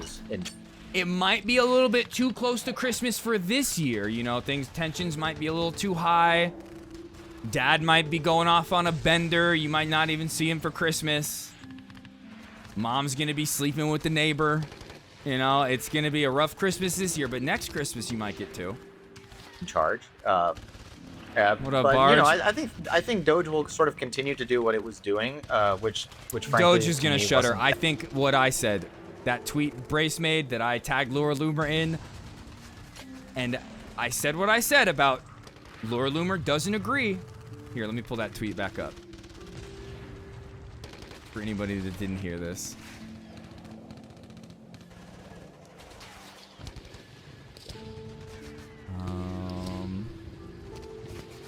right here. Brace said, those Doge kids are Elon's backdoor into every government agency, fully loyal to Elon, handpicked from his companies. They have read/write access to our nation's most sensitive data. Trump needs to do something about this now. And I tagged Laura Loomer. Trump needs to see this immediately. Now, Laura Loomer, she's not dumb. She knows who Brace Belden is. Like, she knows what TrueAnon is. She knows that, like, Brace is saying this to do reverse psychology to try to get people to think, oh yeah, Doge is bad. We need to get rid of Doge. Laura Loomer is probably ideologically aligned with Doge, but what she's more ideologically aligned with is keeping Trump safe, like she did with Mike Waltz and some of those underlings who she got fired. She's gonna read a tweet like this and think, oh my God, they're actually right. These people need to fucking go. They're gonna be against Trump. These Doge kids. And I said all that, and then as we were going through tweets, there was an actual, like, Republican who said that. So, Brace and I might have affected some public policy today, just saying. That exciting. We were sitting in on a lot of meetings around contract review, making sure that we weren't overspending on these big, federal IT contracts. I think that should continue and will continue. That's what I said with that song. She's going to be singing that song when Trump breaks up with her. I guess there's this reduction. I used to blow you in the Air Force One. Force that's taking place over the federal government that the VA has said that they're going to participate in. It was moving incredibly slow. I think at VA specifically, more people were hired than fired during my tenure. I hope Doge ships a lot of software. Unfortunately, I don't think that's right. I'm pretty sure they've fired a lot of people from the VA. I don't know specifically though. I think we read stuff about that though the past couple months. I forget how many were fired from each agency, but we've read a lot of that. For instead of just cutting things, is relatively low. Maybe that's partly why Elon and co sort of parted ways in the last week or so. So I assume that won't really happen, but I would be very, very gracious as an American if paying taxes became easier. If you want to know how you make paying taxes easier? You hire more people for the IRS, and you don't cut that program that Biden created to where you can file through the IRS. You don't have to go through TurboTax or one of these like predatory capitalist companies that makes you pay to file your taxes. You could just do it directly with the IRS, direct file. Nope, he cut that. Starts cutting jobs, just nonstop, by the thousands from IRS. That's how you make it to where paying taxes is harder. I paid my taxes a couple months ago. I submitted my tax return a couple months ago through the Tax Act website. I was gonna do TurboTax, but I went with Tax Act because they offered me 50% off to file. They still haven't filed it yet. I gave them my credit card information. They said, you're good to go. We're gonna file it. IRS hasn't accepted it yet. That's because they're so fucking backed up from what Trump and Doge did to the IRS at the middle of tax season. If the sort of broad experience of dealing with Social Security improved, etc. So I wish them the best of luck, but they just don't have a lot of resources to do what they set out to do. It's for the Saha ambiance. Livingia, thank you for your time. Thank you. It was fun. Thanks for I swear to God, if Trump takes her from me, because of these cuts to public broadcasting. Livingia, thank you for your time. Thank you. It was fun. I won't Thanks recover. for having me on. I will not recover.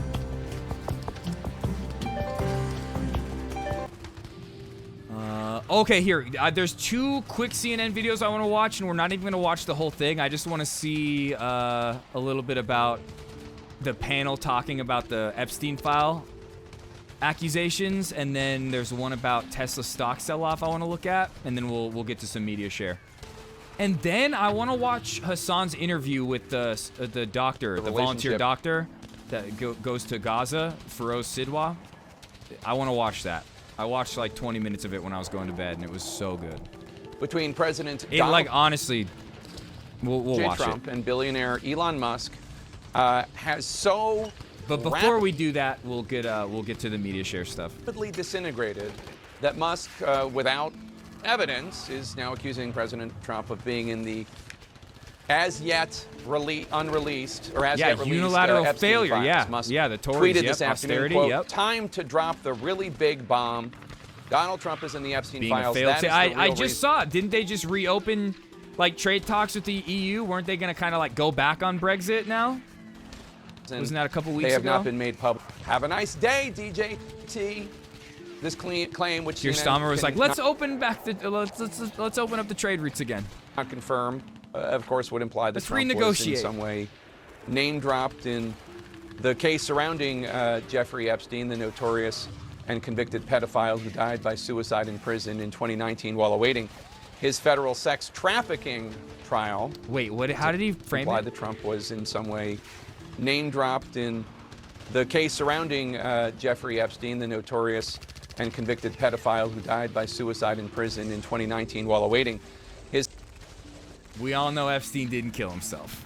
Federal sex trafficking trial. We all know. The accusation from Musk is about as nasty as it gets. Whether it was Hillary, or it was Mossad, or someone who did not want what they did to minors getting out to the world. He did not kill himself. Somebody of being a pedophile and then covering it up. Mr. Musk did not detail how he would know what was or what was not inside any unreleased filings related to Epstein, assuming there are unreleased files related to Epstein. CNN's reached out to the White House for a response. We have not got one yet. Musk also knows that for years, conservatives and right-wing figures have suggested that the U.S. government is hiding secrets, bipartisan secrets, Democrats and Republicans, relating to Jeffrey Epstein. And these supporters of Mr. Trump have long been clamoring for the government to release more of the files. Trump, who was friends with Epstein decades he self-destructed when they tried to hack into his hard drive. Must about potentially releasing more CP. Files on Epstein. Must protect We need CP. to back up for a moment, though, and explain how we got to this particular friendship graveyard, given that just 6 days ago, when Elon Musk left his role as an advisor to the president and head of the Department I'm not super knowledgeable when it President comes Trump to gave Musk the UK key politics and to the White House, economics. the ceremonial golden key. Mr. Trump may now be changing the locks as this feud today essentially escalated publicly in real time. While in the Oval Office with the German Chancellor this morning, reporter.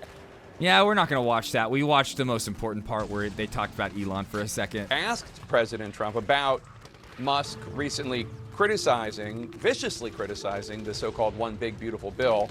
Elon had been calling on Congress to, quote, kill the bill, saying it adds too much to the deficit. So here's what President Trump first said today about Elon's bill bashing just before noon Eastern time.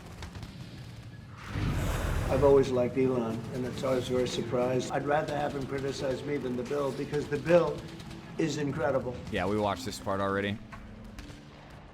That's the only part we need to see from that meeting. The president went on to talk about other subjects, and be Later, careful people. what you ask for when he says, I'd rather have him criticize me than the bill.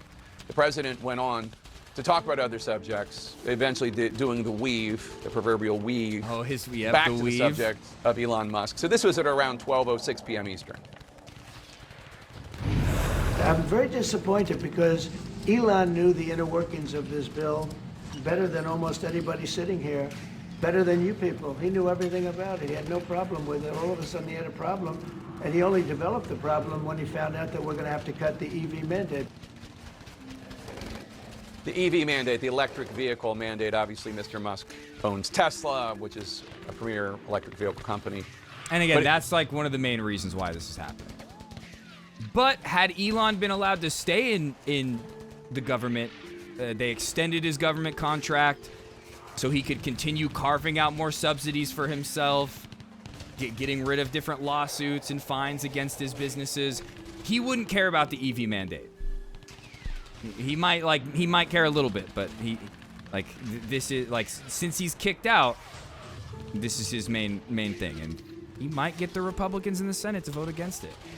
It turns out Elon Musk was watching that, and he didn't let that one go unanswered. 13 minutes. It's going to take, all it will take is for him to get 2 Republicans to vote against it. That's it. After President Trump said that, Musk posted, quote, whatever. Keep the EV solar incentive song cuts again. in the bill, even though no oil and gas subsidies are touched. Very unfair. Very unfair, just like Trump would say. Pork in the bill in the entire history of civilization. And yeah, again, it's the idea, just like that stupid chatter from earlier said. I wish you would have responded, but the idea that a bill can never be big and beautiful, it's just kid shit, child shit. You have a child's brain. You sit at the kids' table. It's just as stupid as when people are like, I believe in small government, big government's bad. It's like, no, it's not black and white. There's nuance to this shit.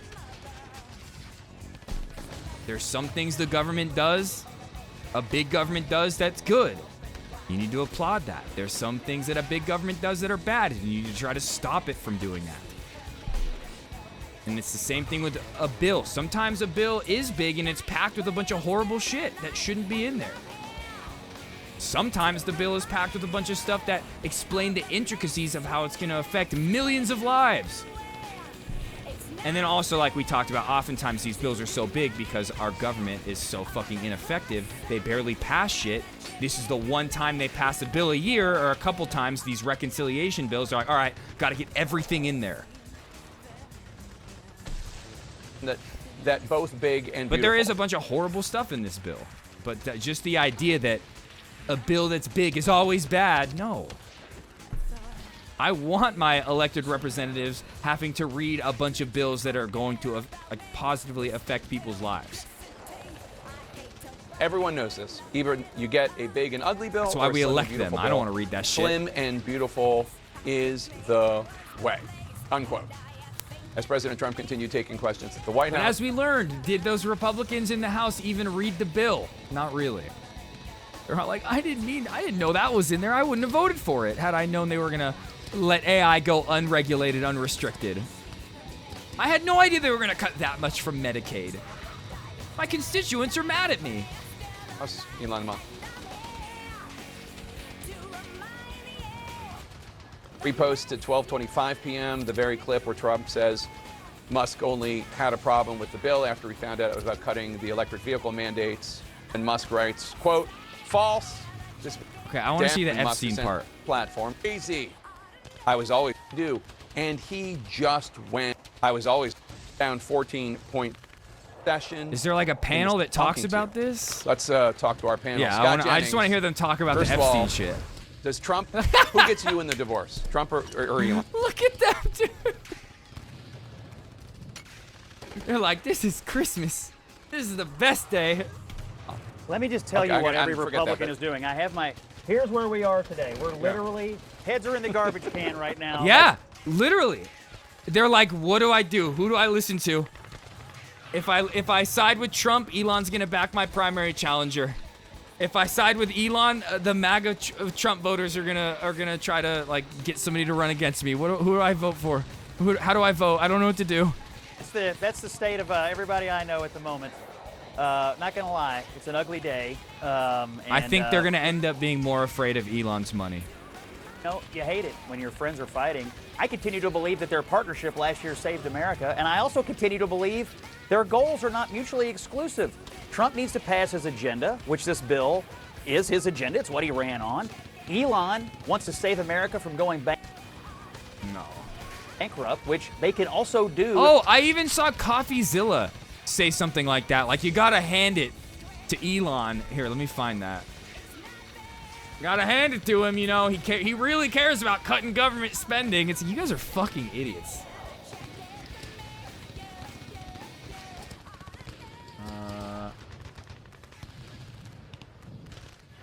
Oh, it's called EE, not okay.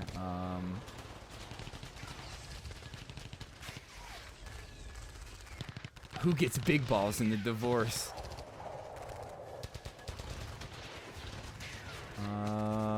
Wait. Oh, did he delete that one? He might have deleted it. People might have made him seem like feel like an idiot.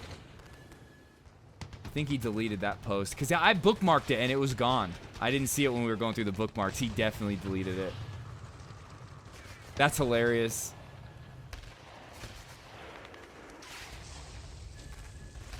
I know he did because yeah, now I'm looking at stuff from May 21st. Yeah, he deleted that. I saw it. I bookmarked it. I was going to talk about it. It wasn't there. He, just like this guy just said, Coffee Zill's like, oh, you got to hand it to Donald Trump. You got to hand it to Elon Musk. He really cares about cutting government spending. He's putting it all on the line for this.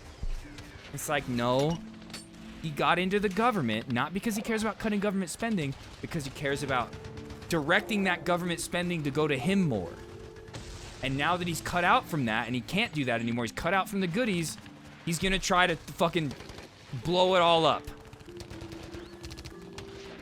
And then effectively try to do primary challengers and things like that to make it benefit him more. The Republicans in Congress and everybody works together. All of these things can happen. When fights get personal, though, it means the enemy is advancing. And in this case, it means the Democrats are laughing and advancing. So hopefully cooler heads will soon prevail and the president can get his agenda and Elon can convince the Republicans that the debt is a serious problem. But not going to lie, rough day for the Republicans. Alyssa Farrah-Griffin, Elon Musk retweeted a post from someone, and this post said, They care so much about the deficit until it's $1 trillion for the military, but that's both sides. Okay, that's not just the Republicans. President versus Elon, who wins? My money's on Again, Elon. like I said, in a couple days, I'm gonna do a segment on austerity, the deficit, the debt, how it doesn't fucking matter, and how the way you combat inflation and stuff like that is through government spending, like government investments into industries so they can get a return on that investment by having a population that has money in their pockets and they go and spend it in the fucking economy. Trump should be impeached The and riot JD tax, Vance should dude, replace like him. Derby said earlier. Elon Musk reposted that and wrote, yes. So now it is the official position of Elon Musk, presumably, that Trump should be impeached and JD Vance should replace him. Your thoughts? I mean, listen, I've had bad breakups, but this is wild. This is wild. Elon's had a lot of attacks he's launched today. Of course, you brought up the claiming that Donald Trump is in the Epstein files, saying that he's going to cause a recession in the next quarter. And then, of course, this. But I will say the attack that I think is actually going to stick the most with President Trump is him essentially calling him a lame duck president. He's saying he's going to be here for 3.5 years. I'm here for 40 years. That is what Donald Trump is afraid quietly of. If this bill donate doesn't millions get of dollars over to the Republican threshold and end up campaigns. passing, it's his entire schmoozing legislative Trump agenda. and praising him The a few midterms times are and pop just back a up when couple there's a miles corporate ahead. welfare to And reap. he's Yep, realizing, exactly. Yep. like, this is the most But he had to be himself. He had to be the most insufferable person in the world. thing at this moment that could be happening. And for Needs members of stronger Congress on popcorn, Capitol Hill, the ketamine-laced conversations popcorn. that they're having, the one Scott's avoiding Dude, right look at him in a K-hole right there. Look at that. Look at that. now are, listen, if you're up in these midterms, you really don't want to get crosswise with Elon Musk, who's willing to spend basically... Okay, now this video's over. One more just about Tesla stock selling off, and then we'll move on. When Musk left the government last week, he said it was to focus on his companies, including Tesla. A group of Tesla shareholders had even accused him of being absent amid a crisis as the company's showrooms were targeted by vandalism and its stock price slipped. Which, by the way, let's check in on Tesla stock here. The market just closed. Shares at Tesla closed down over 14%. Trump's Oval Office remarks and Elon's tweet spree, yeah, that started around noon today. That was basically the high point, and billions have been wiped from Tesla's value in the meantime. Look, Elon and I had a great relationship. I don't know if we're well anymore. Just had to do it to They himself. might not even be friends anymore. Teslas. All right, Had to we do it literally to tried himself. to produce some actual popcorn for this show because it seems like that kind of a day. But oh, damn, Liddy, okay. Let me tell you, it got much worse than what we just walked through right there, because the president, presumably after seeing Musk's tweets, responded this. Elon was wearing thin. I asked him to leave. I took away his EV mandate that forced everyone to buy electric cars that nobody else wanted, that he knew for months that I was going to do, and he just went crazy. The easiest way to save money in our budget, billions and billions of dollars, is to terminate Elon's governmental subsidies and contracts. So I know I've said this a lot. I'm just repeating myself for anybody that hasn't been here. This is what could happen. Elon gets all of these people, these Republicans, all he needs is 2. Because then JD Vance can't do the tiebreaker to vote against this big, beautiful tax cuts bill for the rich. And then Trump is going to get rid of his subsidies. He might even just do that before they vote on the bill. And then Elon's going to go even harder about trying to get them to not pass this bill. And if Elon gets them to not pass the bill, my Medicaid is saved. I was always surprised that Biden didn't do it. If you think that it would have ended there, you would be wrong, and I'm pretty sure none of you thought that it would end there, because here's what Musk said. Control to Go Major ahead, Don. make my day. And for the record, and then Musk also, you know, Steve Bannon was floating around the idea of not only deporting Elon Musk, but nationalizing SpaceX. continued to tweet about Trump after this, is probably still tweeting. Jeffrey Epstein has been mentioned, but we have to cut it off somewhere. We're going to talk to our panel. And it's probably like, it literally would be NASA 2 Electric Boogaloo, because I guarantee there's some Nazis that work at SpaceX other than Elon. In just a moment, but we're going to start with Kristen Holmes at the White House. Yep, literal trillionaire, Kristen, and he gets cooked by the mere mortal things and crashes out on social media almost daily. As I've said before, Elon Musk is physical proof that even having the most money in the world will not make people love you, like you, or want to hang out with you. It will not make people think you're cool. I do think certainly when the Musk He spent money to make himself, or make people like Asmongold think he was good at video games. He wanted Asmongold's approval. That's the richest guy in the world. Bromance began, there was a lot of speculation about the inevitability of a day like this. It actually lasted quite a while. The two seemed to manage to keep their relationship on track through Musk's tenure. I guess at this point, I have to ask you, I mean, is the Tesla that Trump bought still on the White House grounds? It sounds like we're set to... He retweeted that video of them. Remember this? Remember this? Perhaps hear from the president later on today. What have you seen so far today at the White House, and what are you expecting to come next? Well, I mean, okay, I feel like we learned enough. She talked about the stocks dropping. That's all I really cared about. I don't care about the panel opinions. We know. We know everything. Okay, that was enough. I feel like I adequately explained my, I explained the who, what, where, when, why. I gave my take on why I think this is happening and what I think is going to come of it. And we just got to wait and see now. We just got to wait and see. Was that it? Did I have any last tweets on it? I don't think so. Ooh, art time. That's right. Let's look at the art. And then Volk posted a video game trailer. I got a couple other video game trailers to look at, too. I know we did things a little out of order today. I was planning on doing media share first. And then we just started talking about the Elon stuff. And I was like, all right, we'll just go with it now.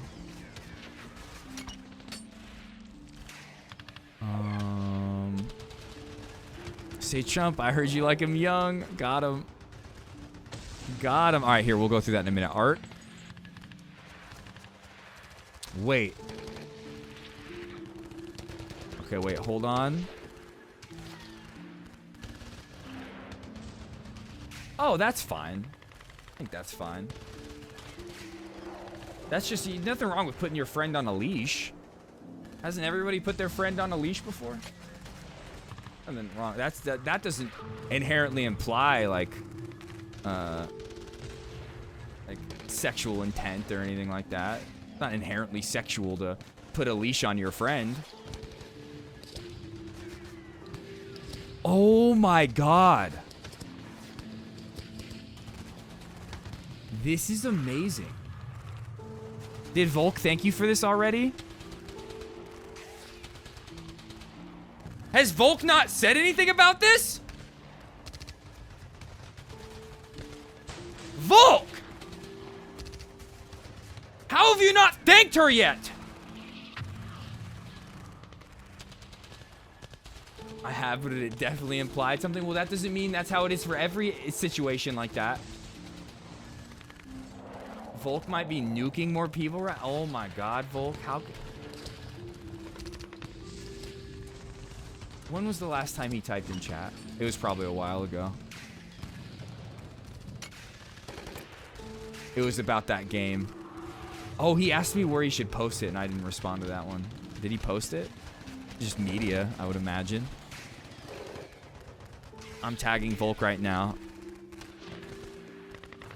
Oh my, oh, there, Dr. Volk. This is so good. This is amazing, Shark. And I remember Volk was talking about like how he's gonna stream sometime. This could be his an emote. This could be his like starting screen.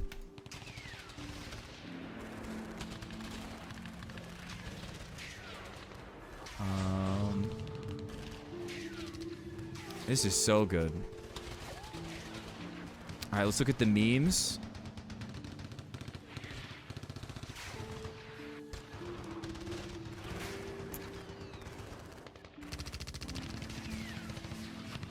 Red Durst reminds you to back up your data.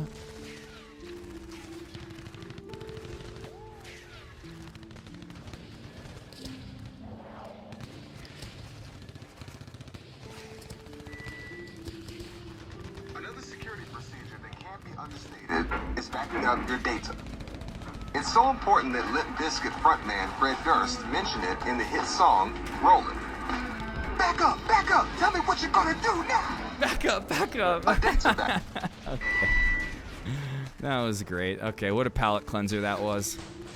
What a palate cleanser. Okay, what's this one?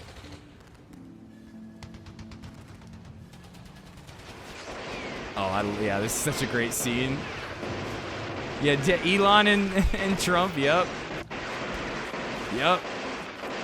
But the way, like I said earlier, the way Trump didn't take any press questions at the end of that meeting and it has been pretty much measured. He did make a couple tweets, but he's not going full Trump. And part of me feels like he's got people around him like Susie Wiles being like, hey, be measured.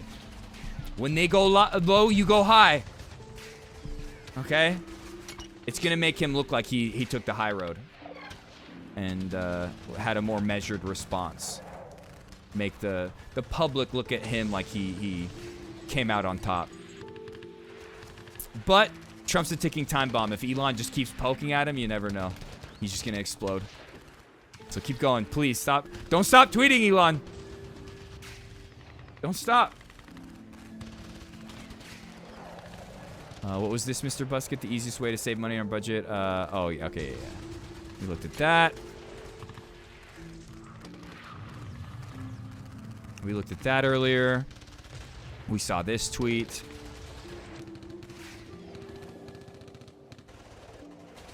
Imagine falling in love and finding out they drink their coffee this color. I take offense to this. I love milky coffee. I don't drink coffee at all. What does that mean? What if you just don't drink it at all? Okay, I know we got some music in here.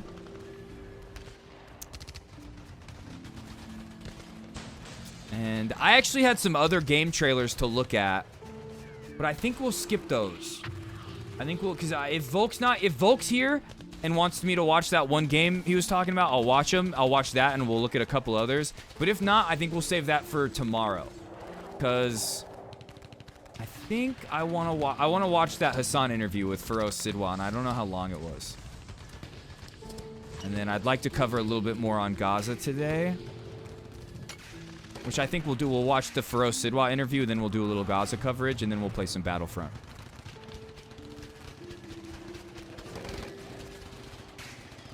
Oh, I don't need this stuff playing anymore. We're done talking about that. My bad.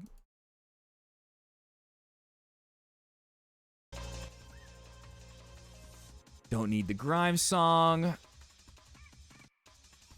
But let's see. Is Volk awake? Let's look at his. Oh, it says he's still awake in Discord. But anyway, if he's not here in the next, I'm gonna go to the bathroom.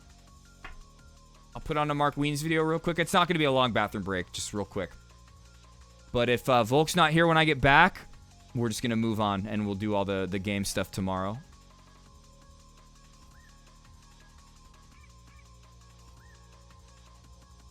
beans. You're a nerd. Immediately into that gravy and sauce.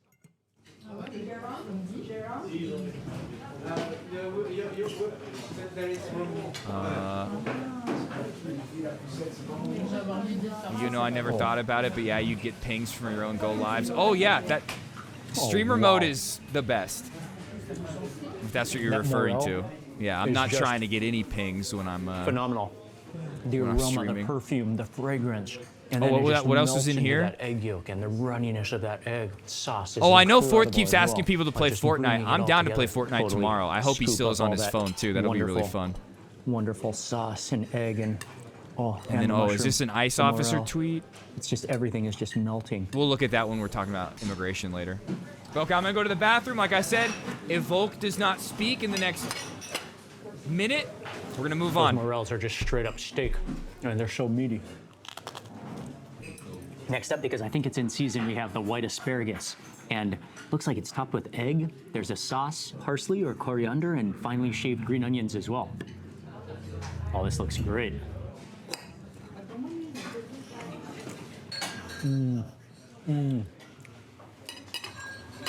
It's a bit of a mustardy sauce, I think.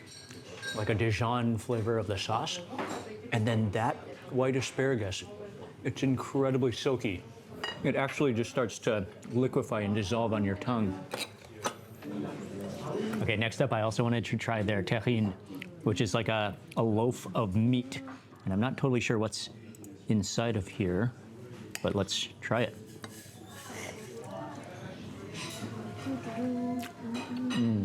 Gooey and soaky and meaty and fatty all at the same time. So many different textures, just molded and compressed together.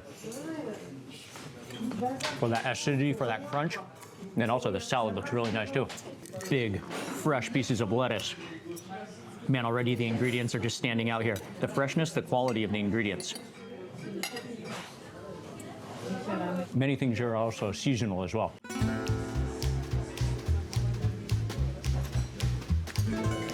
That asparagus is so sweet. That's a straight up like a glove. It's like a mushroom glove. You could almost put that on your hand to warm your hand. And let me tell you, you do not want any of that precious sauce to go to waste.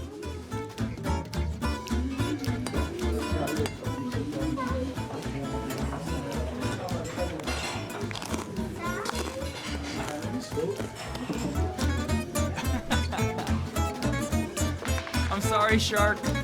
I'm sorry. Okay, I think Volk's asleep. Excellent. Oh, here it is. Because I would message him, but I tagged him in that thing. So if he was awake, he would have seen that. Usually if I message him or tag him, he sees it. So he's probably asleep. Here come the frites. Wow. If he comes around, though, like in the middle of the Feroz Sidwa thing, I'm just going to say we're going to do all the game reacts tomorrow. Let's look at this. Hasan. Bernie, do you want to get down? Man, I feel bad. Bernie was like fast asleep, and then I got up, and now he's awake. Bernie, go back to sleep. Come on. Go back to sleep, baby. Go back to sleep. He's, like I said, he's been a little different the past 2 days. He hasn't liked me holding him as much, and it's starting to make me sad. Like the past like couple months, it's like he comes out here and sleeps on my lap all stream. If I put him down, he'll be like at my feet, like pick me back up. And then when I went in my room earlier, he was like by my bed, like sitting there, like looking like he wanted me to put him in my bed, like he thought I was laying there. So it made me think he wanted to lay here, but now he just like keeps moving his arms like, no, let me down, let me down. It's like, no, Bernie, I want to hold you. I love this. I love it like this. Anyway, all right, let me type with one hand real quick. Hasan, Abi, Feroz. I think that's how you spell his name. Sidwa?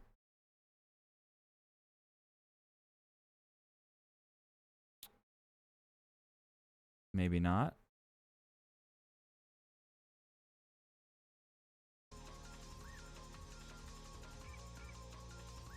Oh, you know what? It might not have been posted anywhere. Hasan might have said something like no clip channels for this one so he can post it on his channel first. That's fine. We'll just watch it on Twitch. I won't re-upload it. That's his name though, right? Feroz?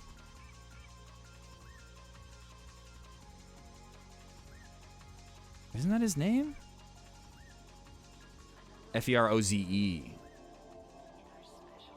Feroz Sidwa. Oh, H-W-A. Bernie. Bernie,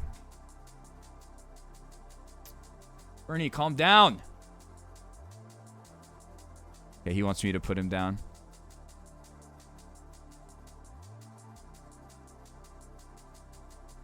Okay, I'm not. None of the clip channels uploaded it yet. It seems like. Oh, here's one of them. Damn, it's an hour and 47 minutes. Holy shit. I don't know if I want to just watch this one or the Twitch version. Let's see. What's this so perspective we got like? Dr. Feroz Sidwa. Is that? I'm just worried they're gonna like bleep out any cuss words, and I hate it when YouTube videos do that. Am I saying your name correctly? Yeah, Sidwa. Feroz Sidwa, yeah. Feroz Sidwa in the building. He is a trauma surgeon who went and worked in. Is this worth it? Is what worth it? What do you mean? Life? I don't know. That's a question you got to ask yourself. And we all come to different conclusions sometimes. Gaza in the Gaza Strip. But I think your life is worth it, Derby. Was I know you place. don't think my life is worth it honored based to off have- of the whiteness of my skin. I know that. I know that's how you feel, but I think your life is worth it. But wait, what do you mean is what worth it? Him here.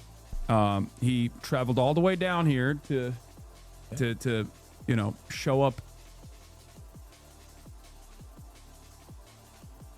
Is what worth it?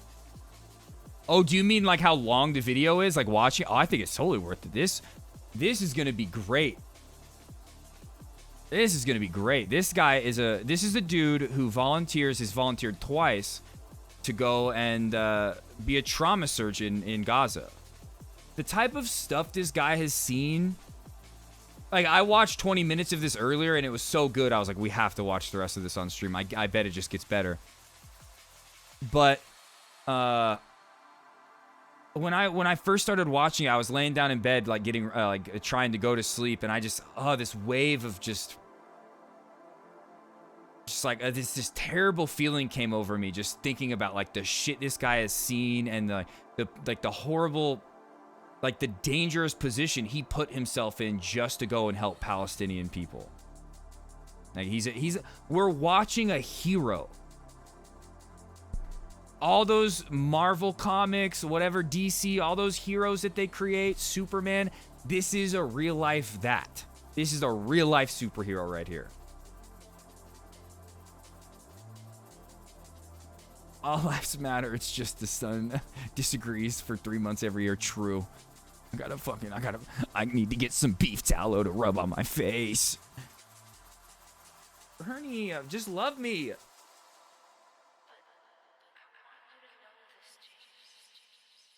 Oh, Derby, wait. No, Derby. I was joking. Derby. Okay, Derby. I was joking around. You stop it. Don't joke like that.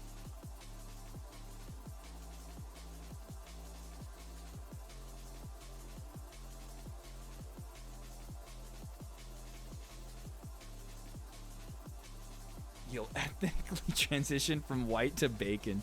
Beef tallow's gonna save me. In person.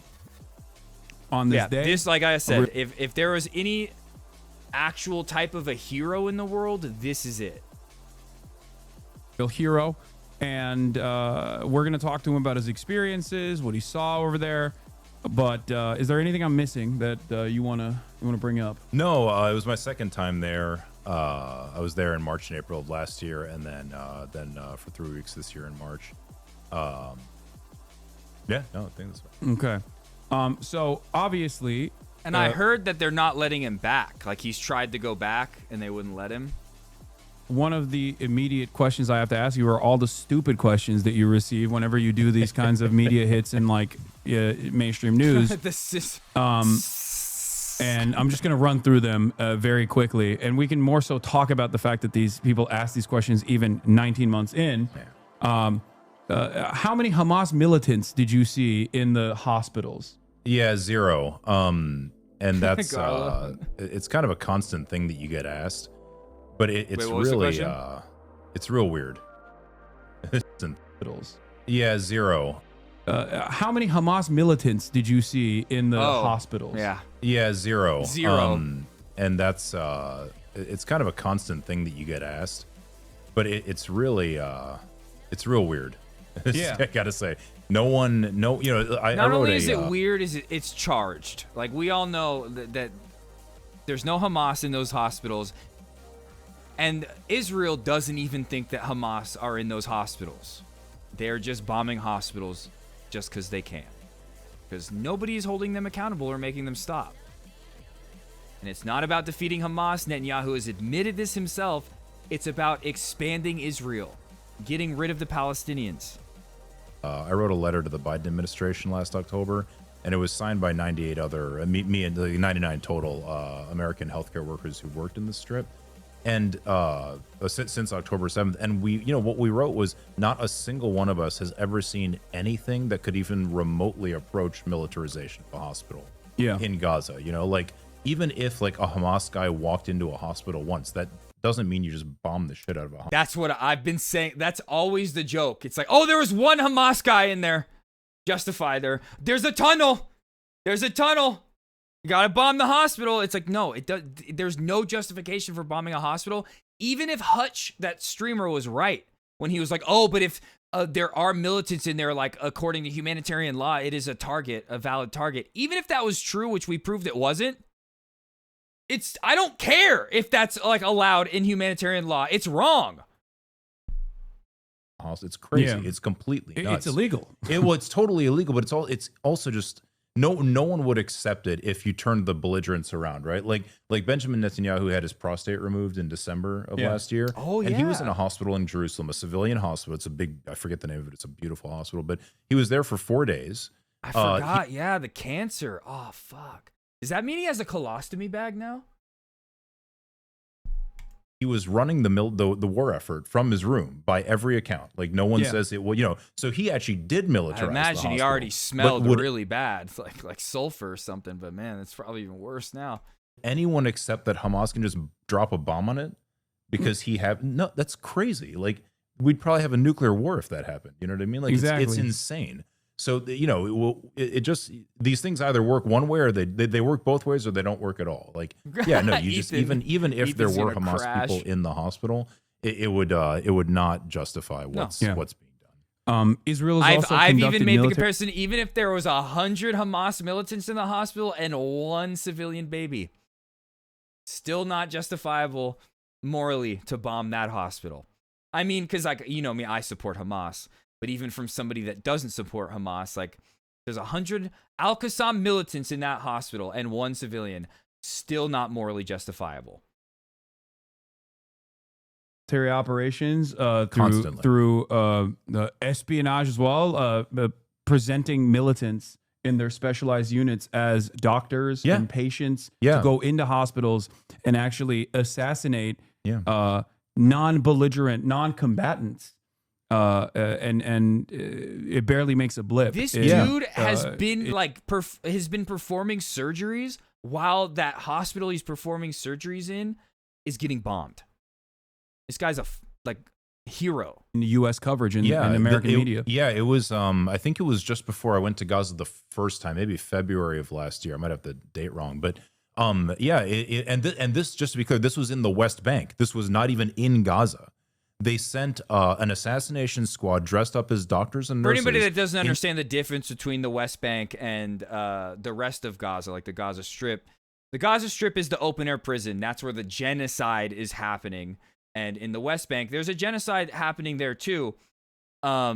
It's just more controlled, and that is the actual, that's the apartheid state, where it's like they Palestinians live there, and they're second-class citizens. But in the West Bank, people like the Palestinians there get to live more of a normal life than the Palestinians in the Gaza Strip do right now.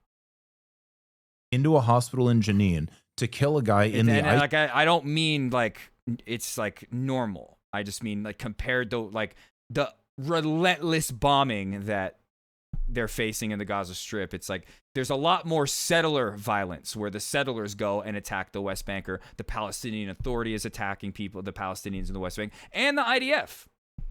Like, there's bombings that happen too. Exactly, yeah. Gaza equals Auschwitz, West Bank equals Jim Crow. Beautiful. Thank you. ICU, like on a ventilator. I just didn't want anybody to think I was being like, oh, it's chill in the West Bank. Like, it's nothing to worry about there. And then I think with the one or two people that he was with. Now, yes, the guy was in Hamas, but that doesn't mean you can just execute people. Like, that's not how it works. That's not a thing. Yeah, you can't. I mean, there are rules of combat around these sorts of things. It's like there are no walls around the Gaza Strip, but it's the open air prison. West Bank, there are actual walls. And you leave the West Bank, they don't let you come back.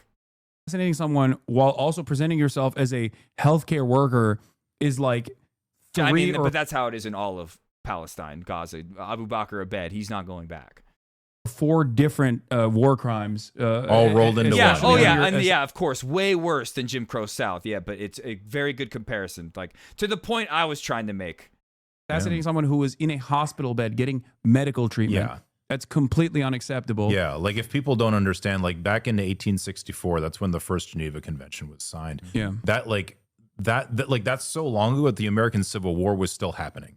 You know what I mean? Like it's a long time ago. So like slavery was still an open debate when Europeans decided that this stuff. That convention is about the protection of injured combatants. Yeah, you know what I mean? It's not about protecting civilians. It's about the fact that combatants, be they on this side of the troop, this side of the line, or that side. An injured Al-Qassam militant is allowed to go to a hospital.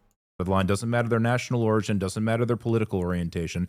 Combatants who are wounded and not participating in combat anymore. The term is hors de combat. They are protected people. It's not even like, oh, you shouldn't. That's something I didn't even really understand that concept. I'm so glad we're watching. Kill them because it's not nice. No, they are a specific protected class of people under international law. And furthermore, even like under American military codes, under Israeli military codes, it's illegal. Under like literally everyone agrees that it's illegal, but when you say Hamas, people just lose their minds for some reason and forget that. Yeah, you know. Well, it's because of the terrorism designation, and also in the post 9/11 universe that we live in.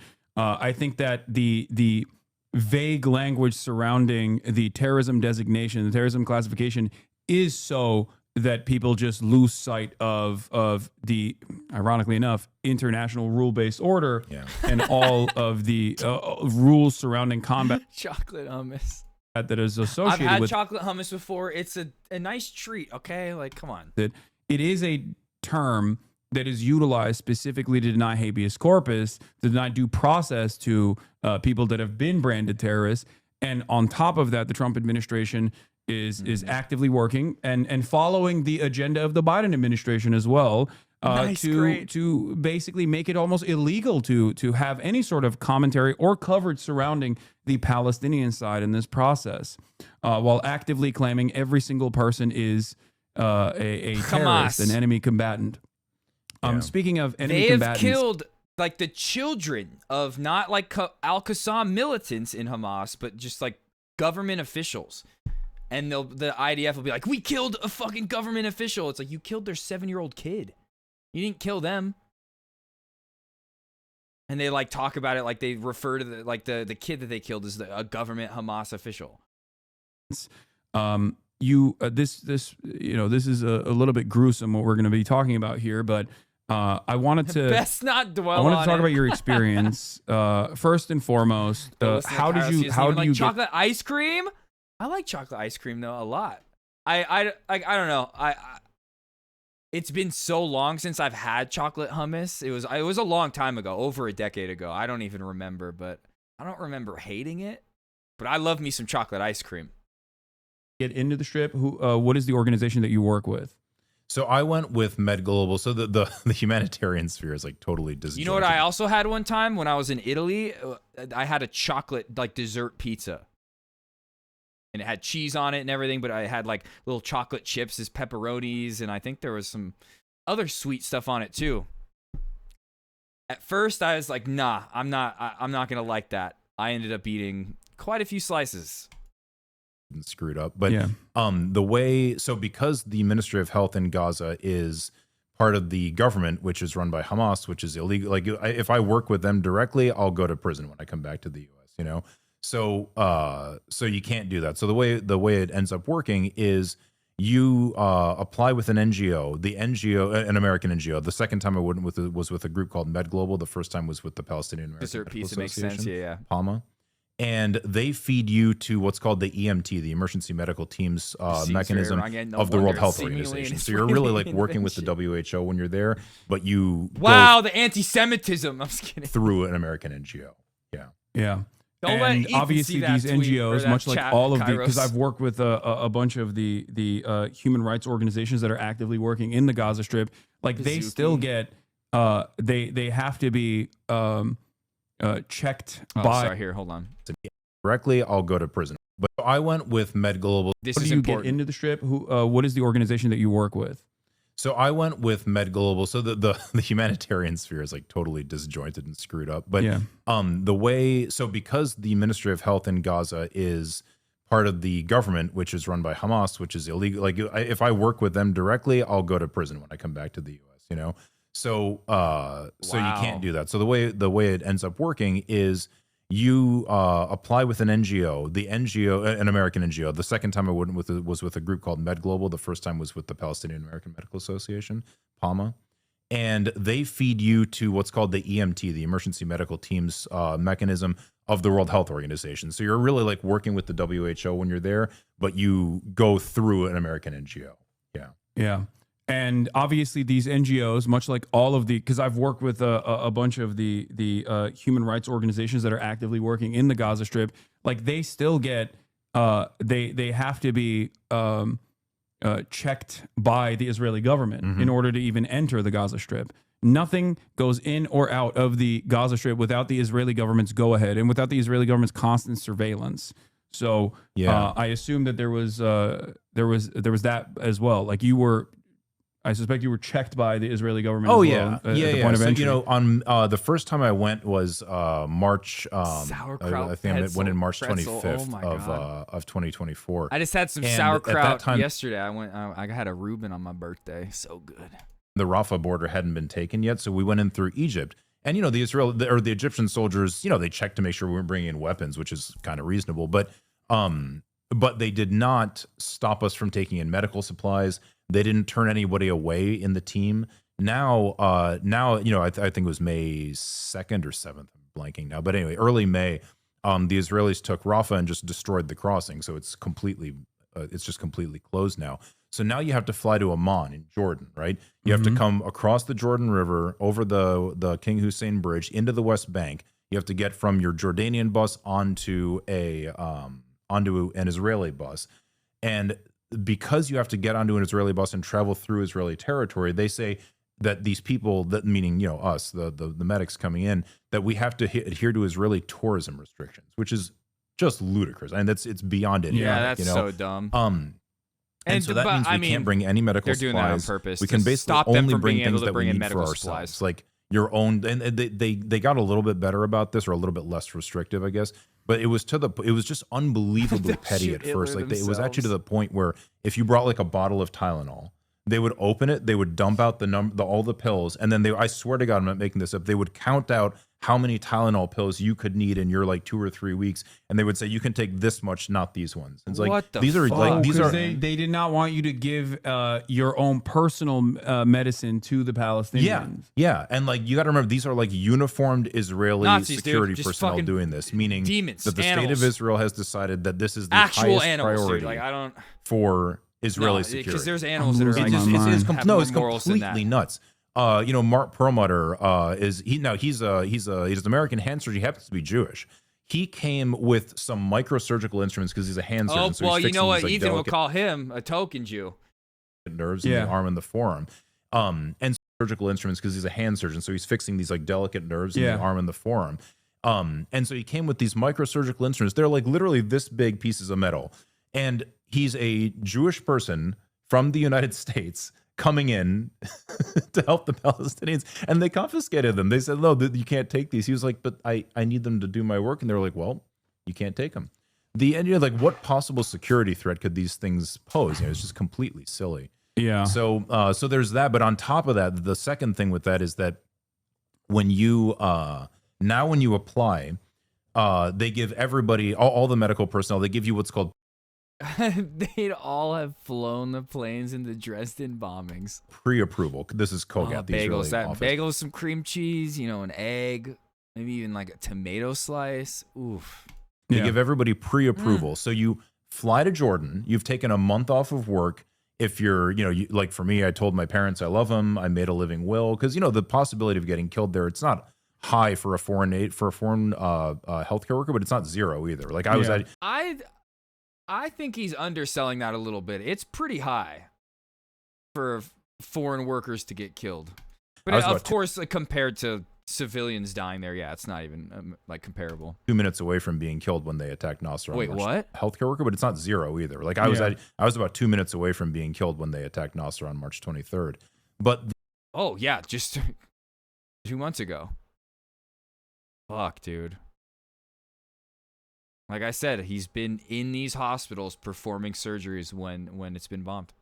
But you do all of this, and then Israel's killed Doctors Without Borders. Obama killed Doctors Without Borders. So before you're going to go in, the only time he ever apologized for his drone strikes. Final approval, which half of people are just denied. There's no explanation given. Oh, so they make it all the way out there, and then they just get denied. Yes, and then you get denied at the last minute. And on my trip, there were 5 healthcare workers that were going to go in. I got approval, and I'm a man of military age. You could argue. I'm 43, but whatever. You're brown. I'm brown. Yeah. I've been extremely vocal since I got out. I wrote an article in the New York Times. I wrote an article in Politico. I've been on lots of podcasts and on CNN and all that stuff. And so I was approved at the final approval, they call it. I got final approval. This shouldn't be allowed. I know this is completely off topic, but he's got like a World of Warcraft book. That's stolen valor. Okay, Bernie, watch out. I gotta move the chair. Bernie, why? What do you want? Do you want me to pick you up or put you down? Because when I put you down, you're just at my feet again. You're just at my feet again. What do you want, Bubby? Bertardo, what do you want, Bubby? What do you want, Bubby? Okay, it looks like you want to chill now. All right. But, okay, that's stolen valor, Hasan. Do you have an original box from 2006 or 7, whenever this was? Maybe 2005, maybe? You got one of these? Did you ever even play World of Warcraft? That's stolen valor. That's fucked up. And then do you have I have the expansion box, too. Burning Crusade. Tammy Abu Ghanayem was the other person on there. She is Arab Jordanian. I know that we're talking about very serious issues here, but something more serious was brought up. She's an American, but she was of Arab Jordanian descent. She was allowed in. John Kaler, who's a 78-year-old pediatrician with 2 fake knees, was denied. Bing Lee, who is a 100-pound Chinese-American woman and an American Army veteran, was denied. And Wilhelmi Masi, who is a late 50s Tanzanian immigrant to the U.S. with American citizenship, was denied. So based on what? It's totally arbitrary and totally absurd. And it's to the point that sometimes people have been denied and then literally they just reapply and the next week they're approved. And you're like, what? How did I go from being a security threat last week to not this week? It's completely arbitrary. It's completely and they got a couple ridiculous. Opposition and the Biden administration. IDF. Remember they sent a letter to the Israelis that was leaked back in October. That was the famous. You have 30 days, which just happens to fall a few days after the election to do these things, and they didn't do any of them. Yeah. One of the things they wrote was that you have to get rid of these onerous and absurd restrictions on medical teams coming in. The Israelis just told them to go to hell.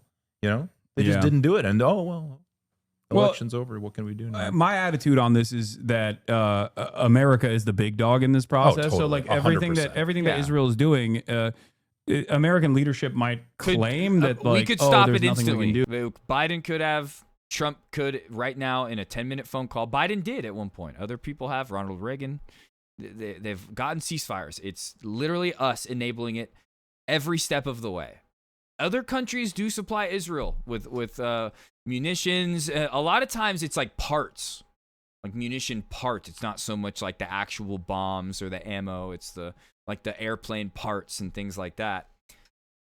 But if we were to stop, one, they would all stop. They would just stop. If we stopped, they'd be like, oh, all right. If America's not giving them stuff anymore, we're definitely not. But even if they did continue after America did an arms embargo, it wouldn't be enough for them to keep up with the bombings and the genocide like they have been. It's us. But they hold all the cards ultimately. 100%. And if they wanted to let in as much aid as physically possible, it's all it would take is one phone call. Phone call. It's literally a phone call. Biden could have done it. Harris could have done it. Blinken could have done it. Lloyd, and like literally anybody high up in the U.S. government could do it. Trump could do it right now if he wanted to. What did we learn about the ceasefire they were working tirelessly for? Didn't even ask Israel once. Not once. Israel thanked them. Said they were like, it was a gift that they had Biden because he didn't ask them once to stop. Except for back in like 2021 when he did like successfully call them and say stop.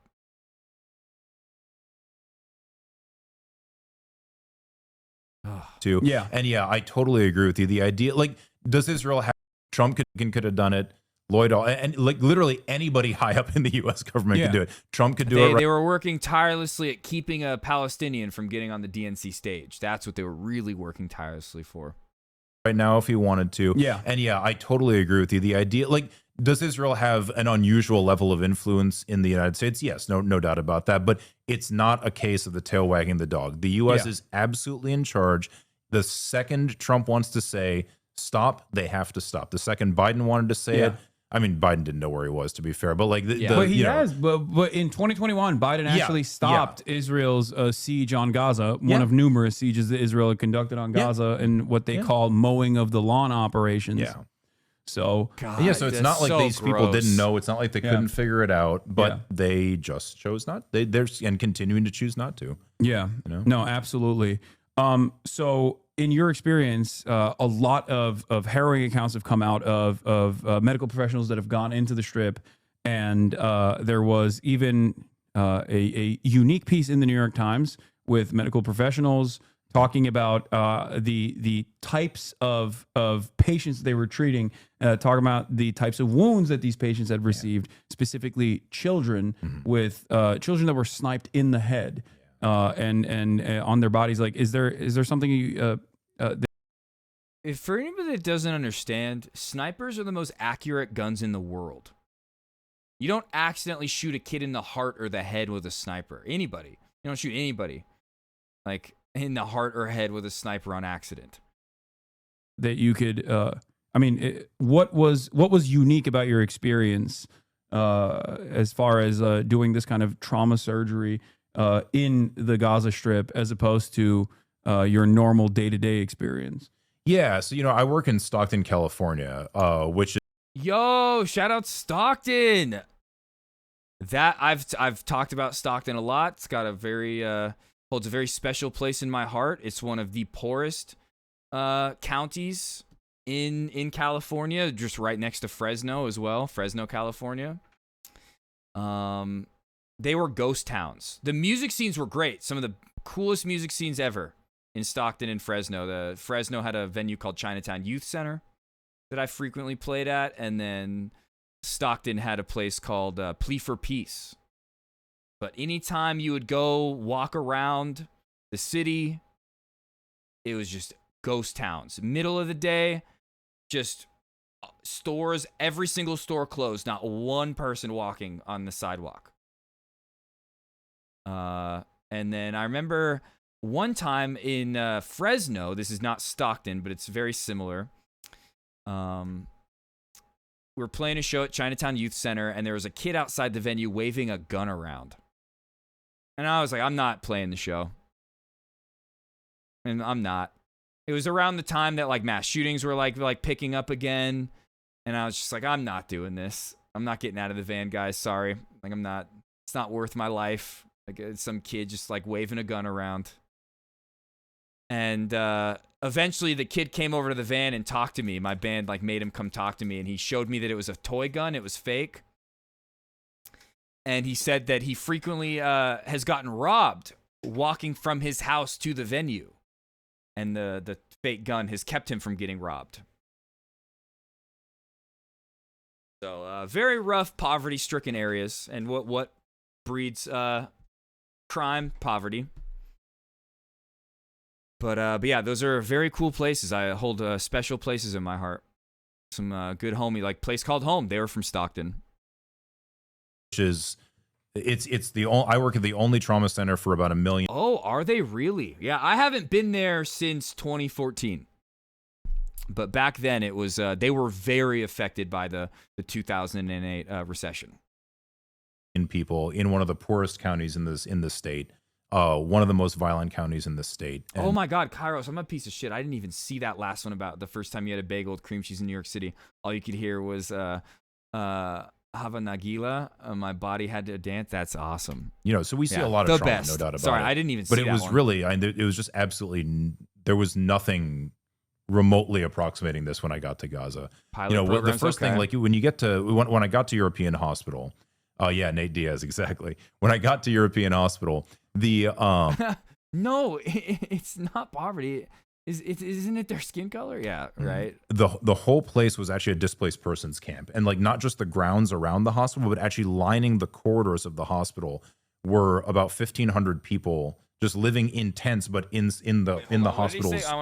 European Hospital. When I got to European, about it, but it was really, it was just center for about 1 million people in one of the poorest counties in the state, one of the most violent counties in the state, and you know, so we see a lot of trauma, no doubt about it. But it was really, it was just absolutely, there was nothing remotely approximating this when I. Kairos, we're not going to do it now because we're watching this. Yesterday, I did a little segment in music. I don't think you were here. You know, Protest the Hero, right? And the bass player Arif. He quit the band a long time ago, and he moved to Iran to like play Iranian jazz folk music. I found his band. Oh my God, they are so good. If you want, just go do a little deep dive on your own on his Instagram, RF's Instagram. But yeah, his band, they're called like chesmac.mp3 on Instagram. I haven't even like went to their band camp yet. I was just looking at their stories of them playing live. Oh my God. I think it's Chesmac. Like that. I think it's like that .mp3. But his also on his personal Instagram, rf.mugbadi. I forget his name, but I bet if you just type in RF, it'll come up. Here, let me find it. I'll find it real quick.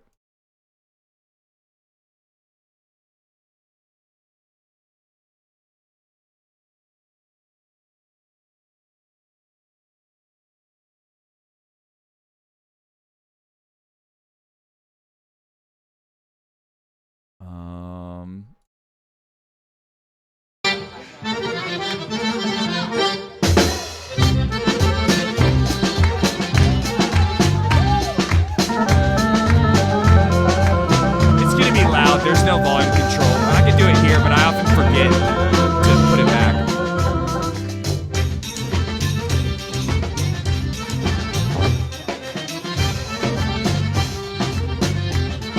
But yeah, they're on tour right now. They're playing in Canada.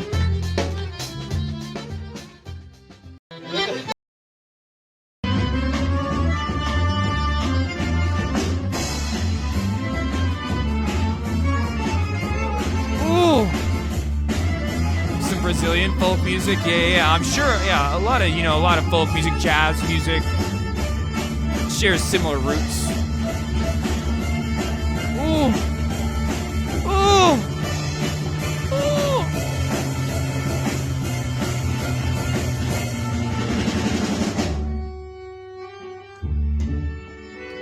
Oh.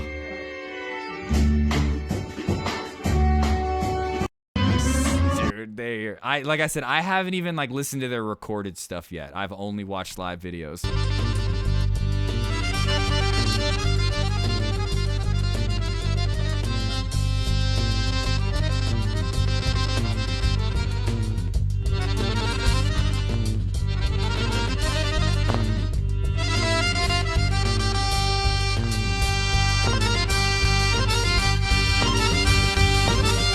Chesh Mac right here.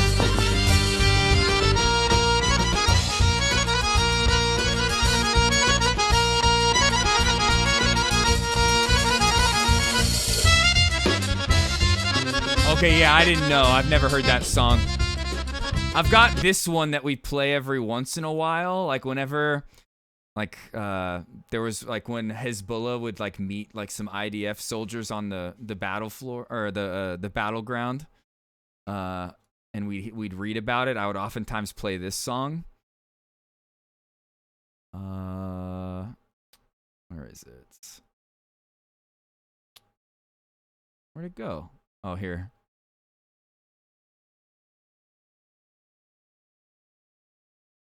Or like the day like Palestinian liberation happens, we're gonna be playing this.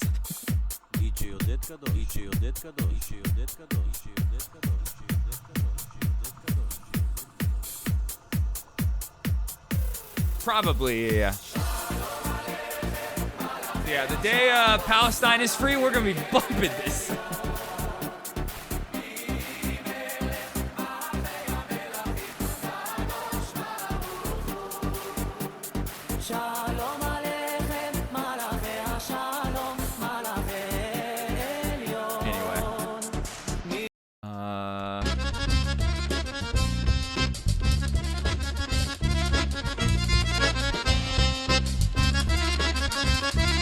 Yeah, he quit Protest the Hero like over a decade ago, and has just been living in Iran ever since.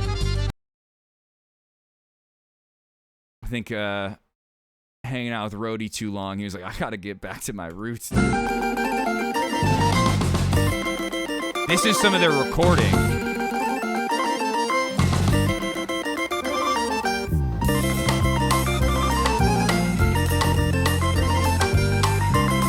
All right, let's get back to it.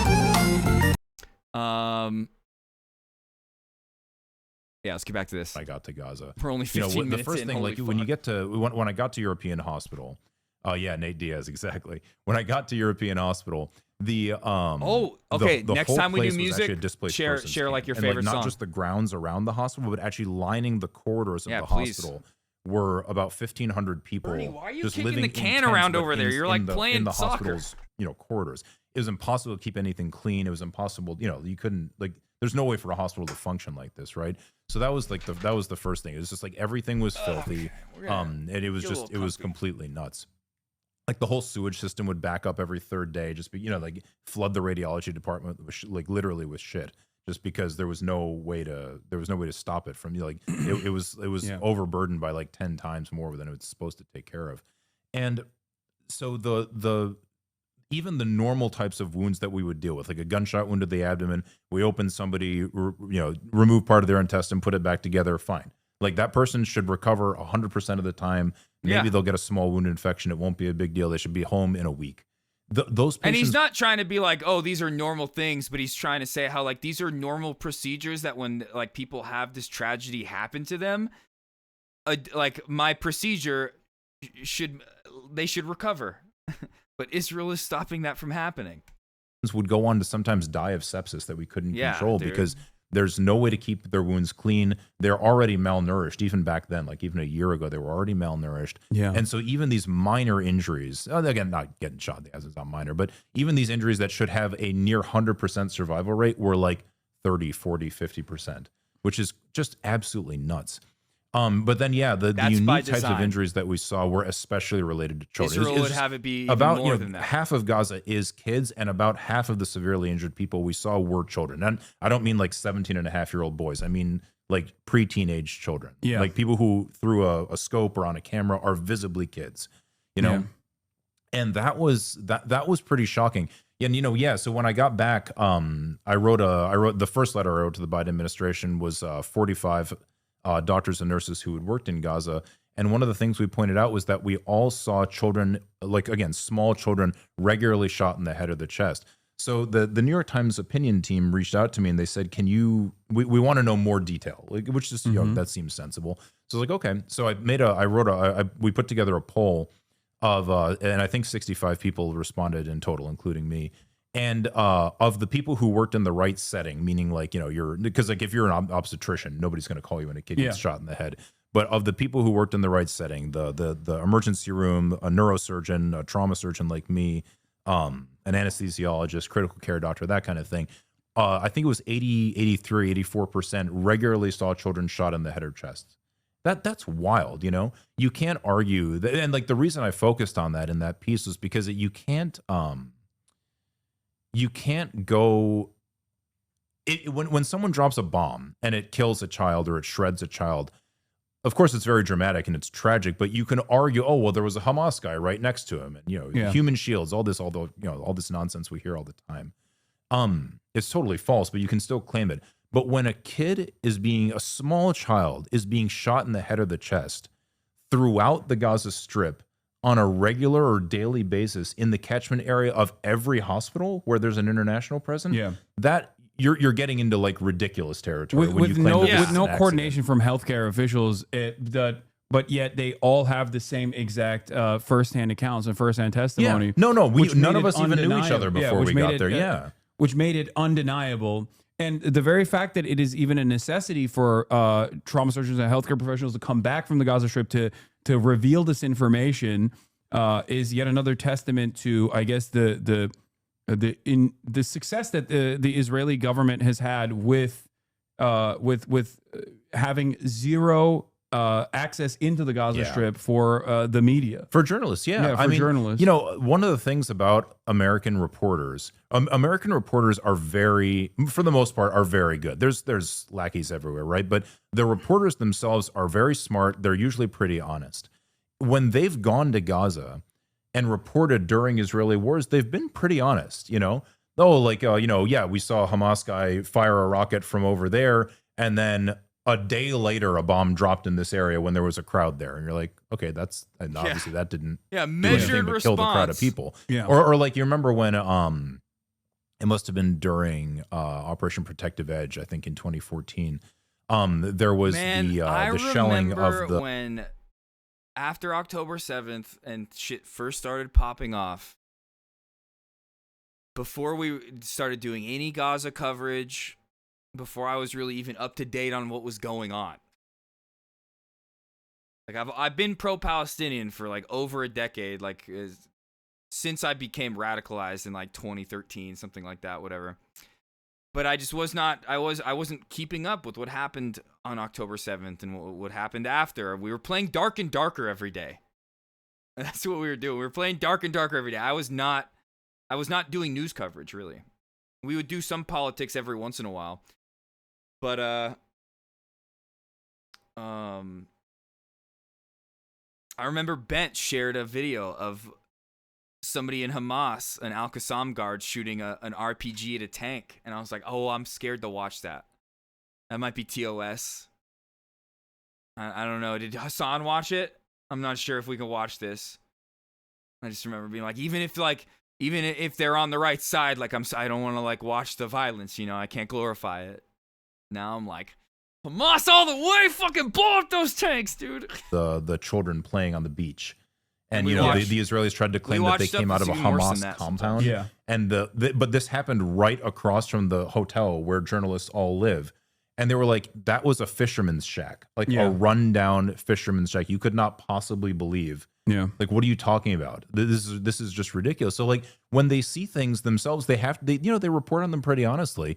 And that's the whole reason that they're not allowed to go in, Yeah. And even Piers Morgan has figured this out. Like like every time he talks to what do you call it? Like an Israeli spokesperson now, he just keeps pointing out that like if you wanted me to believe anything you're saying, you would let journalists into the Gaza Strip. It's pretty straightforward. Even Sky News has started making those calls as well. Yeah. Western media has now officially started doing normal coverage on any kind of correspondence coming out of the Israeli government. It's creating it took 19 new months permission of unlimited structure. Child murder for them to finally arrive at this position, only after Western leadership basically created a new permission structure by saying we're going to reconsider our free trade agreements in the future with Israel, while they still continue to supply F-35 parts like England does, or even surveillance planes like England does off of Cyprus. Yeah.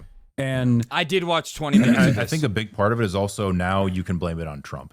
Yeah. And the media hates Trump. And I'm no big fan I think of this Donald is Trump, part of it. to be I was honest, like but falling the, asleep though. I was like closing my eyes, like listening. Yeah, now that it can be blamed on Donald Trump and not the Democrats, all of a sudden it's obvious that what's going on is genocidal and wrong. And all of a sudden it's obvious that when somebody makes a patently ridiculous claim, it's patently ridiculous, and we should point that out in real time. It's just it's really, and like after almost 3 months of, actually more now more than 3 months of starvation, like literal starvation, no food in or out of a besieged territory that is half children, 70% refugees, and the size of Philadelphia. No food in or out. Yeah. And we're confused as to whether or not there's starvation. But no, at least people are waking up to it. Yeah. Also, on top of that, are you familiar with the Gaza Humanitarian Foundation and the scheme that the American and Israeli government has actually coordinated with?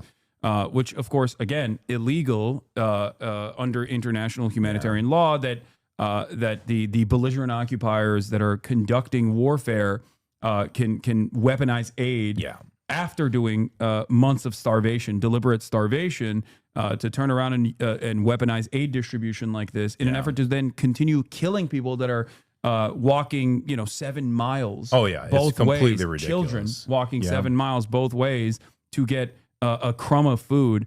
It's just to be shot at. Incredibly inhumane. It's unimaginable. Even if there weren't just shooting at them when they showed up. I'm really appreciative that you still took the time out today to come and speak on this with your own personal experience, especially because there's only so much I can do. I mean, I've interviewed Motaz Zaiza and other people, and have constant correspondence with people in the Strip. Including now assassinated journalists like Hossam Shabbat. I hope that more people will take what you have to say seriously. What are some of the more annoying things that you've experienced coming back and having to speak on these issues, having to speak on the bloodshed that you watched unfold? I think I have a little more grace for people sometimes maybe than other people do. And I totally get why people are like, look, how fucking long does it take for you to figure out what's going on? Like, how many people have to say it? How clear does it have to be before you can just stand up and say what is obviously true? But for me, the thing that's kind of frustrating is just that every time we talk about it on, not here, but like in mainstream media of any kind, it's always still presented as the Israel-Hamas war, Like I just gave some testimony at the UN Security Council the other day, and I just described all the same stuff that I'm describing here, nothing unusual, and nothing they hadn't heard before. And someone actually asked the Israeli ambassador, Danny Danon, I think is his name. Oh yeah, we are very familiar with Danny. Yeah, it's kind of, he's done wonderful things such as make a quilt that children had made at the UN office. He made a big fuss about that and then took it down because the quilt, I shit you not, I'm not even joking, the quilt had writing on it that said, soy fucking right, dude. Jesus Christ. A quilt? A quilt. Peace. Yeah. No, that sounds like the kind of thing Danon would do. Yeah. He's a special human being. But so somebody actually asked him, they said, one of the reporters one of the briefers that's going to speak today is a doctor who wrote an article in the New York Times about Israeli soldiers shooting children in the head. Can you comment on that? And he didn't quite deny it. He just said, look, we all know there's suffering in Gaza, but it's all Hamas's fault. And every time, again, not here, but like every time I talk about this in any kind of mainstream scenario, circumstance, I have to explain like ad nauseum that no, Hamas is not like forcing the Israelis to drop bombs on schools, it's ridiculous. Like you can't. This has nothing to do with Hamas. It doesn't even seem like the Israelis are trying to attack Hamas at this point. They just seem to be attacking the civilian population straightforwardly. I was there. I got there on March 6th.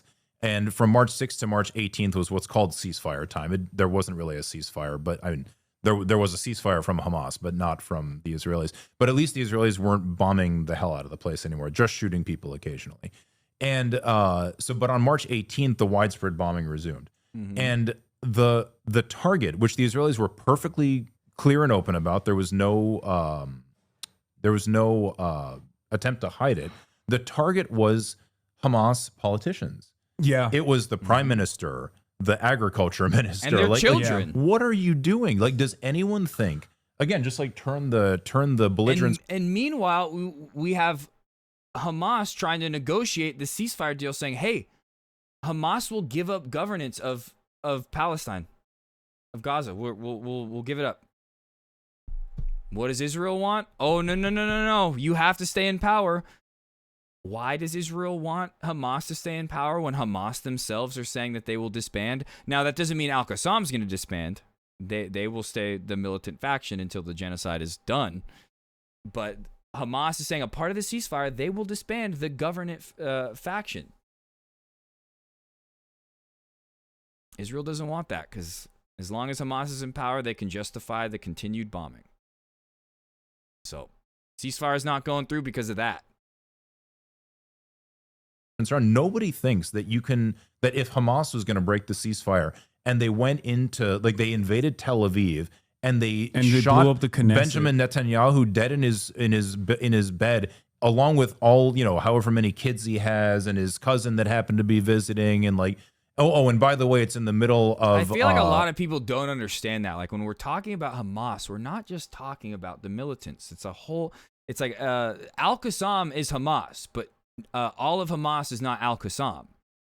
Like, the Al-Qassam is the militant faction, but Hamas is the government structure that was voted into power in 2006. It's like they're saying it's the people that run the municipalities in Gaza. It's not just the Al-Qassam militant faction that is like fighting the resistance. Of Purim. This is insane. Like, another reason why, like, when you say like Hamas is like morally righteous, it's like you're not always just talking about the resistance. I think the resistance is morally righteous. It is. But I'm also talking about like the government that was voted in. But again, when people say that, there's a lot of Palestinians that don't like Hamas. True. Just in the same way, there's a lot of people in America that don't like their government. And like, why is my trash not getting picked up on time? Why is my water not clean and sanitary, Again, there'd be we would start a nuclear war over this, Yeah. It's completely crazed what's going on. And there's no attempt to even pretend that it's an adherence with international law or even Israeli law, to be perfectly honest, It's wild. It's just totally wild. I'm thinking of like what are some of the more common like idiotic things that I hear on a regular basis to have your firsthand testimony against. Like one of the things that during the ceasefire, the limited ceasefire that took place, I, alongside some other journalists, tried to start a petition to open up the Rafah crossing so that Western media could actually go through. Yeah. I was working alongside some people. Obviously, that never happened. Israel did not allow that to happen. But in the process, one of the things that many people were directing my way was the notion that if I were to actually enter the Gaza Strip, that the real fear that I would experience would be from Hamas and not from Israeli rockets. Yeah, okay. Or an Israeli assassination from Israeli drone strikes. Now, what do you have to say to that kind of idiotic statement, considering that you are an American citizen and therefore, in the minds of the morons, a high-profile target for hostage taking? Yeah, and just so everybody knows, I'm not Muslim. I'm an atheist, but my family is Zoroastrians. Like they're for like a non-Muslim ethnic and religious minority in India and Pakistan, So I am not, and I don't speak Arabic. So like, easy target, high value American physician. Yeah. Furthermore, they're with a Jewish American guy, Mark Perlmutter. Yes. These guys are supposed to be super anti-Semitic. Yeah, and these, exactly. This is like those, all the anti-Semitism in the world. And I'll tell you a story, and I don't think I'm outing Mark by telling him this because he's said it before too. Mark is Jewish, and he didn't know much about the conflict before getting there. and he and I were in the van going from Cairo over to Rafah together. And his last name's Perlmutter, so I knew he was Jewish. And he mentioned it. He was like, "Oh, you know, I'm just a little nervous going because, you know, I'm Jewish." And I was like, "Mark, I know you won't believe this, but you will never meet less anti-Semitic people than the place you're about to go. I'm sure there's an anti-Semite somewhere, but yeah." And I told him, I was like, I don't get it. Like, honestly, intellectually, I don't understand how these people have maintained such a sharp distinction in their head between Jews and Israelis, but they have. It's but again, very even like what Norm Finkelstein says. Do you blame like a Jewish person in the Holocaust for thinking all Germans were Nazis? No, you're not going to blame them for that. I'm sure there was plenty that made the distinction. I'm sure there's some that didn't. It's like, until they're like not being genocided, it's like, how do you expect them to know any different? Odd, honestly. Like, most conflicts devolve into less understanding, you know, but it doesn't justify like anti-Semitism to Jewish people, but it's like you have to understand where these people are coming from when they have that feeling of like, oh, this group of people has been genociding me and my people my entire life, killed my whole family, my whole bloodline. Maintain that, just because, you know, Jews were part of the fabric of Palestine before the Zionist project started. But we got to stop talking about anti-Semitism like only applying to Jewish people. It's anybody that spoke a Semitic language, including Arabs and a bunch of other people. Anyway, that night, it was Ramadan back like last year when I went too. That night we got back together for iftar, real anti-Semitism that's going on in the world in mass right now is being done to the Palestinian people. He actually like almost came. He's a very sensitive guy. He like almost came to tears, explaining what had happened. He was like, I just said I'm Mark. And they said, "Hi, welcome, Mark." And then I said, "I'm Mark, and I'm an American." He was like, "Oh, okay. Oh, well." And like they became a little more welcoming. He said, "I'm Mark Perlmutter. I'm an American." They were like, "Okay." And then, "I'm Mark Perlmutter. I'm Jewish, and I'm an American." And when he said I was Jewish, people would hug him. They would kiss him on the cheeks. They would say, "Oh my goodness, it's so lovely to have a Jewish person come. I've never met a Jewish person who wasn't trying to kill me." And my grandmother told me all these stories about the nice Jewish family that lived down the street from them in Jerusalem. And that, you know, like, and he was like, in 12 hours, his whole understanding of who these people are, what they are, what drives this conflict was just shattered, and he's never been the same since. Honestly, he's like, you know, it's really these kinds of stories are, and furthermore, like literally every Jewish person who goes to even to Gaza, but like just to anywhere in the West Bank, and meets Palestinians, they all have exactly the same experience. Yeah, because it's not from the standpoint of the Palestinians, this is not a religious conflict. You know, they don't see it that way. Sorry, I forgot what you asked me, to be honest. No, that's a great anecdote, though. I mean, no, the question was like, did I feel I was threatened by Hamas? Feel threatened by Hamas? No, I mean, there's no way I didn't meet Hamas people there, right? Of course, because they're a part of the. They're a part of the. Yeah, it's the government. They're part of the civil governance of the entire Strip. Yeah. So there is a distinction between the Al Qassam brigades, which you might have even encountered. I might as have, well. yeah. And again.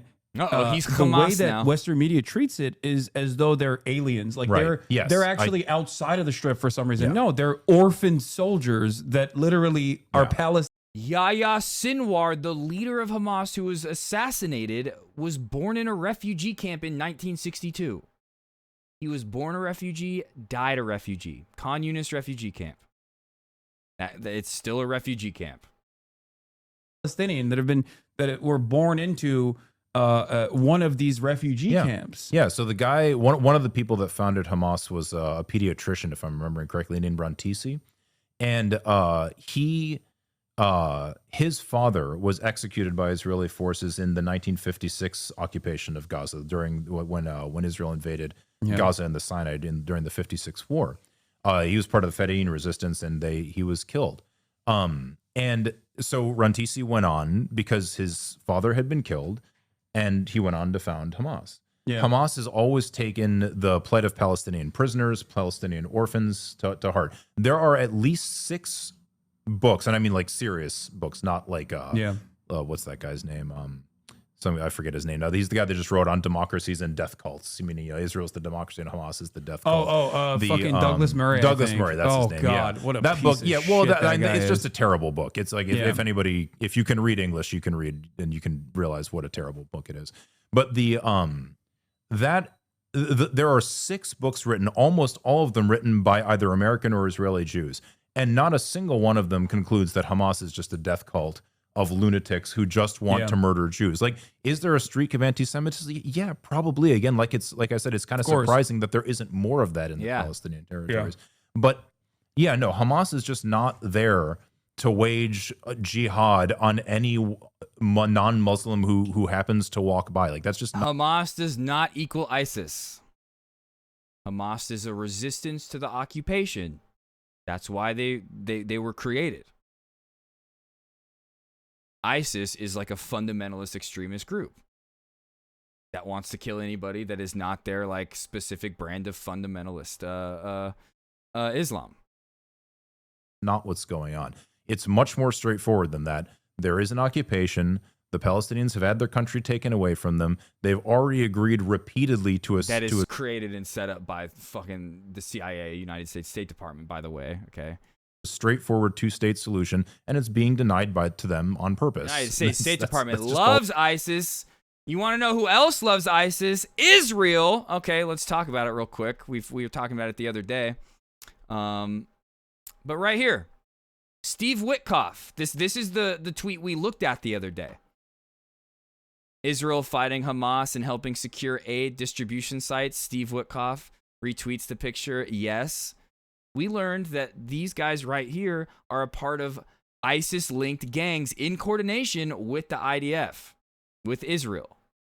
They are the ones going and stealing the aid and then blaming it on Hamas, which then, in turn, Israel says, oh, look, we tried to give aid.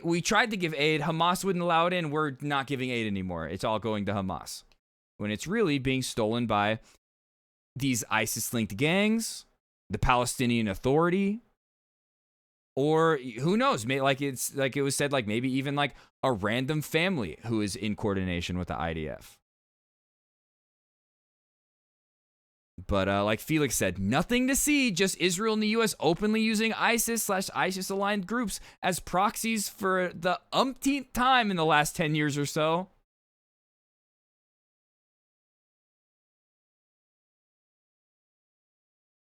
Extremely dangerous. Israel-backed warlord and gang responsible for looting aid under IDF protection has just announced establishing a concentration camp in eastern Rafah on Egypt's borders and is calling on Gazans to move there if they want food and safety. He posted phone numbers of Gazans to join his mercenary gang and claims to represent a legitimate Palestinian authority. This heavily armed gang is a proxy for the IDF. They operate in an extermination zone area that any Palestinian tries to access is killed on sight. Abu Shabab has disappeared with his entire gang during the ceasefire, or had disappeared with his entire gang during the ceasefire. They reemerge now conveniently at the very moment Israel is pressured to allow aid into Gaza and is now facilitating the IDF's declared objective of pushing all Gazans into Rafah for mass expulsion. Last week, Hamas released footage showing Abu Shabab doing recon and surveillance operations in Rafah on behalf of the IDF. بسم الله الرحمن الرحيم أخوتي يا جماهير شعبنا الفلسطيني أن قواتنا الشعبية تعمل تحت غطاء الشرعية الفلسطينية الكاملة وبتوجيهاتها الرسمية وبالتنسيق مع الجميع وممارسات القتل والتهجير. Anyway, we're not going to be able to understand anything. But I think this is Shabab right here, Abu Shabab. I'm not sure though. I could be wrong. Okay, and then what's this one?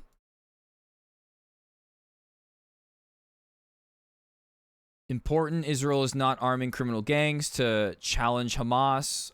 300 untrained drug dealers and criminals can't overpower Hamas. 30,000 militants. Israel has been using those ISIS-linked gangs to indirectly maintain its starvation of Gaza and to outsource other dirty work to them. Every time the world pressures Israel to allow aid into Gaza, Israel unleashes those gangs in Rafah and Khan Yunis to loot all the aid going in so that the IDF can claim, look, we're letting food in. It's not our fault people are starving.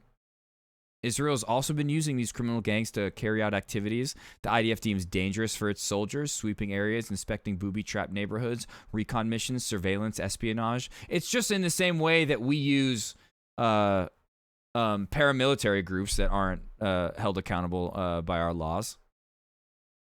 Espionage, protect GHF facilities, and interact with aid seekers.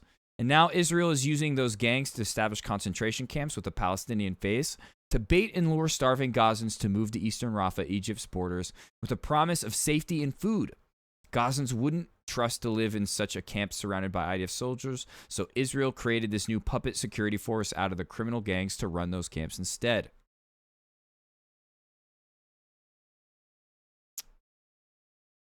Thought I had like a CNN, right here. This is CNN debunking Israel and U.S. claims about the Rafah GHF aid massacre. Oh wait, this isn't about the gangs. Never mind. We'll watch that one in a little bit. All that's I'm gonna go grab some water. Hamas real quick. talks in Muslim rhetoric because they're Muslims. Okay, I mean, that's fine.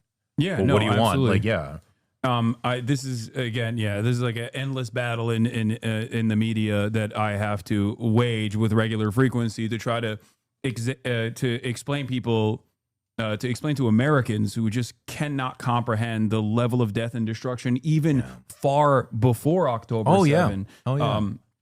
That Palestinians have withstood and experienced. Yeah. And in spite of all of that, like how even militancy has evolved throughout the time, even with Hamas as well, being like a resistance group, initially being a Muslim Brotherhood cutout, like Islamic Charity, turning into a political party and a militant resistance group, to then go from only targeting military and police officers to then also targeting civilians after the Cave of the Patriarchs massacre. After the Goldstein massacre. After the Goldstein massacre. And changing its targets. In case people don't understand that, like the Hamas had, and still, I'm a doctor. I don't want anybody getting killed, soldiers, civilians, really anybody. But nevertheless, if you're gonna carry out military activities in a military occupation, it's not illegal to attack soldiers and security personnel. It's not pleasant. I don't really like violence, but it's just what it is. That's war. Big boys game, big boys rules. So in 1994, this guy named Baruch Goldstein, he's always described as Israeli. Actually, he was from New York, but he's also sometimes, depending on the level of insanity, depending on how much of a kahanist you are, sometimes they say doctor. Somebody in Hasan's chat while he's interviewing a modern day hero just asked, do you see what's going on with Elon and Trump right now? Goldstein. And he was a physician, actually. Yeah. He was actually a physician. Read the room, participate with the conversation. Refused to treat Arabs, by the way. Not hardly surprising since he shot them later. Yeah. He just walked into the Cave of the Patriarchs Mosque in Hebron in the middle of prayer and just started murdering people with just incidentally in IDF uniform and with an IDF issued rifle. So and after that, after the typical the Muslim mourning period is 40 days. After that, Hamas started carrying out suicide bombings in Israel. Yeah. Well, that's still bad. Like, you still shouldn't, they shouldn't have done that. Okay, yeah, lots of things shouldn't have happened. When you drive people to these extremes, there are people who will respond in extremes. So that's of course understandable. It's an act of desperation. It is, Nobody wants to blow themselves up. There was like a mom that I think one of the bus stop bombings was conducted by, I believe, a mother. Like, you think that person wants to do that? Like, they're people are engaging this as a direct consequence of how if death is inevitable, they're choosing the terms in which they die at that point. And that's how it was seen and calculated by them. And there's a lot of back and forth even internally within Hamas, as far as everything that I've read on this, about how to most successfully resist against the Israeli occupation.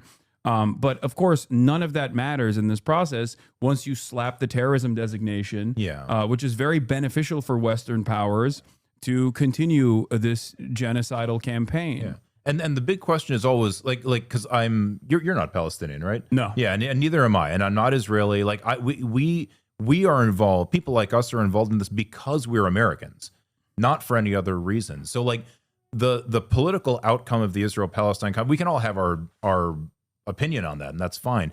But the question is always, like, we should always ask, are we committing crimes? And the answer is yes.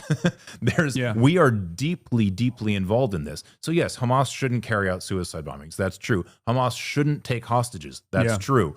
But we also shouldn't be locking 2 million people in a cage and just letting them languish and die there. You know, like I think it's pretty easy to show that's a much more serious crime. Right? Yeah. You can, anybody who wants to talk about Hamas all day long, okay, fine. Yeah. They could probably do everybody a lot of favors by disappearing, but that's not the way the world works. There is a conflict going on there, and we are fueling it by just dumping weapons onto one side as fast as we possibly can.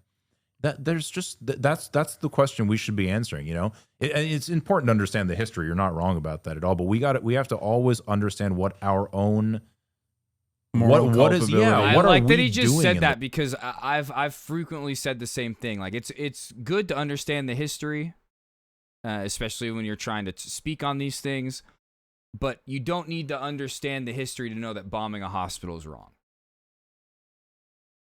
Yeah, like you don't need to like know the exact history to know that like doing a genocide is wrong, or that like doing war crimes is wrong. The world. Once we're not involved in mass slaughter, like when we were dealing with that one chatter, the Israel simp, where he was saying, the PLO were designated as terrorists. Of children, or putting 2 million people in something and that I remember amounts. I like it when I was talking about that, because we were talking about the invasion of Lebanon, and I was like, the PLO, like that's like Lebanon, like that's like Hezbollah territory. But even then, like Hezbollah didn't come around until a couple years later. But then I after stream, I went and read. I was like, oh, the PLO was involved in southern Lebanon at the time. And that was the justification that Israel used to invade Lebanon and then go and like besiege Beirut. But like I didn't need that historical understanding of the PLO being in southern Lebanon to know that the invasion of Lebanon was wrong. But it's good to know that stuff. To a concentration camp, and just leaving them there to languish and die their entire lives. Yeah. Okay, yeah, then we can talk seriously about other people's crimes. But until then, there's only been a couple times when invasions like that are justified, like invading Nazi Germany. You know, it's like some Russian telling the U.S. that that what we're doing is wrong in Israel while they're invading Ukraine. You know what I mean? Yeah. Like it's complete hypocrisy. It's absolute moral nonsense from start to finish. And I don't think we should be involved in that kind of thing. Also, Hamas is very pragmatic, and what you just said, they would do everybody favors by disappearing, is precisely what they have suggested. They in actually, in the ceasefire negotiations. Where they said I bet that person, that Israel Zionist simp that I banned from chat, I bet had he been around for the Elon conversation, he would be like, oh no, we should like open our arms back up for Elon to come back into the Democratic Party. We're a wide tent around here. And this is something that even the otherwise cowardly Gulf nation states have been on board with, which is to create a Palestinian National Committee, a technocratic Palestinian National Committee, and dissolve Hamas politically, while still obviously maintaining the most knowledgeable people on government affairs to work on the Gaza Strip, to control the Gaza Strip.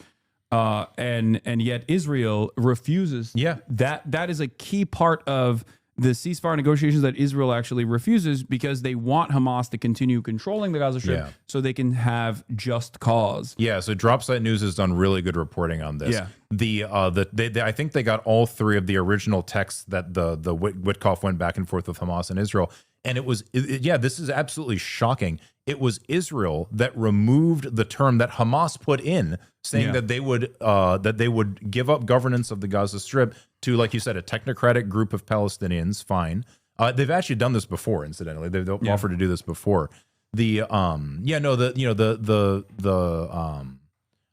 history of Hamas being reasonable is actually much more interesting than people know. But they were elected in 2006 or 7. I'm forgetting. 2006. Yeah. And then the attempted coup was in 2007, right? Yeah. In between that time, from 2006 to 2007, Jimmy Carter, who was he was still alive and he was able-bodied back then, He had monitored the elections, the 2006 elections. Carter Foundation. Yeah, the Carter Foundation had monitored them, and he not only declared that they were free and fair, he declared that they were actually better run than American elections are. No, I'm saying I'm not exaggerating for effect. This is literally true. He said they were better run than American elections are, and that the party that got the most votes won. Now Hamas won a plurality mostly because of the incompetence and stupidity of the Palestinian Authority. Yeah. But that's a different matter. Collaborative.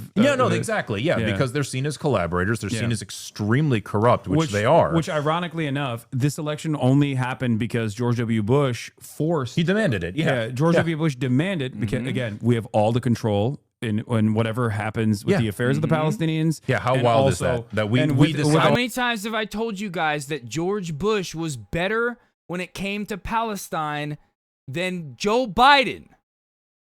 Ronald Reagan was better when it came to reigning in Israel than Joe Biden. All these people out here that were like, oh, Trump's going to be worse. Trump's going to be worse.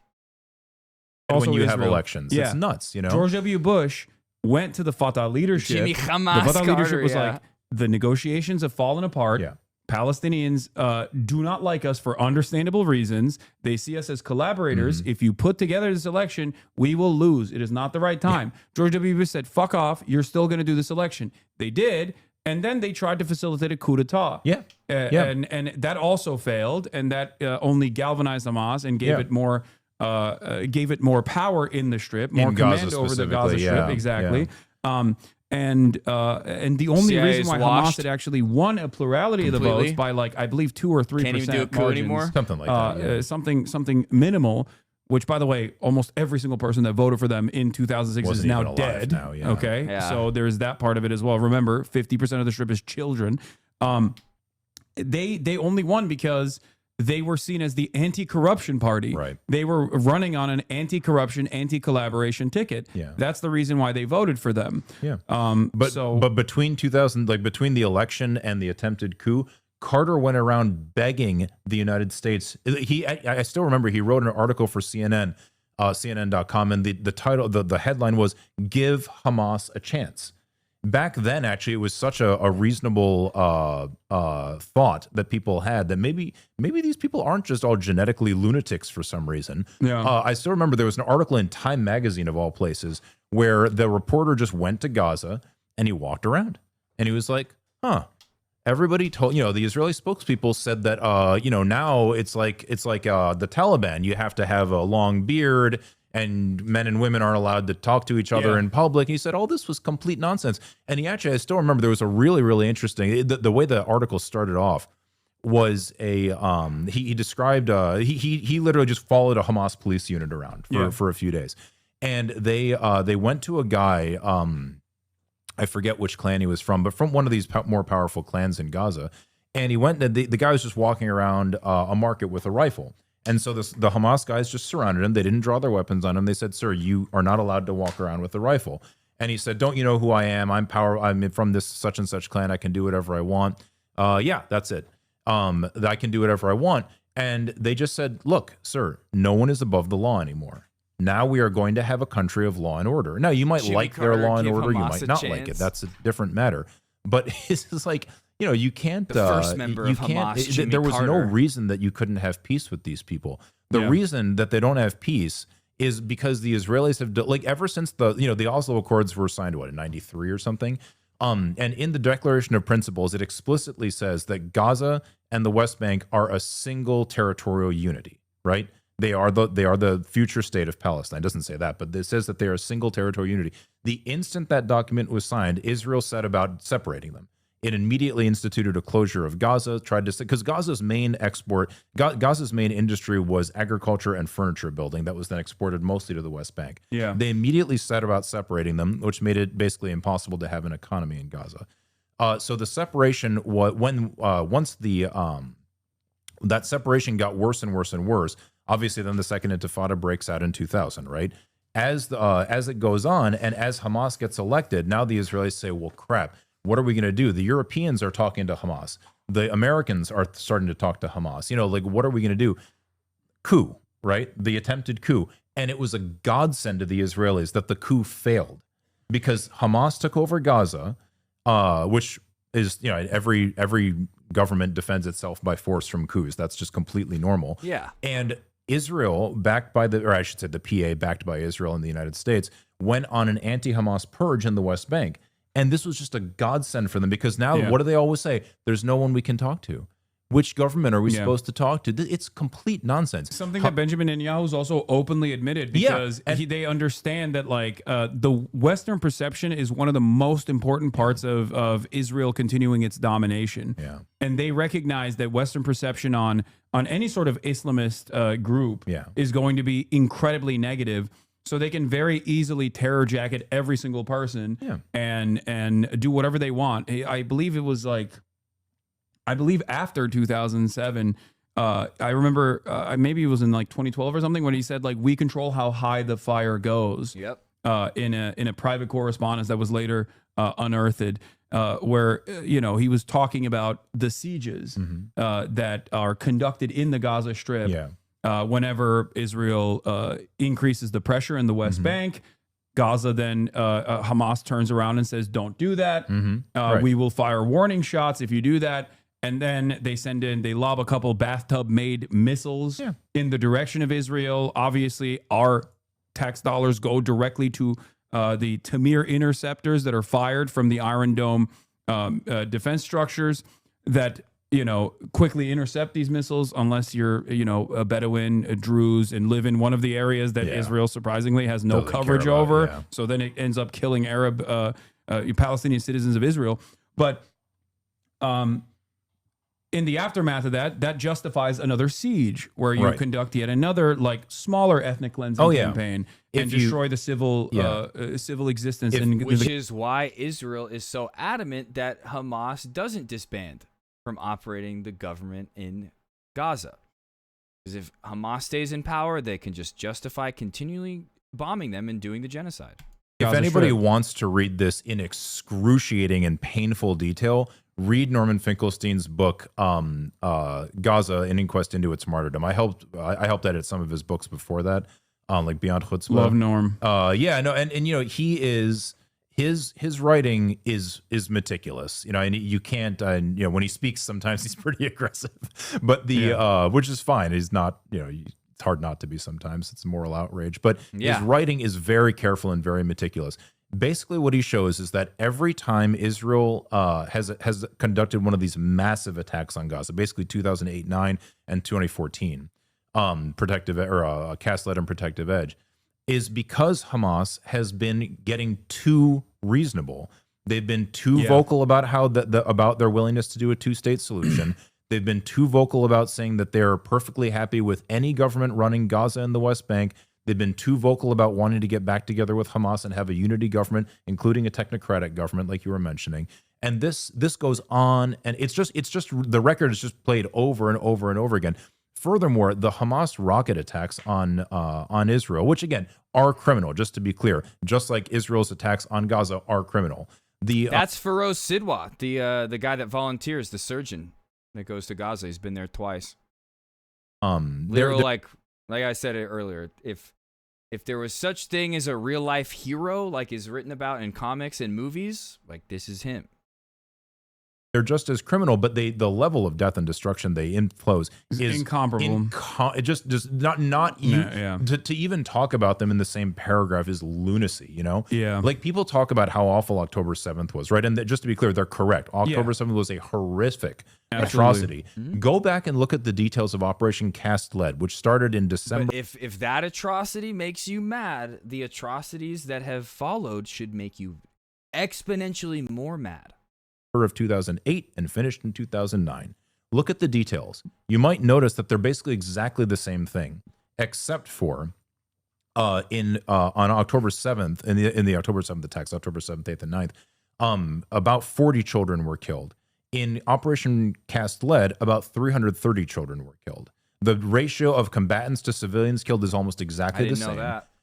One home seems to have been destroyed during the October 7th attacks, and it was destroyed by Israeli tank fire. Yep. I forget the exact number, but thousands of homes were destroyed during Operation Cast Lead. And these attacks on Gaza just worsened and worsened and worsened and worsened. Like they just went to such extremes after Operation Cast Lead. Just demonic shit. Protective Edge in 2014, the head of the ICRC, Peter something, I think was his name. He went to Gaza. Now, this guy's only job is to go to war zones. You know, like that's literally all he does. The International Committee for the Red Cross, the head of that, he went and he said, "I've never seen anything like this in my life. I've never seen destruction on this scale in my entire life." After just 1 year of the imposition of the blockade, you know, the blockade was imposed into the extreme, like modern form of the blockade was imposed in 2007 after the coup, or after the attempted coup. Just a year later, in 2008, Mary Robinson, who was the president of Ireland, and she became one of those international elders along with Carter and other people, she visited Gaza, and when she left, she said their whole civilization has been destroyed. I'm not exaggerating.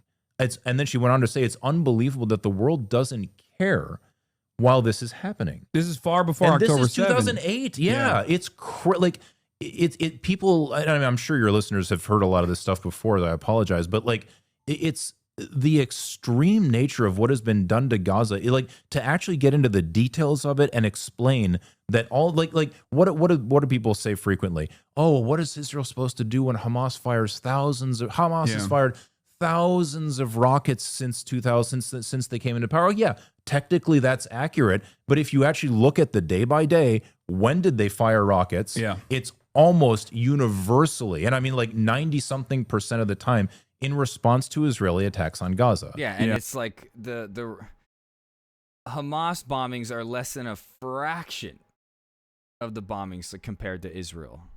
Or Israeli assaults on the West Bank. The West Bank. And because it always escalates. Al-Aqsa is like a major factor focal in this, point, obviously. And for a lot of Americans, like they don't understand it. It's like a very important, very significant religious site for the entirety of the Muslim world. And it's just and also a symbol of Palestinian nationalism. You know? Exactly, and they like Israel deliberately throughout historic periods of struggle, like including the Second Intifada, for example, have which starts with an assault on them. Used and abused and assaulted people for trying to continue their religious practice in Al-Aqsa Mosque, and then Hamas will retaliate after warning Israel not to do this every Ramadan. After warning Israel not to increase pressure and not to fight against and not to like brutalize the worshippers, and Israel then predictably follows through, they will lob rockets over this Gaza border fence. Yeah, and it just so people realize, like it's you're 100% correct. There's the blocking of worshipers going to the mosque, but it's actually far more extreme than that. Israeli right, you know, the term right wing is hard to apply in Israel, but it's unfortunate, because it's most of the political spectrum. But I'm talking about like the lunatic religious far right, like people who in the U.S. we would call fascists. I mean, like they're just religious fascists. They're completely insane. These people regularly try to destroy the Al-Aqsa Mosque. Yeah, and there's a project right now. There's a tunnel. There's a tunnel that's been dug underneath it that might have even made. It's gonna collapse the mosque. The building, like there's a lot of stuff going on there that is not given play in the American media. Like all of these things should figure into the context that's provided in the regular reporting on this subject, but it's not, and that is what leaves people very, very confused about what's happening in this place and why it's happening. Because again, like I can tell everybody about everything I saw in Gaza because like I'm a doctor, right? So again, I'm a trauma surgeon. I saw lots of people shredded. I saw lots of kids the tunnels killed. Underneath it, like they're talking about Hamas tunnels. The tunnels they're building under that mosque have like ruined the structural integrity to where they're worried it's going to collapse at any moment. Well, I remember we watched a clip of Netanyahu like touring the tunnels, and I was like, yo, it could fall on him at any second. Why is he down there? And you can always turn around and say, well, yeah, that's terrible, but it's all Hamas's fault. Shark survived college. Without context and having been denied context. Are you doing summer school? Is that why you're still in school right now, or are semesters different over there in the UK? of, the past like 20 years, even before that too, to be sure. But the, 20 years October of contact. 7, Yeah. Even post October 7, matching October 7 to what has unfolded post October 7 is the reason, like, a lot of people started paying attention to what was going on, and is the reason why Israel has officially become a pariah state in the Western world. Obviously, the global South was always aware that Israel was a settler colonial entity that was an instrument of Western imperialism, but now even Westerners themselves have recognized that this is completely untenable. This is incredible cruelty. The reason why I wanted to show you this is what I said recently, as a matter of fact. I said, there's no comparison between Israel and Hamas. One is a militant resistance comprised of orphan soldiers born into a 77-year occupation. The other is an ethno-religious supremacist apartheid state with nukes doing a genocide backed by the USA. And of course, the ADL and numerous other outlets like Gabby Deutsch from Jewish Insider have been losing their minds over this tweet that went a little viral, I guess, but and have been saying that this is like, this is completely ridiculous to say. And the only defense that they have to say that this is ridiculous is that they try to imply that I'm saying Hamas is good. Right. And at no point did I say Hamas is good here. I'm just literally, accurately, Hamas is good. And truthfully assessing the situation and covering it, as is my job. Do you feel like there's anything wrong with this statement, or at least maybe with the way that people are reacting to it? I think probably everybody listening to you knows that the ADL is a good example. It's run by a guy named Jonathan Greenblatt, I think is his last name. I know him very well. He really? In the same way that the Houthis are the most moral army in the world. I am his white whale. Every time. If someone, Wait, what was that? Greenblatt, I think is his last name. I know him very well. He really? I am his white whale. Every time. If someone sneezes in the direction of Jewish people, Jonathan Greenblatt will go on television and be like, Hassan Piker. So do you know how Jonathan Greenblatt got his start? He's one of the, I think the founder of the original CEO, I can't remember, of Ethos Water. It's that's the water that you buy at Starbucks. So there's no way that somebody who founded I believe it's a for-profit company, but also with at least with a good ostensibly message, charitable effort, right? And they very strongly advertise that they're at least some portion of their profits, maybe it's all, I don't know, goes to building water infrastructure in places that don't have it, right? So there's no way. Insane. Yes, it's crazy, right? Because you already know what I'm going to say. There is no way that he is not hooked into people from Oxfam. What is Oxfam saying about what's going on right now? Oxfam actually wrote a report last year called Water War Crimes that is shocking. Like, if anybody wants to, because we all know about the violence in Gaza. Yeah. But the day-to-day deprivation is actually what is the Palestinians in Gaza. And I hate saying this because I don't mean to make them sound like they're nuts somehow, but this one, the Palestinians in Gaza long ago got used to seeing people blown up. That which is horrifying, that nobody should have been put through this, but nevertheless, it's true. Despite that, the level of deprivation that is going on, and this is not new, but it's really been kicked up to 11. In this report, it was either this report or a report they put out afterwards, but in this report, they point out that at one point, there were 500,000 people concentrated into the Mawasi area. It actually got worse after that. Eventually, there were almost 1 million safe people zone, there, as far as anybody can tell. But they pointed out that there were 500,000 people, and there were 120 toilets. I just want people to just think about that. It's completely nuts. Like, for leaving aside that they concentrated, 500,000 people into something that I think is about the size of Los Angeles International Airport, literally. And again, not exaggerating for effect. I think that's actually like correct, just factually correct. The level of deprivation in a place like this is crazed. There was one. I am so happy Hassan is doing this, because this guy, he goes around to all the media outlets. He speaks at the UN. But on Hasan's stream, because of the format, because it's not about professionalism, it's about, hey, we're just having a conversation. He's able to really go in depth into these things. I'm learning so much just about the history. Emergency medicine physician who went over, she works at Stanford, name's Aisha Khan, I think is her last name, who I testified at the UN with. Like when he goes on CNN and these other media outlets, like he's like, not only is he just sitting there like trying to like talk about what he believes in, he's like debating it. He's arguing with other people. Whereas on this stream, he's able to just come and express his views, but also what he has witnessed. Last year. And she told us a story about receiving two or three young men who had literally drowned in feces because they were trying to dig a latrine for the camp that they lived in the Mawasi. Like they had fallen into it. It was nighttime, and they got knocked out when they fell into. They literally drowned in shit. I mean, like now, Jonathan Greenblatt probably knows that story because he knows people at Oxfam. He knows people at the United Nations. He knows people who are interested in water issues in the world. It's a major part of humanitarianism, right? How can he still go on television and not like?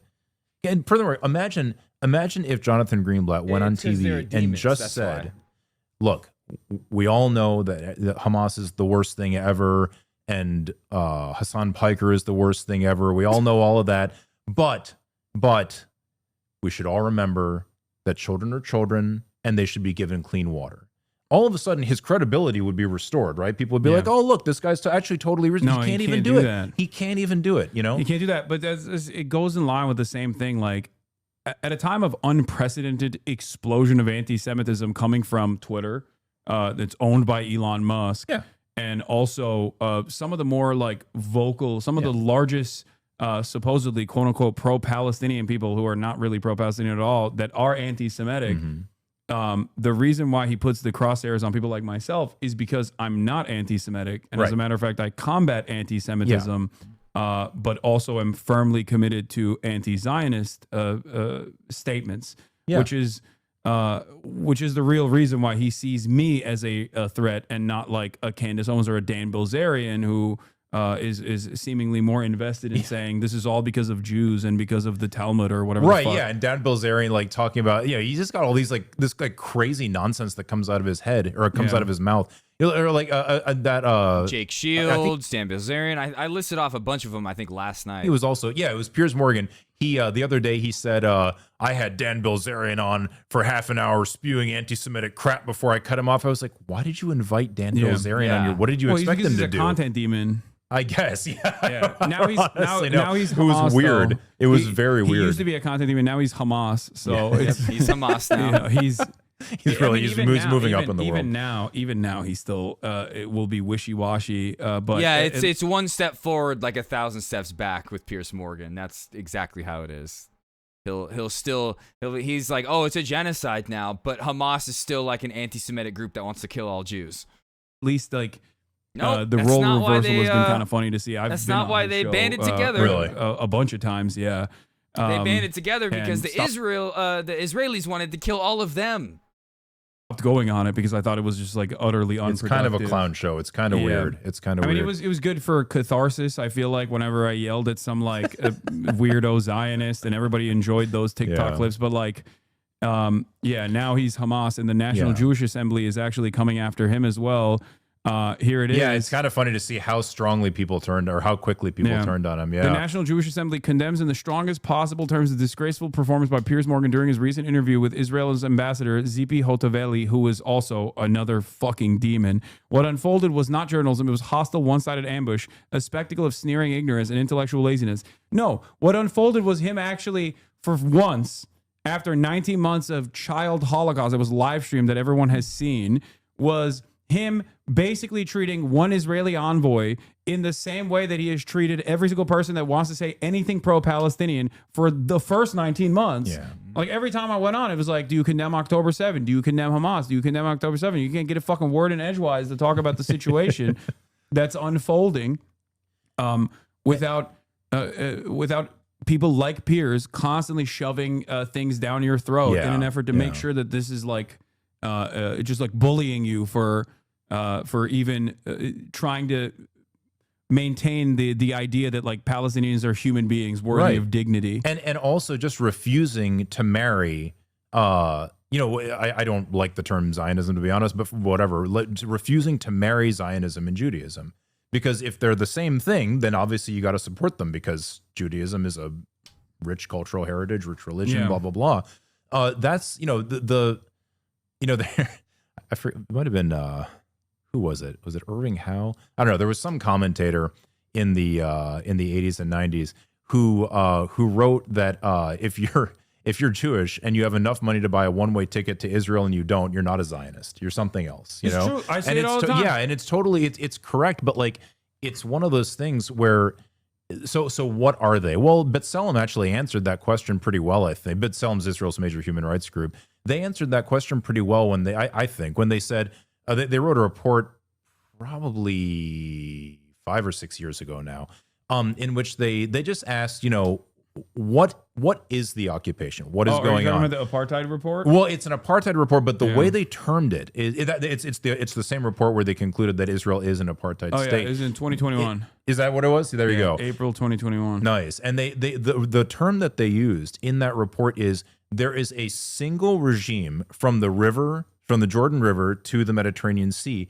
and it is a regime of Jewish supremacy. Yeah, and that's I think what it is. And there are no. I don't want anybody to think that all Jews are Jewish supremacists. In fact, a very small minority of them are. They also, but it's a very real phenomenon. But again, even if every single Jewish person believed in Zionism, Zionism would still be evil.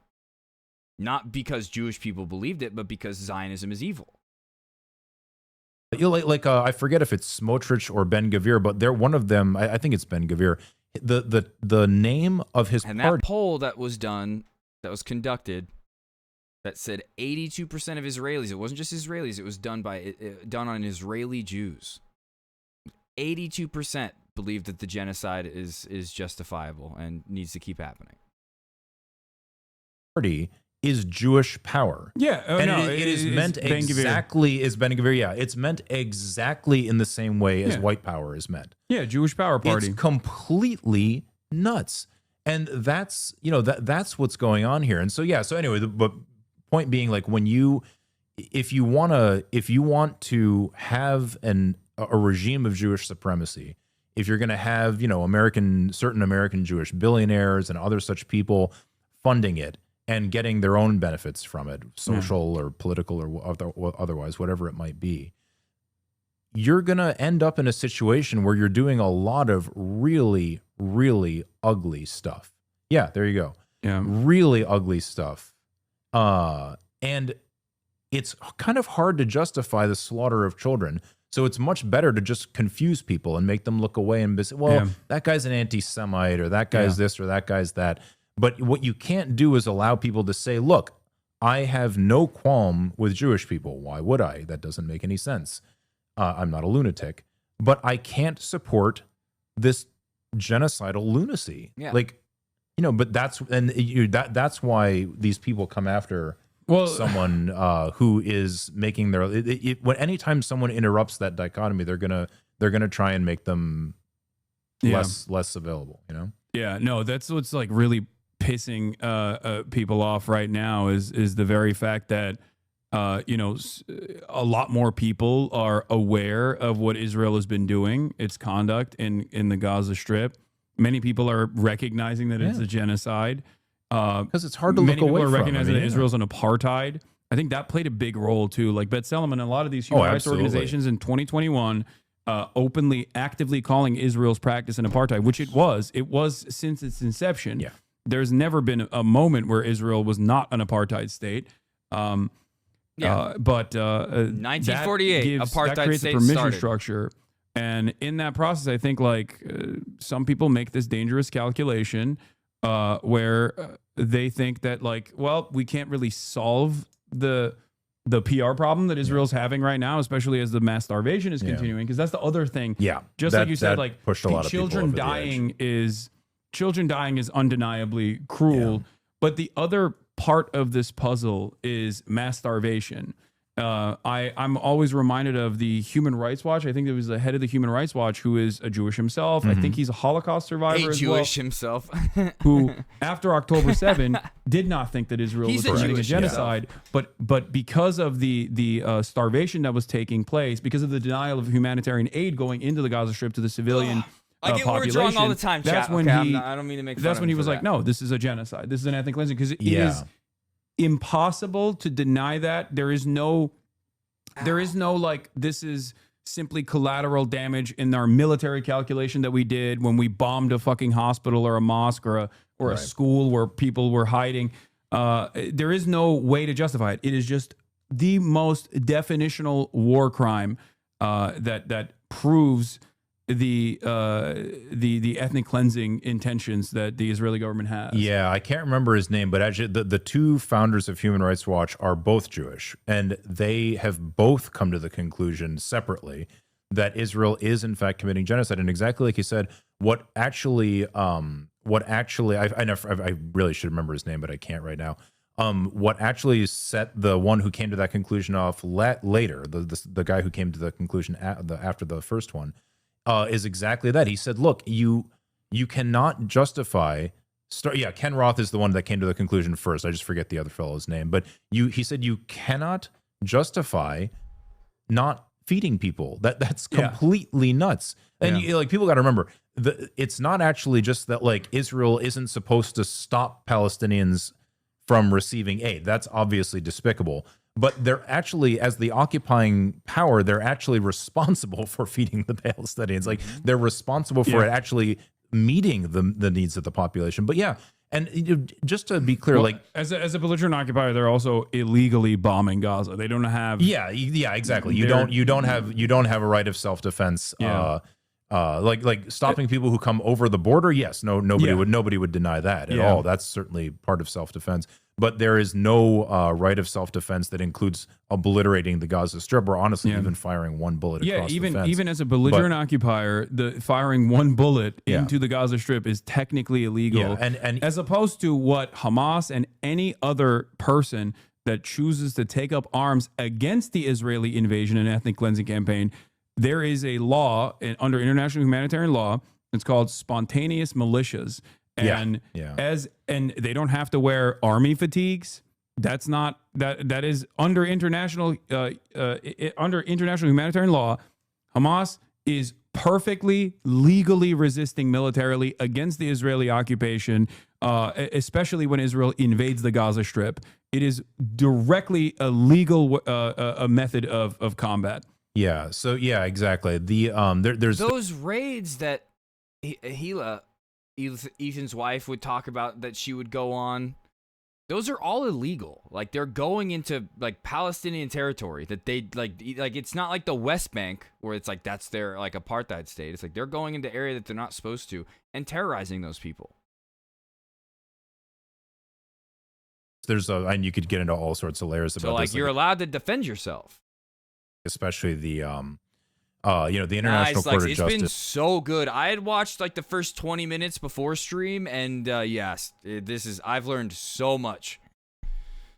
In a totally, like I was saying a little bit ago, I think it's just this kind of a format is perfect for something like Feroz, where it's like when he's on CNN or even speaking at the UN, like he has to be a lot more measured and like professional, whereas here he can just let loose and just talk, have a normal conversation. I'm so glad Hasan is providing a modern hero this type of a platform. Nothing to do with South Africa's petition about the apartheid, a real life hero convention. It was a case pending, actual Superman, I think since 2019 or 2020 for a long time, and they finally they went through all we have jurisdiction, blah blah blah. But finally, the ICJ, the International Court of Justice, which is the highest body at the United Nations, the highest legal body at the United Nations, they ruled that the occupation is illegal precisely because it's not an occupation, it's an annexation.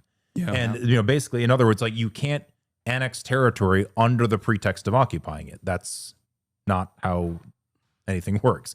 And so they demanded that Israel this is just last year sometime, they demanded that Israel immediately end the occupation, withdraw from the territories unconditionally, dismantle the settlements unconditionally and negotiate. And I don't think they put this isn't in the ruling, but also the implying that they need to negotiate a recognition of the state of Palestine and go from and have normal relations after that. And that is. I'm gonna go to the bathroom real quick, chat. Just like the hostages are supposed to be released unconditionally. That's always the term, right? I even said it at the UN when I said the unconditional release of all hostages. And then but I also went on to say other things unconditionally too. But like everybody is supposed to adhere to the law unconditionally. If I steal your computer or something and run over to my house and you ask for it back, I don't get to say, well, why don't you let me use it on Tuesdays and then maybe we can talk about once you agree that I can use it on Tuesdays, then we can negotiate. No, that's not how the law works. The law, either you do what's right or the cops will kick your door down and make you do what's right, right? Yeah. That's how, at least in theory, that's how the law is supposed to work. In theory, because the cops are America in this process. Right, and that's the U.S. is a co-belligerent in this, Yeah. Like people talk about how we're the U.S. is complicit in, I hate this term. Like you and I are complicit in genocide as American taxpayers.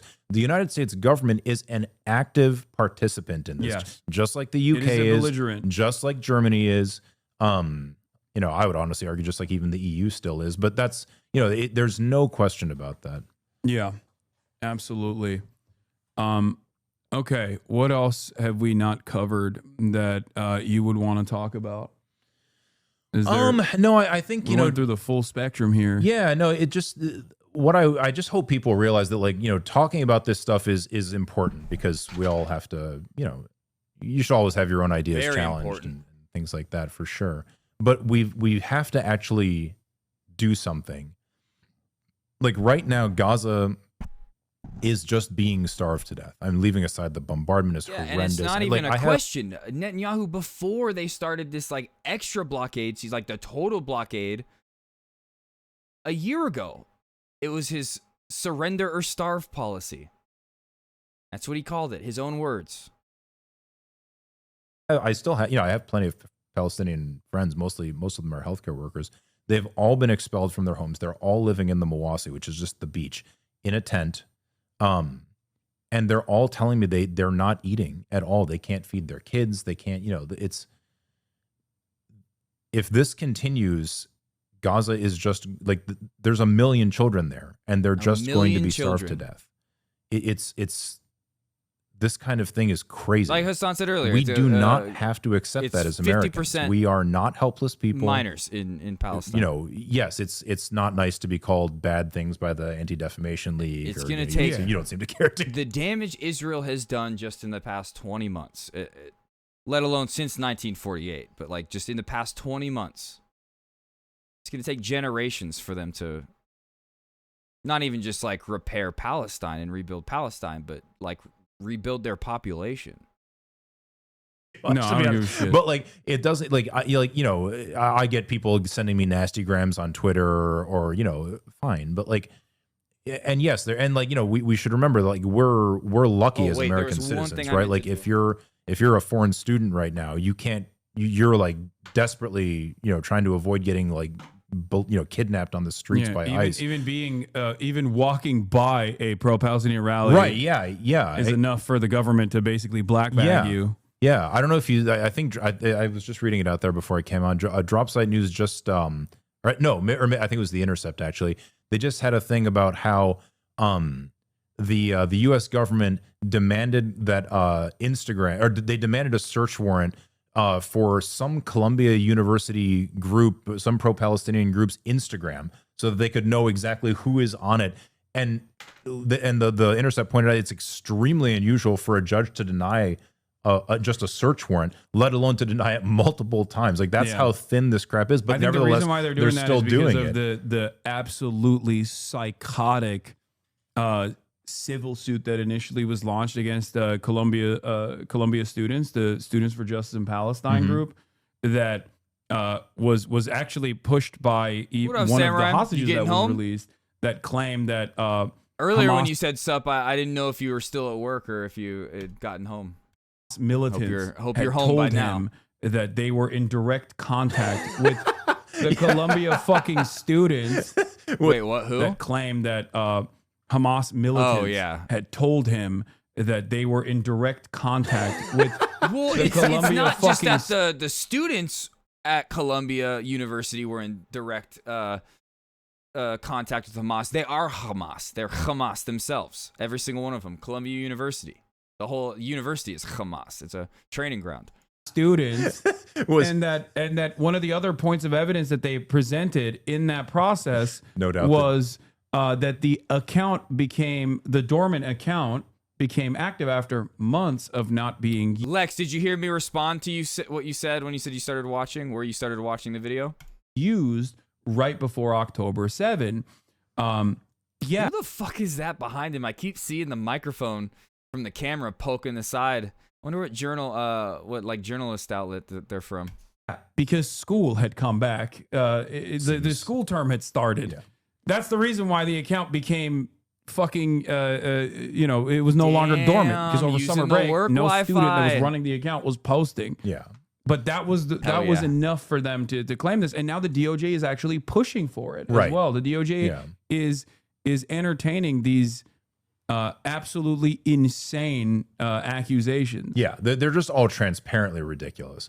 But the point is, like, as citizens, yes, we might be called mean names. We might, like, things might, like, yeah, you can suffer some inconveniences. And it's, if you're still a student, I understand. Like, it's very hard to just lose you heard what I said. Just like how I'm glad that Hasan provides this type of a platform. Your degree or like that's all understandable. But people like no one my age should not be doing something about this. You don't have to go to Gaza. Like, I understand most people can't do that, and it is, it's definitely frightening. But and furthermore, you can't get in, so it doesn't matter. But the problem isn't in Gaza. The problem is here. We have the absolute power to stop this instantly. And I have to be honest, I actually think Trump might actually be more likely to stop it than Biden was, which is terrifying. Oh, yeah. But Biden was a committed Zionist. Trump's not. Trump's not committed to Zionism. Trump's committed to whoever's going to put more money in his pocket, which is why I was saying Hamas. Give him an airport. Give him a statue and give him some ancient relic. Like Mixable said, give him the apple of Eden. Okay? Give him some sword and say it's an ancient relic.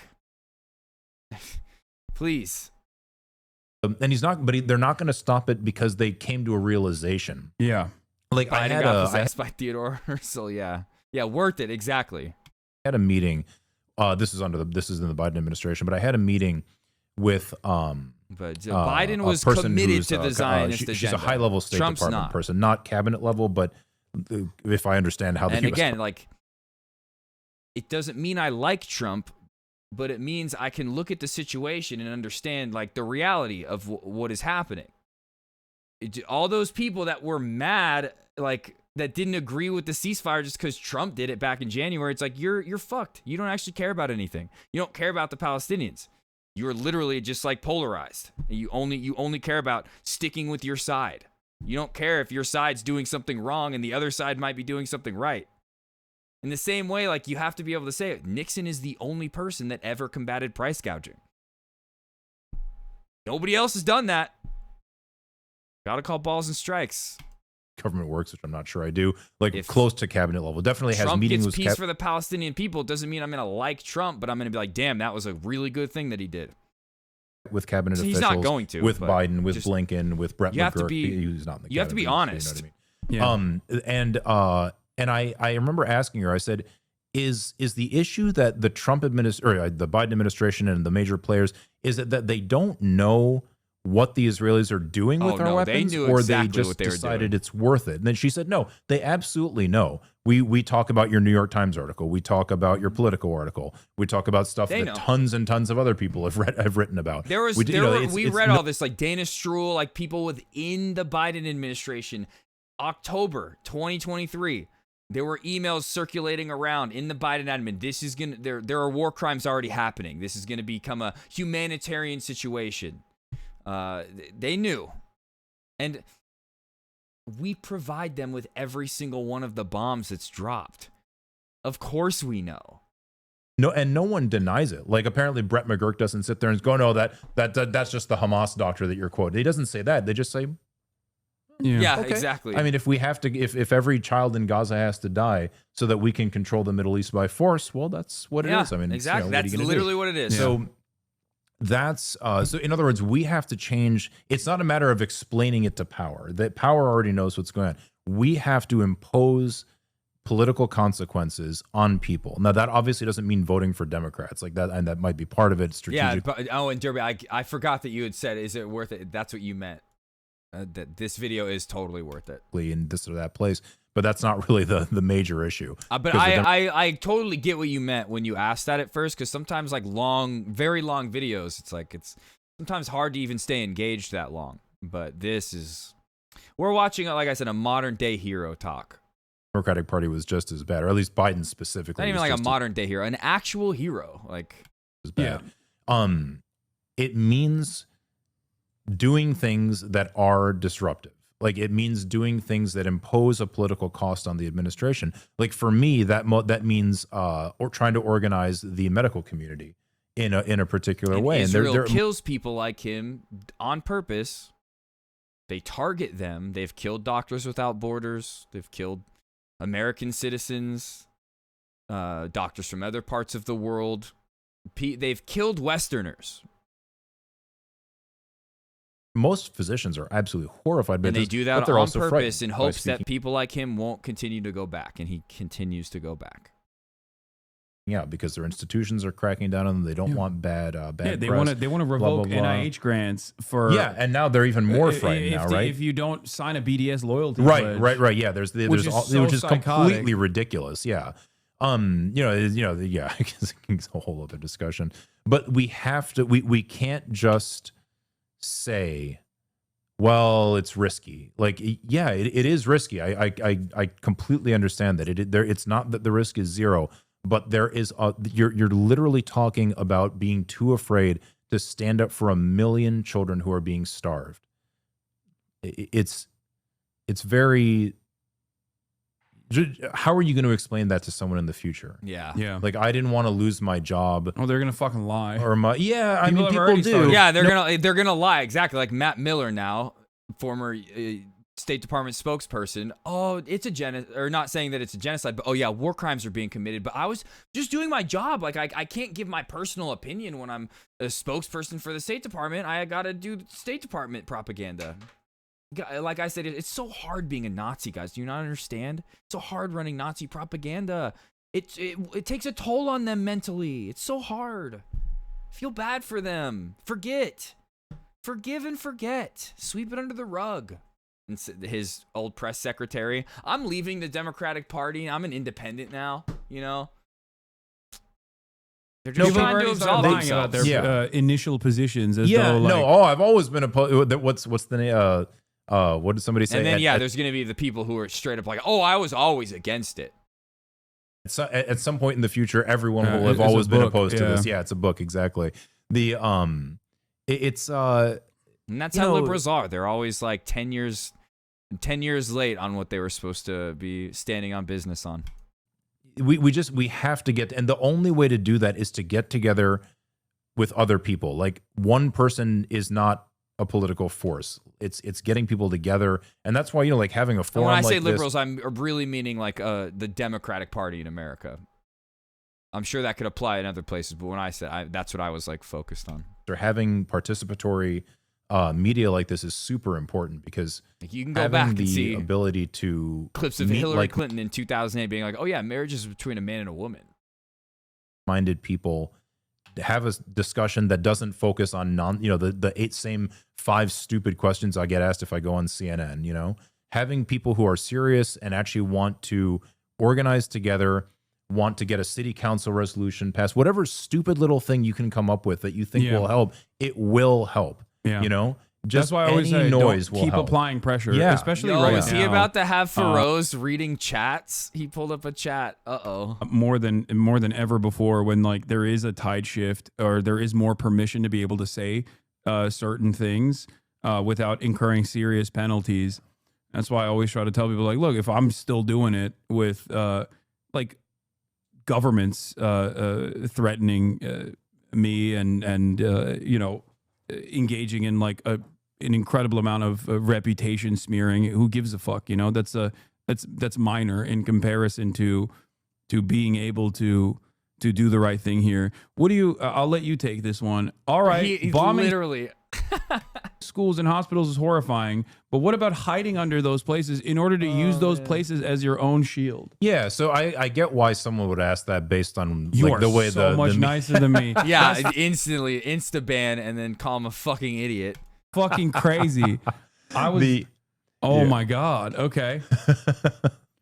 You forgot to read the one above it. Is the guy sitting next to HASAN from Palestine? Yeah. No, I'm like the guy said, I'm an Indian Parsi. But the and I was born in Houston. But yeah, so you're right. Hiding under schools and hospitals would be Hamas. I never got the connection before. Damn Houston, it. Hamas. But yeah, that would absolutely be terrifying and horrifying for someone to do. But it still wouldn't justify bombing it. But let's again, we talked about this earlier. Just take first of all, there is no evidence that that's happening. If you want to reach out to me, I have a public website where anybody can send me an email. Just ask me for the sources, whoever this person asking is. I am happy to show you a history of 20 years of Israel making these claims. They are literally, and I mean this without an exception, literally every single time. Twitch didn't just crash for anybody. It crashed on my phone. Weird. There's any way of verifying anything related to the attacks on hospitals or on ambulances, which did not start after October 7th. They've been doing this since 2000. Okay. Yeah. Probably since before, but certainly since 2000. They're always shown to be false. Yeah. Always. That's a major reason that there are no foreign reporters in Gaza. I'll take it one step further. Not only is it false, but it's also Hamas pure fucking projection. and HASAN. Yeah, that's the most insane part about it. Like the human shield thing is one that really pisses me off. Yeah. The idea that like Hamas militants are We've watched the Al Jazeera video, the documentary on human shields. Israel literally using them like where they'll put the barrel of their gun on the shoulder of a Palestinian and use them as a physical barrier in front of them, or using them, like stripping them down into their underwear and then making them go and walk through a house to make sure there's no bombs.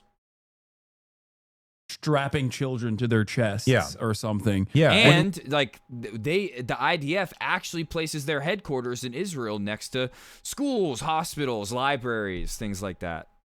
We know for a fact that there's the We learned that when I think it was like last time Hezbollah, before the Lebanon ceasefire went through, when they were breaching the Iron Dome. AI targeting system, and Where's Daddy, which is an insane... The name of it is... Where's Daddy? Wait a minute. To their chests or something. Yeah. When we know for a fact that there's the Lavender AI targeting system, and Where's Daddy, which is an insane... Is that Where's Daddy? Is that the thing where... I don't know what that is. The name of it is... Where that deliberately will... I was thinking maybe it's that drone operation where they like get the drones to like make baby noises, like the sound of a baby crying, to get Palestinians to come out of their homes to try to help it, and then they bomb them. Consider any Palestinian that is enemy combatant aged male, okay, between 14 and like what 60 or 65 or something. It had to do with as soon as they enter their home, that's when an alarm is triggered, and immediately the nearest Israeli Air Force drone or Israeli Air Force pilot will bomb that entire building deliberately, assassinating their entire family. Yeah. On purpose, like it's on purpose. And quite explicitly, it's deliberate. Yeah, in the same way they killed that doctor's entire family except one of her kids who's also injured. But just because I saw some stuff, and they strap Palestinians, and they actually use Palestinians. Like there was a 60. Is supporting terrorists allowed on Twitch TOS now? I mean, are you supporting Israel? Like, what terrorists are you talking about? Talking about supporting the United States State Department or Israel? What terrorists are you talking about? 3-year-old man that they put in enemy fatigues, like Oh no, it's not just one case. Yeah. Anybody who wants to read this, search for Haaretz human shields. I forget there's a specific term that they have for them, but there was a report in Haaretz saying that basically every Israeli army unit has a human shield that they walk around with, and at the end they either let go or simply execute. Yeah. It is a shocking. That's crazy too, to be watching this and like see Dr. Feroz Sidwa and be like, oh, supporting terrorists. Holy shit. Story. But just to finish up with the hospitals and ambulances thing, let's just take a few examples, right? Number one, I know it's not Gaza, but still, it just illustrates the point. Yes, I think that's it. And there's I think there's certainly more than that though. Israel high. Yeah. In Lebanon, I forget the name of the hospital in Beirut, but it was a Hezbollah hospital. It was a hospital which is owned by Hezbollah's charitable wing. Yeah. I just wanted to give you a chance to respond before I ban them. It is not one thing. Yes, exactly. Hezbollah has play with a them militant a little bit. faction. Yeah. But Hezbollah also is a party in the Lebanese parliament. Yeah. So, the idea that even if Hezbollah is a militant faction, the idea that you get to kill every single person. The U.S. Army has hospitals too. Yeah, in a totally fucking sovereign nation is insane to me. But so the claim, this is during while fighting was actually going on between Hezbollah and Israel. The claim was that Hezbollah was using this hospital. Do you remember this, to hide gold and cash? Yeah, I remember. It was they said that. It was such a weird. You were like, I remember thinking like, wait, what? Like, I mean, okay. God, just all this talking about the hospitals. I just remembered Dr. HASAN is still in Al-Fur prison being tortured by the Israeli military. Even if that's true, that why certainly would you doesn't be able mean to you bomb? can. Didn't they capture him back in February at this point? And now every single hospital in northern Gaza is shut down. Like rubble now, some of them. Blow up a hospital because there's money underneath it. Like, that's the weirdest statement ever. But furthermore, because the Israelis don't control entry to Lebanon, a BBC news crew just went there and said, "Excuse me, can we have the keys?" Yeah, here you go. Go look wherever you want. Yeah. Didn't find anything. Yeah. And okay. That's how you know it's bullshit, because even in Gaza. Israel just started bombing the past 2 weeks. They've been bombing Lebanon, southern Lebanon again, saying, "Oh, Hezbollah sites," just breaching the ceasefire. Because there's no because there's no Western reporters, outside reporters that can report on this stuff. Israel still can't even make up shit. Like the central. The command structure that they claim was under the Al Shifa hospital is complete nonsense. Is ridiculous. It's like tunnels that Israel itself built. Yeah, which are the only tunnels that are there. But if anybody remembers, if you go back. All right, I'm gonna ban them. They didn't say anything back. I'll ban them now. But anyway, and look for what Israel said when it laid siege to Shifa Hospital in, I guess, November of 2023, November and December of 2023. They said that there was a 3 or 4, I can't remember now, 3 yes, this is the report. Yeah, there was a 3-story tunnel complex under Shifa Hospital.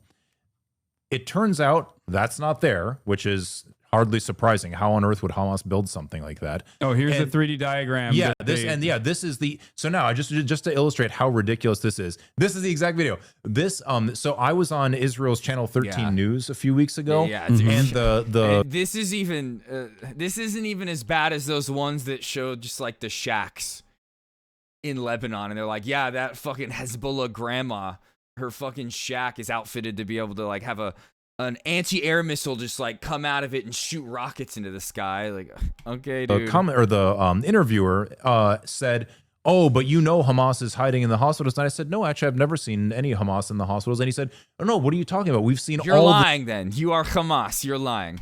The videos. There's so much video evidence, and you know what they played? There was a record. They played this crap, and I was like, "What? This is." From like the real engine, it doesn't even look real. Yeah. Like, what are you talking about? He's like, there's so much evidence. No, there's none. This is that video game. So I just want to give a few more examples. Play as Hamas. It's like having to deal with someone going through like a mental health episode. It's like I imagined an alternative reality. Yeah. I drew this drawing and it scared me, and now it's your problem. The thing is there probably are tunnel systems. There probably are, and some of them might be under hospital. Probably not, but there might be. Doesn't justify bombing the hospitals, schools, civilian homes. Kill as many children as possible. And this is it was completely made up.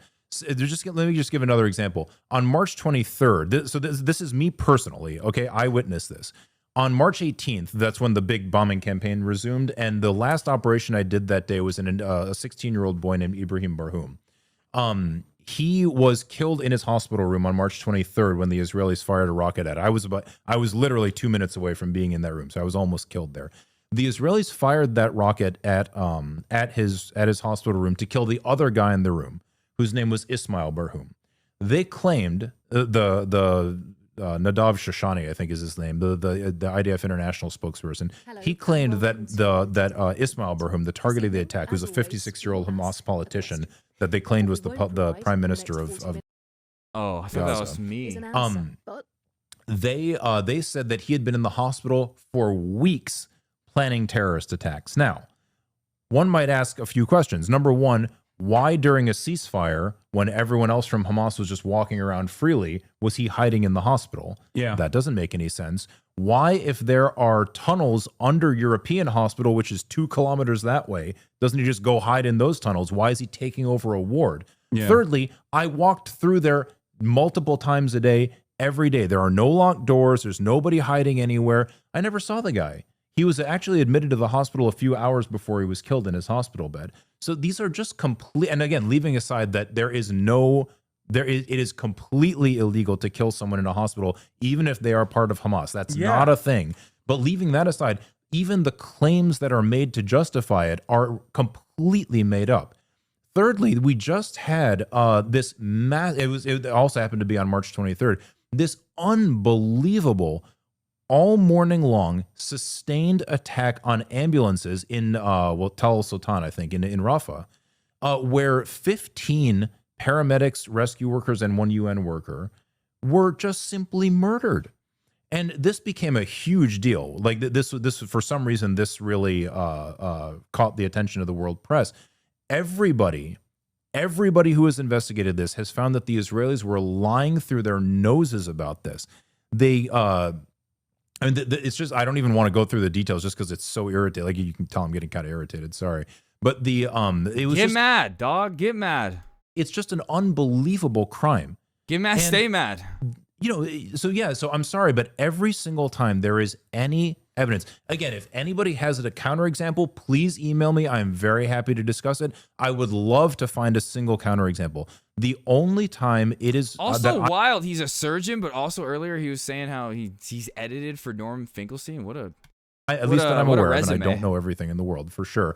But the only time I'm aware of that Hamas has actually used a medical facility for illegal purposes, but it was not during active conflict, and Amnesty International wrote a report about this, was after Operation Protective Edge, I think it was 2014, they used a decommissioned outpatient part of Shifa Hospital as an interrogation and torture ward. Now, torture wing. So now, obviously, that's not good. You're not supposed to torture people, and you're not supposed to arbitrarily kill people. But that was after the war was over. So there was no they weren't using it to fire rockets. They were using it to interrogate suspected collaborators, right? So again, I don't like people being tortured. That's not good, right? But that has nothing to do with militarizing a hospital. I mean, once again, if it's an IDF soldier or a Mossad agent, I mean, I wouldn't shed a tear if a Nazi got tortured. Israel also That's just me, routinely tortures every single Palestinian that they hold captive under military tribunal, military detention, permanent military detention. And not only that, but also obviously squashing collaborators under complete occupation has been historically common practice amongst it was any done in kind the of Warsaw Ghetto. It was done anywhere group. anywhere you want to have any success as a resistance group, you're going to have to do that. And this goes. It's always important to just the ANC's practice was far more brutal. Way more brutal. Soweto necklaces. A Soweto necklace is putting a tire around someone's head, filling it up with gasoline, and lighting the gasoline on fire. That's how collaborators were dealt with in South Africa. It's not pretty, but again, unfortunately, when you are attacking people's most basic and fundamental rights, they will resort to violence. And as the level of violence is set by the oppressor, not the other way around. the violence escalates, it escalates. It's again, it's not pretty at all. It's horrifying. Can you imagine dying that way? I mean, Jesus. But the standards of violence are always dictated by the colonial power. Yes, exactly. It's always the more powerful actor is always the one that has the ability to act more violently. That's not surprising at all. But again, it just to bring it back to us, it really tells us. This part I didn't watch. Okay, I was honest. I watched the first 20 minutes. I didn't watch this whole thing off stream. Something because you mentioned the fucking genius. I'm just kidding. Torture of Palestinians. It really tells us something about our very own dumb society. guy. You guys know this. That very stupid Palestinian. So when Israeli prisoners have been, or excuse me, Israeli hostages have been released from Gaza by Hamas, they were going through this big ceremony and which people said was humiliating, and I actually don't disagree with that. It obviously was a show for propaganda purposes. Okay, fine. And people said, "Oh, they're so thin. They haven't eaten." It's like, well, right. No, I mean, number one, they haven't eaten because no food is being allowed into Gaza. Yeah. So that, like I said this on the Israeli show. Also, I said, also their conditions were far. No, that's far exactly better. what I wanted to get to. Exactly. Yeah. But if you compare that, which no Western outlet has had any concern whatsoever about what because remember, these are prisoner exchanges, right? Yeah. Or hostage exchanges, whatever you want to call it. They're the exchange of Israelis for Palestinians. Huge numbers of Palestinians were released. They all came out with scabies. Scabies is a disease that is so uncommon that in the United States, if we see somebody in the hospital with it, we assume they are the victims of elder abuse. And I mean this literally. It's a horrifying skin infection. They're all coming out with it. I was with a surgeon named Khaled Al-Ser when I was at Nasser this last time. And he was imprisoned by the Israelis for 6 months, and he was given a privileged position because as a healthcare worker, he was given a privileged position in the prison. He was still beaten senseless. He was still tormented. He was still tortured. He was still starved. But he was relatively privileged compared to those. He showed me a picture of himself when he got out. I thought he was his grandfather. I'm not exaggerating. I said, "Oh, this is your grandpa?" He said, "No, that's me." I said, "Are you fucking kidding me?" Jeez, I couldn't believe it. He showed me all the scars he still has all over his body. It's the from same scabies. thing as that the one dude we saw. I forget what his position was in the government or what he did, what his job was, but it was the video of him. He had both his legs were amputated, and he hadn't eaten, and then finally he got some food. We saw the picture of him when he had been working a couple years before that. You couldn't even tell which one he was in the photo. He said when he got to his home, it was the old man. He was crying to the camera about not eating, and then there was it almost looked like somewhat like an influencer type video where they were giving him money and he was eating. His Speaking of influencer type videos, we're not going to get to it today.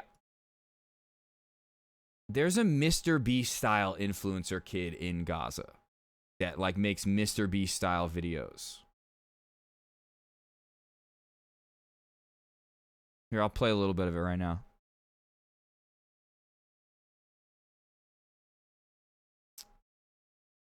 And when I first saw this, I was like, is this going to be a channel we start? Is it possible to survive 100 hours here in Gaza? I was like, is this going to be a channel we're going to start watching? I can't. I was having a hard time coming up with the words for how it was making me feel. And then I think it was the first comment I saw. Watching kids surviving humanitarian catastrophes in the format of a Mr. Beast video really makes you wonder if we're doing something wrong. And I was just like, yeah, I can't sit here and watch this and even be like, yeah, I'm stoked on watching this. The smell reeks. By the end of this series, you'll have a clear understanding of how life is like here in Gaza. This just came out 13 days ago. I'm going to be kicked out. The series is gonna be a banger. Let's begin. I just woke up a couple minutes ago. Instead of waking up for school, waking up to go bake some bread. It's currently 7 a.m. right now. I'm going to be baking some bread. Then after this, I was trying to think could this be a way of even understanding even more what's going on there, but I don't. To the hospital. It's just so. Basically, how this clay furnace works is that there's one station where you bake the bread, and there's one station where you take the bread home, just pile it up. It's one thing to watch the horrors from the perspective of an Al Jazeera video, but then to watch it from the perspective of some Mr. Beast Zoomer style editing. It's just so dystopian. And I'm not saying what he's doing is wrong. It's just like I couldn't watch this and be like, all right, let's see what our guy's up to today. Like I couldn't do that. Let me show you how it looks. Look at this, bro. Let's take a bite. Now I'm gonna go to a different public clay furnace to boil up this teapot. And why am I heating up? And what he's doing is good, like exposing this, but it's just so dystopian to watch. Turn on our stove or cook anything. Anyway, let's go to the public clay furnace. I've just made it to the public clay furnace. There's a problem. This kid is currently breaking wood to heat up the public clay furnace. Like I said, if you guys want to go watch his stuff, Reach a Bed is his name. National Committee for the Red Cross does the exchanges. They facilitate them. And they offered him the opportunity. They said you can make a phone call to tell your parents you're coming. He said, no. Who knows what'll happen? And I don't also, want like I was thinking about it, that released. kid's like probably making money that he's able to, like how like a lot of the food that is still being sold there is sold at exorbitant prices. Like he's able to buy that shit because he's making those videos. Until I'm there, I bet he provides until for I'm his literally community. standing with them. They didn't recognize him. Oof. When he showed up. He said, "Mom, it's me." And like that's, and this is extremely common. People are coming out. There's plenty of video about this if people want to see it. There are Palestinians coming out who are literally rocking back and forth like this, like a torture victim from a Saw movie. And it's horrifying the way they're being released. Has any of this ever been published? No. Has it ever been on the front page of CNN? Israel releases No, batch it's of just tormented- Trump saying, "Oh, the Israeli hostages look like Holocaust survivors." It's like, no, they don't. They look emaciated. They look like they've lost some weight. You show like a before and after photo before they were kidnapped by Hamas. Yeah, they look pale. They haven't seen as much sun. It's nothing in comparison to the Palestinian prisoners, the hostages being held in Israeli torture prisons. Those are actual Holocaust victims. Horrendously, and it's not even just the ones in the prisons. We watch these videos in hospitals of children malnourished. Some of the images that will never leave me. They're imprinted in my brain. treated, starved, scabies-ridden civilians kidnapped from Gaza. Has that ever been a headline somewhere? No. That tells you something about who we not. Again, we don't run CNN, obviously, but it tells us something about the voices that are prominent in our society. It tells you something about what our institutions actually are, and it tells you why we need alternative ones like this. Actually. Yeah, Zach Foster pointed to this as well. Said it's an indisputable fact that on average, based on available evidence, Palestinian forces treat Israeli captives and hostages dramatically better than Israeli forces treat Palestinian captives and hostages. Yeah, and I'm sorry, it's the same. It's very similar to the condition of the captives released under NVA care versus under U.S. imprisonment. Oh yeah, and even then, the NVA also did torture some of the prisoners of war as well. And no one should think that being in Hamas captivity is fun. It's terrifying. Can you imagine? First of all, it's terrifying because you're being bombed constantly. You have no idea if you're going to die. Which is, again, very common sentiment shared by every single hostage that has been released. And the hostages' families. Was the fear that they experienced from, not from Hamas specifically, but from Israeli bombing. Yeah. Oh, absolutely. Yeah. No doubt these people were frightened by their captors too. I don't want to make any pretense of anything else. It doesn't seem like we they read were, that article. I'm sure some people where the one that was the IDF soldier that was released was saying that it was the Israeli bombs that were killing them. Were beaten. I'm sure. Again, hard to imagine that otherwise, right? I'm sure people were abused, but people's actual terror seems to have come mostly from the bombing, And then on top of that, something just to tie it back to what that guy asked about the hospitals. Another thing that Israel has used to justify attacks on hospitals is saying that the hostages were taken to hospitals. Now, obviously, again, Hamas should just release the hostages unconditionally. That's universally understood. But since they're not going to do that, should they deny the hostages health care? Yeah. That's a very strange thing to say. Yeah. There was just a video maybe like. But again, just like you said, they should release them, but it's their only bargaining chip. They have nothing else. A month and a half ago of Israel bombing. It was right after Israeli bombardment of a tunnel where a hostage was being kept. And again, the Israelis know the hostages are being held in we were talking about the ceasefire earlier. A part of the ceasefire is Hamas giving up the rest of the hostages. And Hamas is also like, and we'll stop governing Gaza. No more Hamas in the government. Israel's like, no. If we're getting all the hostages back, what's our justification? Hamas, you got to stay in power so we can keep bombing you. In the tunnels, or at least they claim they know that. Yeah. And they're bombing the shit out of them anyway. So there's a video of the even though that's their only bargaining chip, it's barely a bargaining chip because Israel is still bombing them and killing their own hostages. This is a crazy story. Their own civilians remember now, hostage. everybody who remains in Hamas captivity is an Israeli soldier. Who was captured.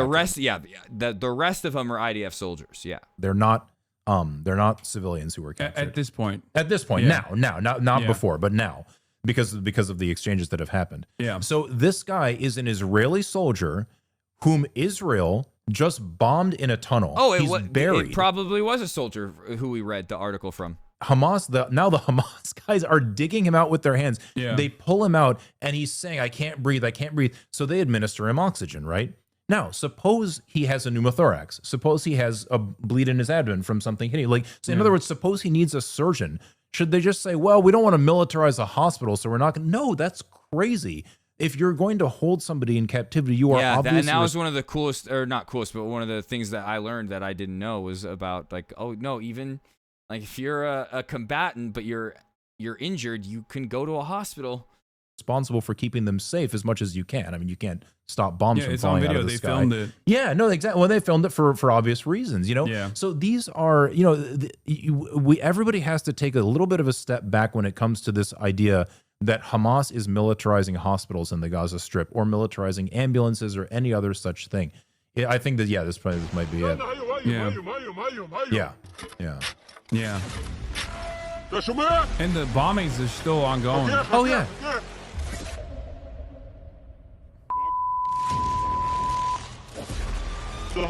I've said this before, but Hamas cares more about the Israeli hostages than Israel does. And I mean, just think about the lunacy of this.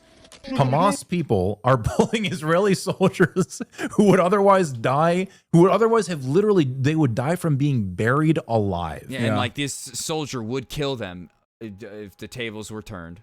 They would just let them fucking be buried and die. Or if even it just on the battlefield would just kill them. How awful is that? I mean, this is crazy. It goes back to the Hannibal doctrine, obviously, where the Israeli military would rather kill Israeli occupying force soldiers than allow them to be held captive as prisoners of war. Some of the Israeli citizens that died on October 7th were at the hands of the IDF. Or in exchange for numerous hostages that Israel holds, because it creates a lot of political tension internally. And their ambitions are very clearly to just simply use the hostages and use Hamas as a way to continue the ethnic cleansing campaign. Yeah, it's a way to solve the Gaza problem. The Gaza problem is that Gaza exists and there are Palestinians there, and that, I mean that quite literally. Yeah. Well, okay. I mean, yeah. It's pretty obvious. Sometimes people think that it's being cynical to say that, oh no, how can you say they weren't affected by October 7th and they're just taking it? No. Of course they were affected by October 7th. It was, again, a major atrocity. But that doesn't stop state planners from immediately saying, how are we going to use this? The same thing is, people should remember, and Norm Finkelstein's talked about this too, but people should remember on 9/11, 2001, right? Like the attacks on the Twin Towers and on the Pentagon. On that day, Donald Rumsfeld and Dick Cheney sat around, looked at a map, and said, do you think we can attack Iraq? Do you think we can attack Afghanistan? Do you think we can invade Iran? How can we, they literally, on that day. Yeah. It was a massive atrocity. It was shocking. I knew people who didn't live through it maybe don't remember. Like I was in Baltimore in college, just a few miles south, or not a few miles, 100 miles south, I guess. But we were shocked. Everyone was losing their fucking minds about it. We were going. We didn't know. Is someone going to blow up Johns Hopkins University too? Mm-hmm. Turns out no. Yeah. But it was people were panicking, and the leaders of the American government were sitting around trying to figure out how to use it politically. Yeah. That is unfortunately If you normal watch that movie Vice. Dick Cheney was sitting there talking to his lawyer. state behavior for criminal states. Yeah. So the exact same thing was done here. You know, it's just, it's very unfortunate, but we didn't make the rules. All right. One final question I want to ask you. Did you ever, this is a question from the chat, did you ever feel targeted by the IDF? Targeted? No, definitely not. In fact, you know, one of the reasons that I go to. They do specifically target doctors. Doctors Without Borders, World people, UN people, people part of UNICEF, World Kitchen. They do. He may not feel that way like he was directly. I'm sure he knows they target. He said that like today. But even though he doesn't feel like it, he's a target of theirs. Go to Gaza. There's a list with his name on it somewhere. Precisely because I know that the Israelis will try to avoid killing me. They could kill me and they would 100% get away with it. Nobody would give a shit. I mean, like you would care, your audience would care, but but nobody in the American government would care. Yeah. It would be reported and it would be a media headache for a few days. And Barely. Why do our spokespeople have to defend this? And they'd say, well, yes, we understand he's a New York Times author and a trauma surgeon, and and he has no criminal record, and he's never been convicted or accused of terrorism, and is but we think he was working with Hamas. And then CNN would write an article that says suspected Hamas militant Feroz was killed in Vassar Hospital. So in reality, it wouldn't affect them at all, but it would be a headache for them. So the way I actually look at it is that I'm actually providing some protection to my colleagues when I'm there. I was like I mentioned Ibrahim being killed in his room on March 23rd. I went, so I was going down to his room to change his dressings because he was going to go home the next morning. Like he was fine, actually. He was one of the few patients that had recovered well. Oh, God. And I walked past the ICU and one of the doctors came out and just said, "Hey, Feroz, there's a bleeding guy in here. Can you help with him?" He'd been transferred from another hospital. His name was Mohammed. He was also a 16-year-old boy, actually. But so I went and I just went and looked at that guy for about 10 minutes and I said, he absolutely needs to go to the OR. You guys, I told the ICU team, you get him into the OR, tell the OR he needs to go. I'm going to go change Ibrahim's dressings and I'm going to come back upstairs and we'll get this kid taken care of. Because the ICU was the 4th floor and the surgical ward was the 2nd floor. And as I opened the ICU door to just go down the stairs and go to his room, that's when his room exploded. Oh. So I did get, I was pretty, I don't want to be given to false modesty or something. I was pretty close to being killed, and that was. Had he not been pulled into that other room, he probably would have been killed. Very scary in retrospect. But and I do not put it past the Mossad or IDF to have had somebody in that hospital and been like, he's in this room now, go. But I didn't think they were actually targeting me. In fact, if they wanted to target me, they would have just waited until I was in the room, Yeah.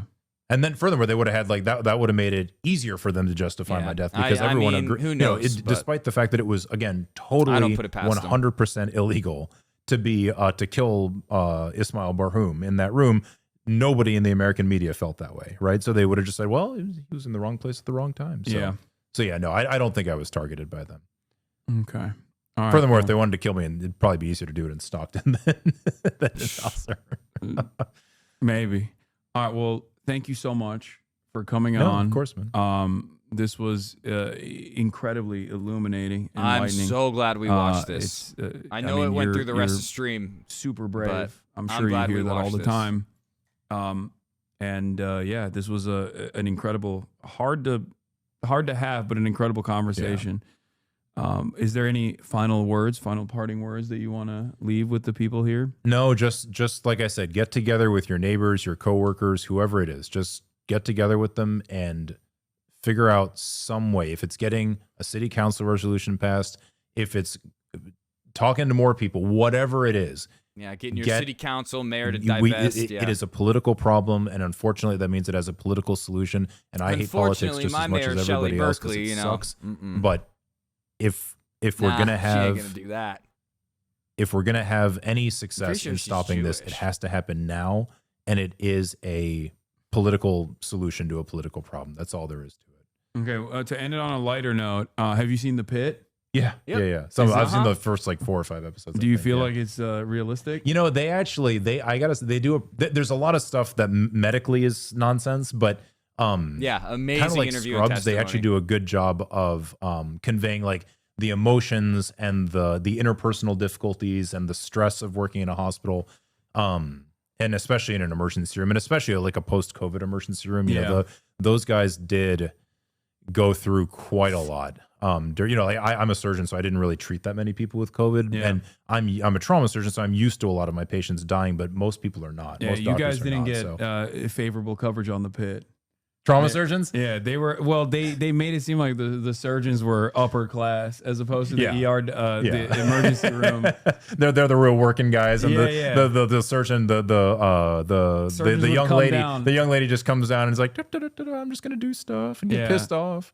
I remember the episode where she has a scalpel dropped into her shoe from one of the ER residents. I was laughing about that. Yeah, surgeons don't know. Surgeons don't understand the ER room complications. Like ER people get their hands dirty. That's what they were implying. Yeah, it depends which hospital you're at. You know, in mine, we work really closely with our ER docs. Like for every trauma activation in our hospital, I'm right there. Like I'm there before the patient arrives for the most part. And we work them up together. But in a lot of hospitals, it is actually the way they show it in the bed. Not that the surgeons are all douchebags, but just that the ER really does the work until a surgeon is actually needed. Because most trauma patients don't need an emergency operation. The vast majority of the time, you're fine, or you broke your arm, you broke your leg. Yeah, we'll call an orthopedic surgeon. No big deal. You'll get taken care of tomorrow. Just chill out until then. But for the minority that do, that's what we're there for. But yeah, no, it's a good show. I like it. Okay, thank you so much. Hey, thank for you coming on. Oh, thanks a lot. Thank you. Thanks for filming. doing this. This was you were all over the place. I know it was difficult. She's agile. All right, everybody. Thank you. I wonder if she was with him filming or if she was with like a news outlet. I don't know. But yeah, that was great. I had a lot of other stuff I wanted to do today. A lot of other clips to look at. There's other stuff on Gaza to talk about, the aid situation. But the only real update with the aid situation is that for a second day, GHF said no aid distribution. If you come, you're gonna get shot. Which even when they were distributing the aid, they were shooting them. But I wanted to go over this Zoran Mamdani clip of the debate. We'll do that tomorrow because I got to get out of here. I have to go do a blood test to see where my iron levels are at. So I'm gonna go do that. We didn't talk about Tectone at all. I remember there was a couple of you mentioning that earlier. We saw the tweet I had bookmarked. I had some other I had some completely other topics I wanted to get to today, but I honestly didn't think the Elon stuff was gonna go that long. We talked about it forever. It was fun. Pretty much a news day, but I had fun. I had a good time, but I gotta get out of here now. Let's play the goodbye song, find someone to raid.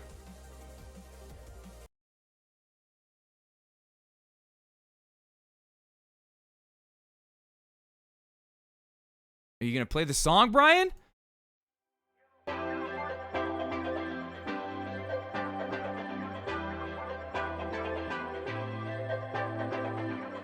Oh, not even a question. Tofu Ghost. So glad she's live. And you smack that one down too. Let's go. And there's the thought again. Raid initiated. Out of here, bitch. Hey man, I had a rough week. Tonight, Can I just talk about news and then some more Star Wars Battlefront, hopefully. Wait a second. I wrote Adrian's name on the whiteboard earlier, right? You're the one fucking person that I didn't want to listen to. You're the one. Yeah, I did. Yeah, right here. I know I did. I know I did it. Yes. Okay, we're good. Woo! Okay, I forgot. We're good. I don't have to message him saying sorry. All good. Yes! Oprah Winfrey of writing names on the whiteboard. Let's go, that's me. Later Derby, later Garlo, later Weed, later Tabula, later Shark, later Kairos, later anybody, later Lex, bye. I'll see you guys tonight. What's wrong with you? know, I really want to watch that Louis Theroux, The Settlers documentary one of these days. And I also want to watch Hasan's interview with Chris Hedges that he did earlier this week. I don't know. We'll see when we do those things. I would like to play some games tonight, though. We'll see. Have a good day. Thank you for doing that, Weed. Everyone copy and paste that. You're the one fucking person that I didn't want to listen to.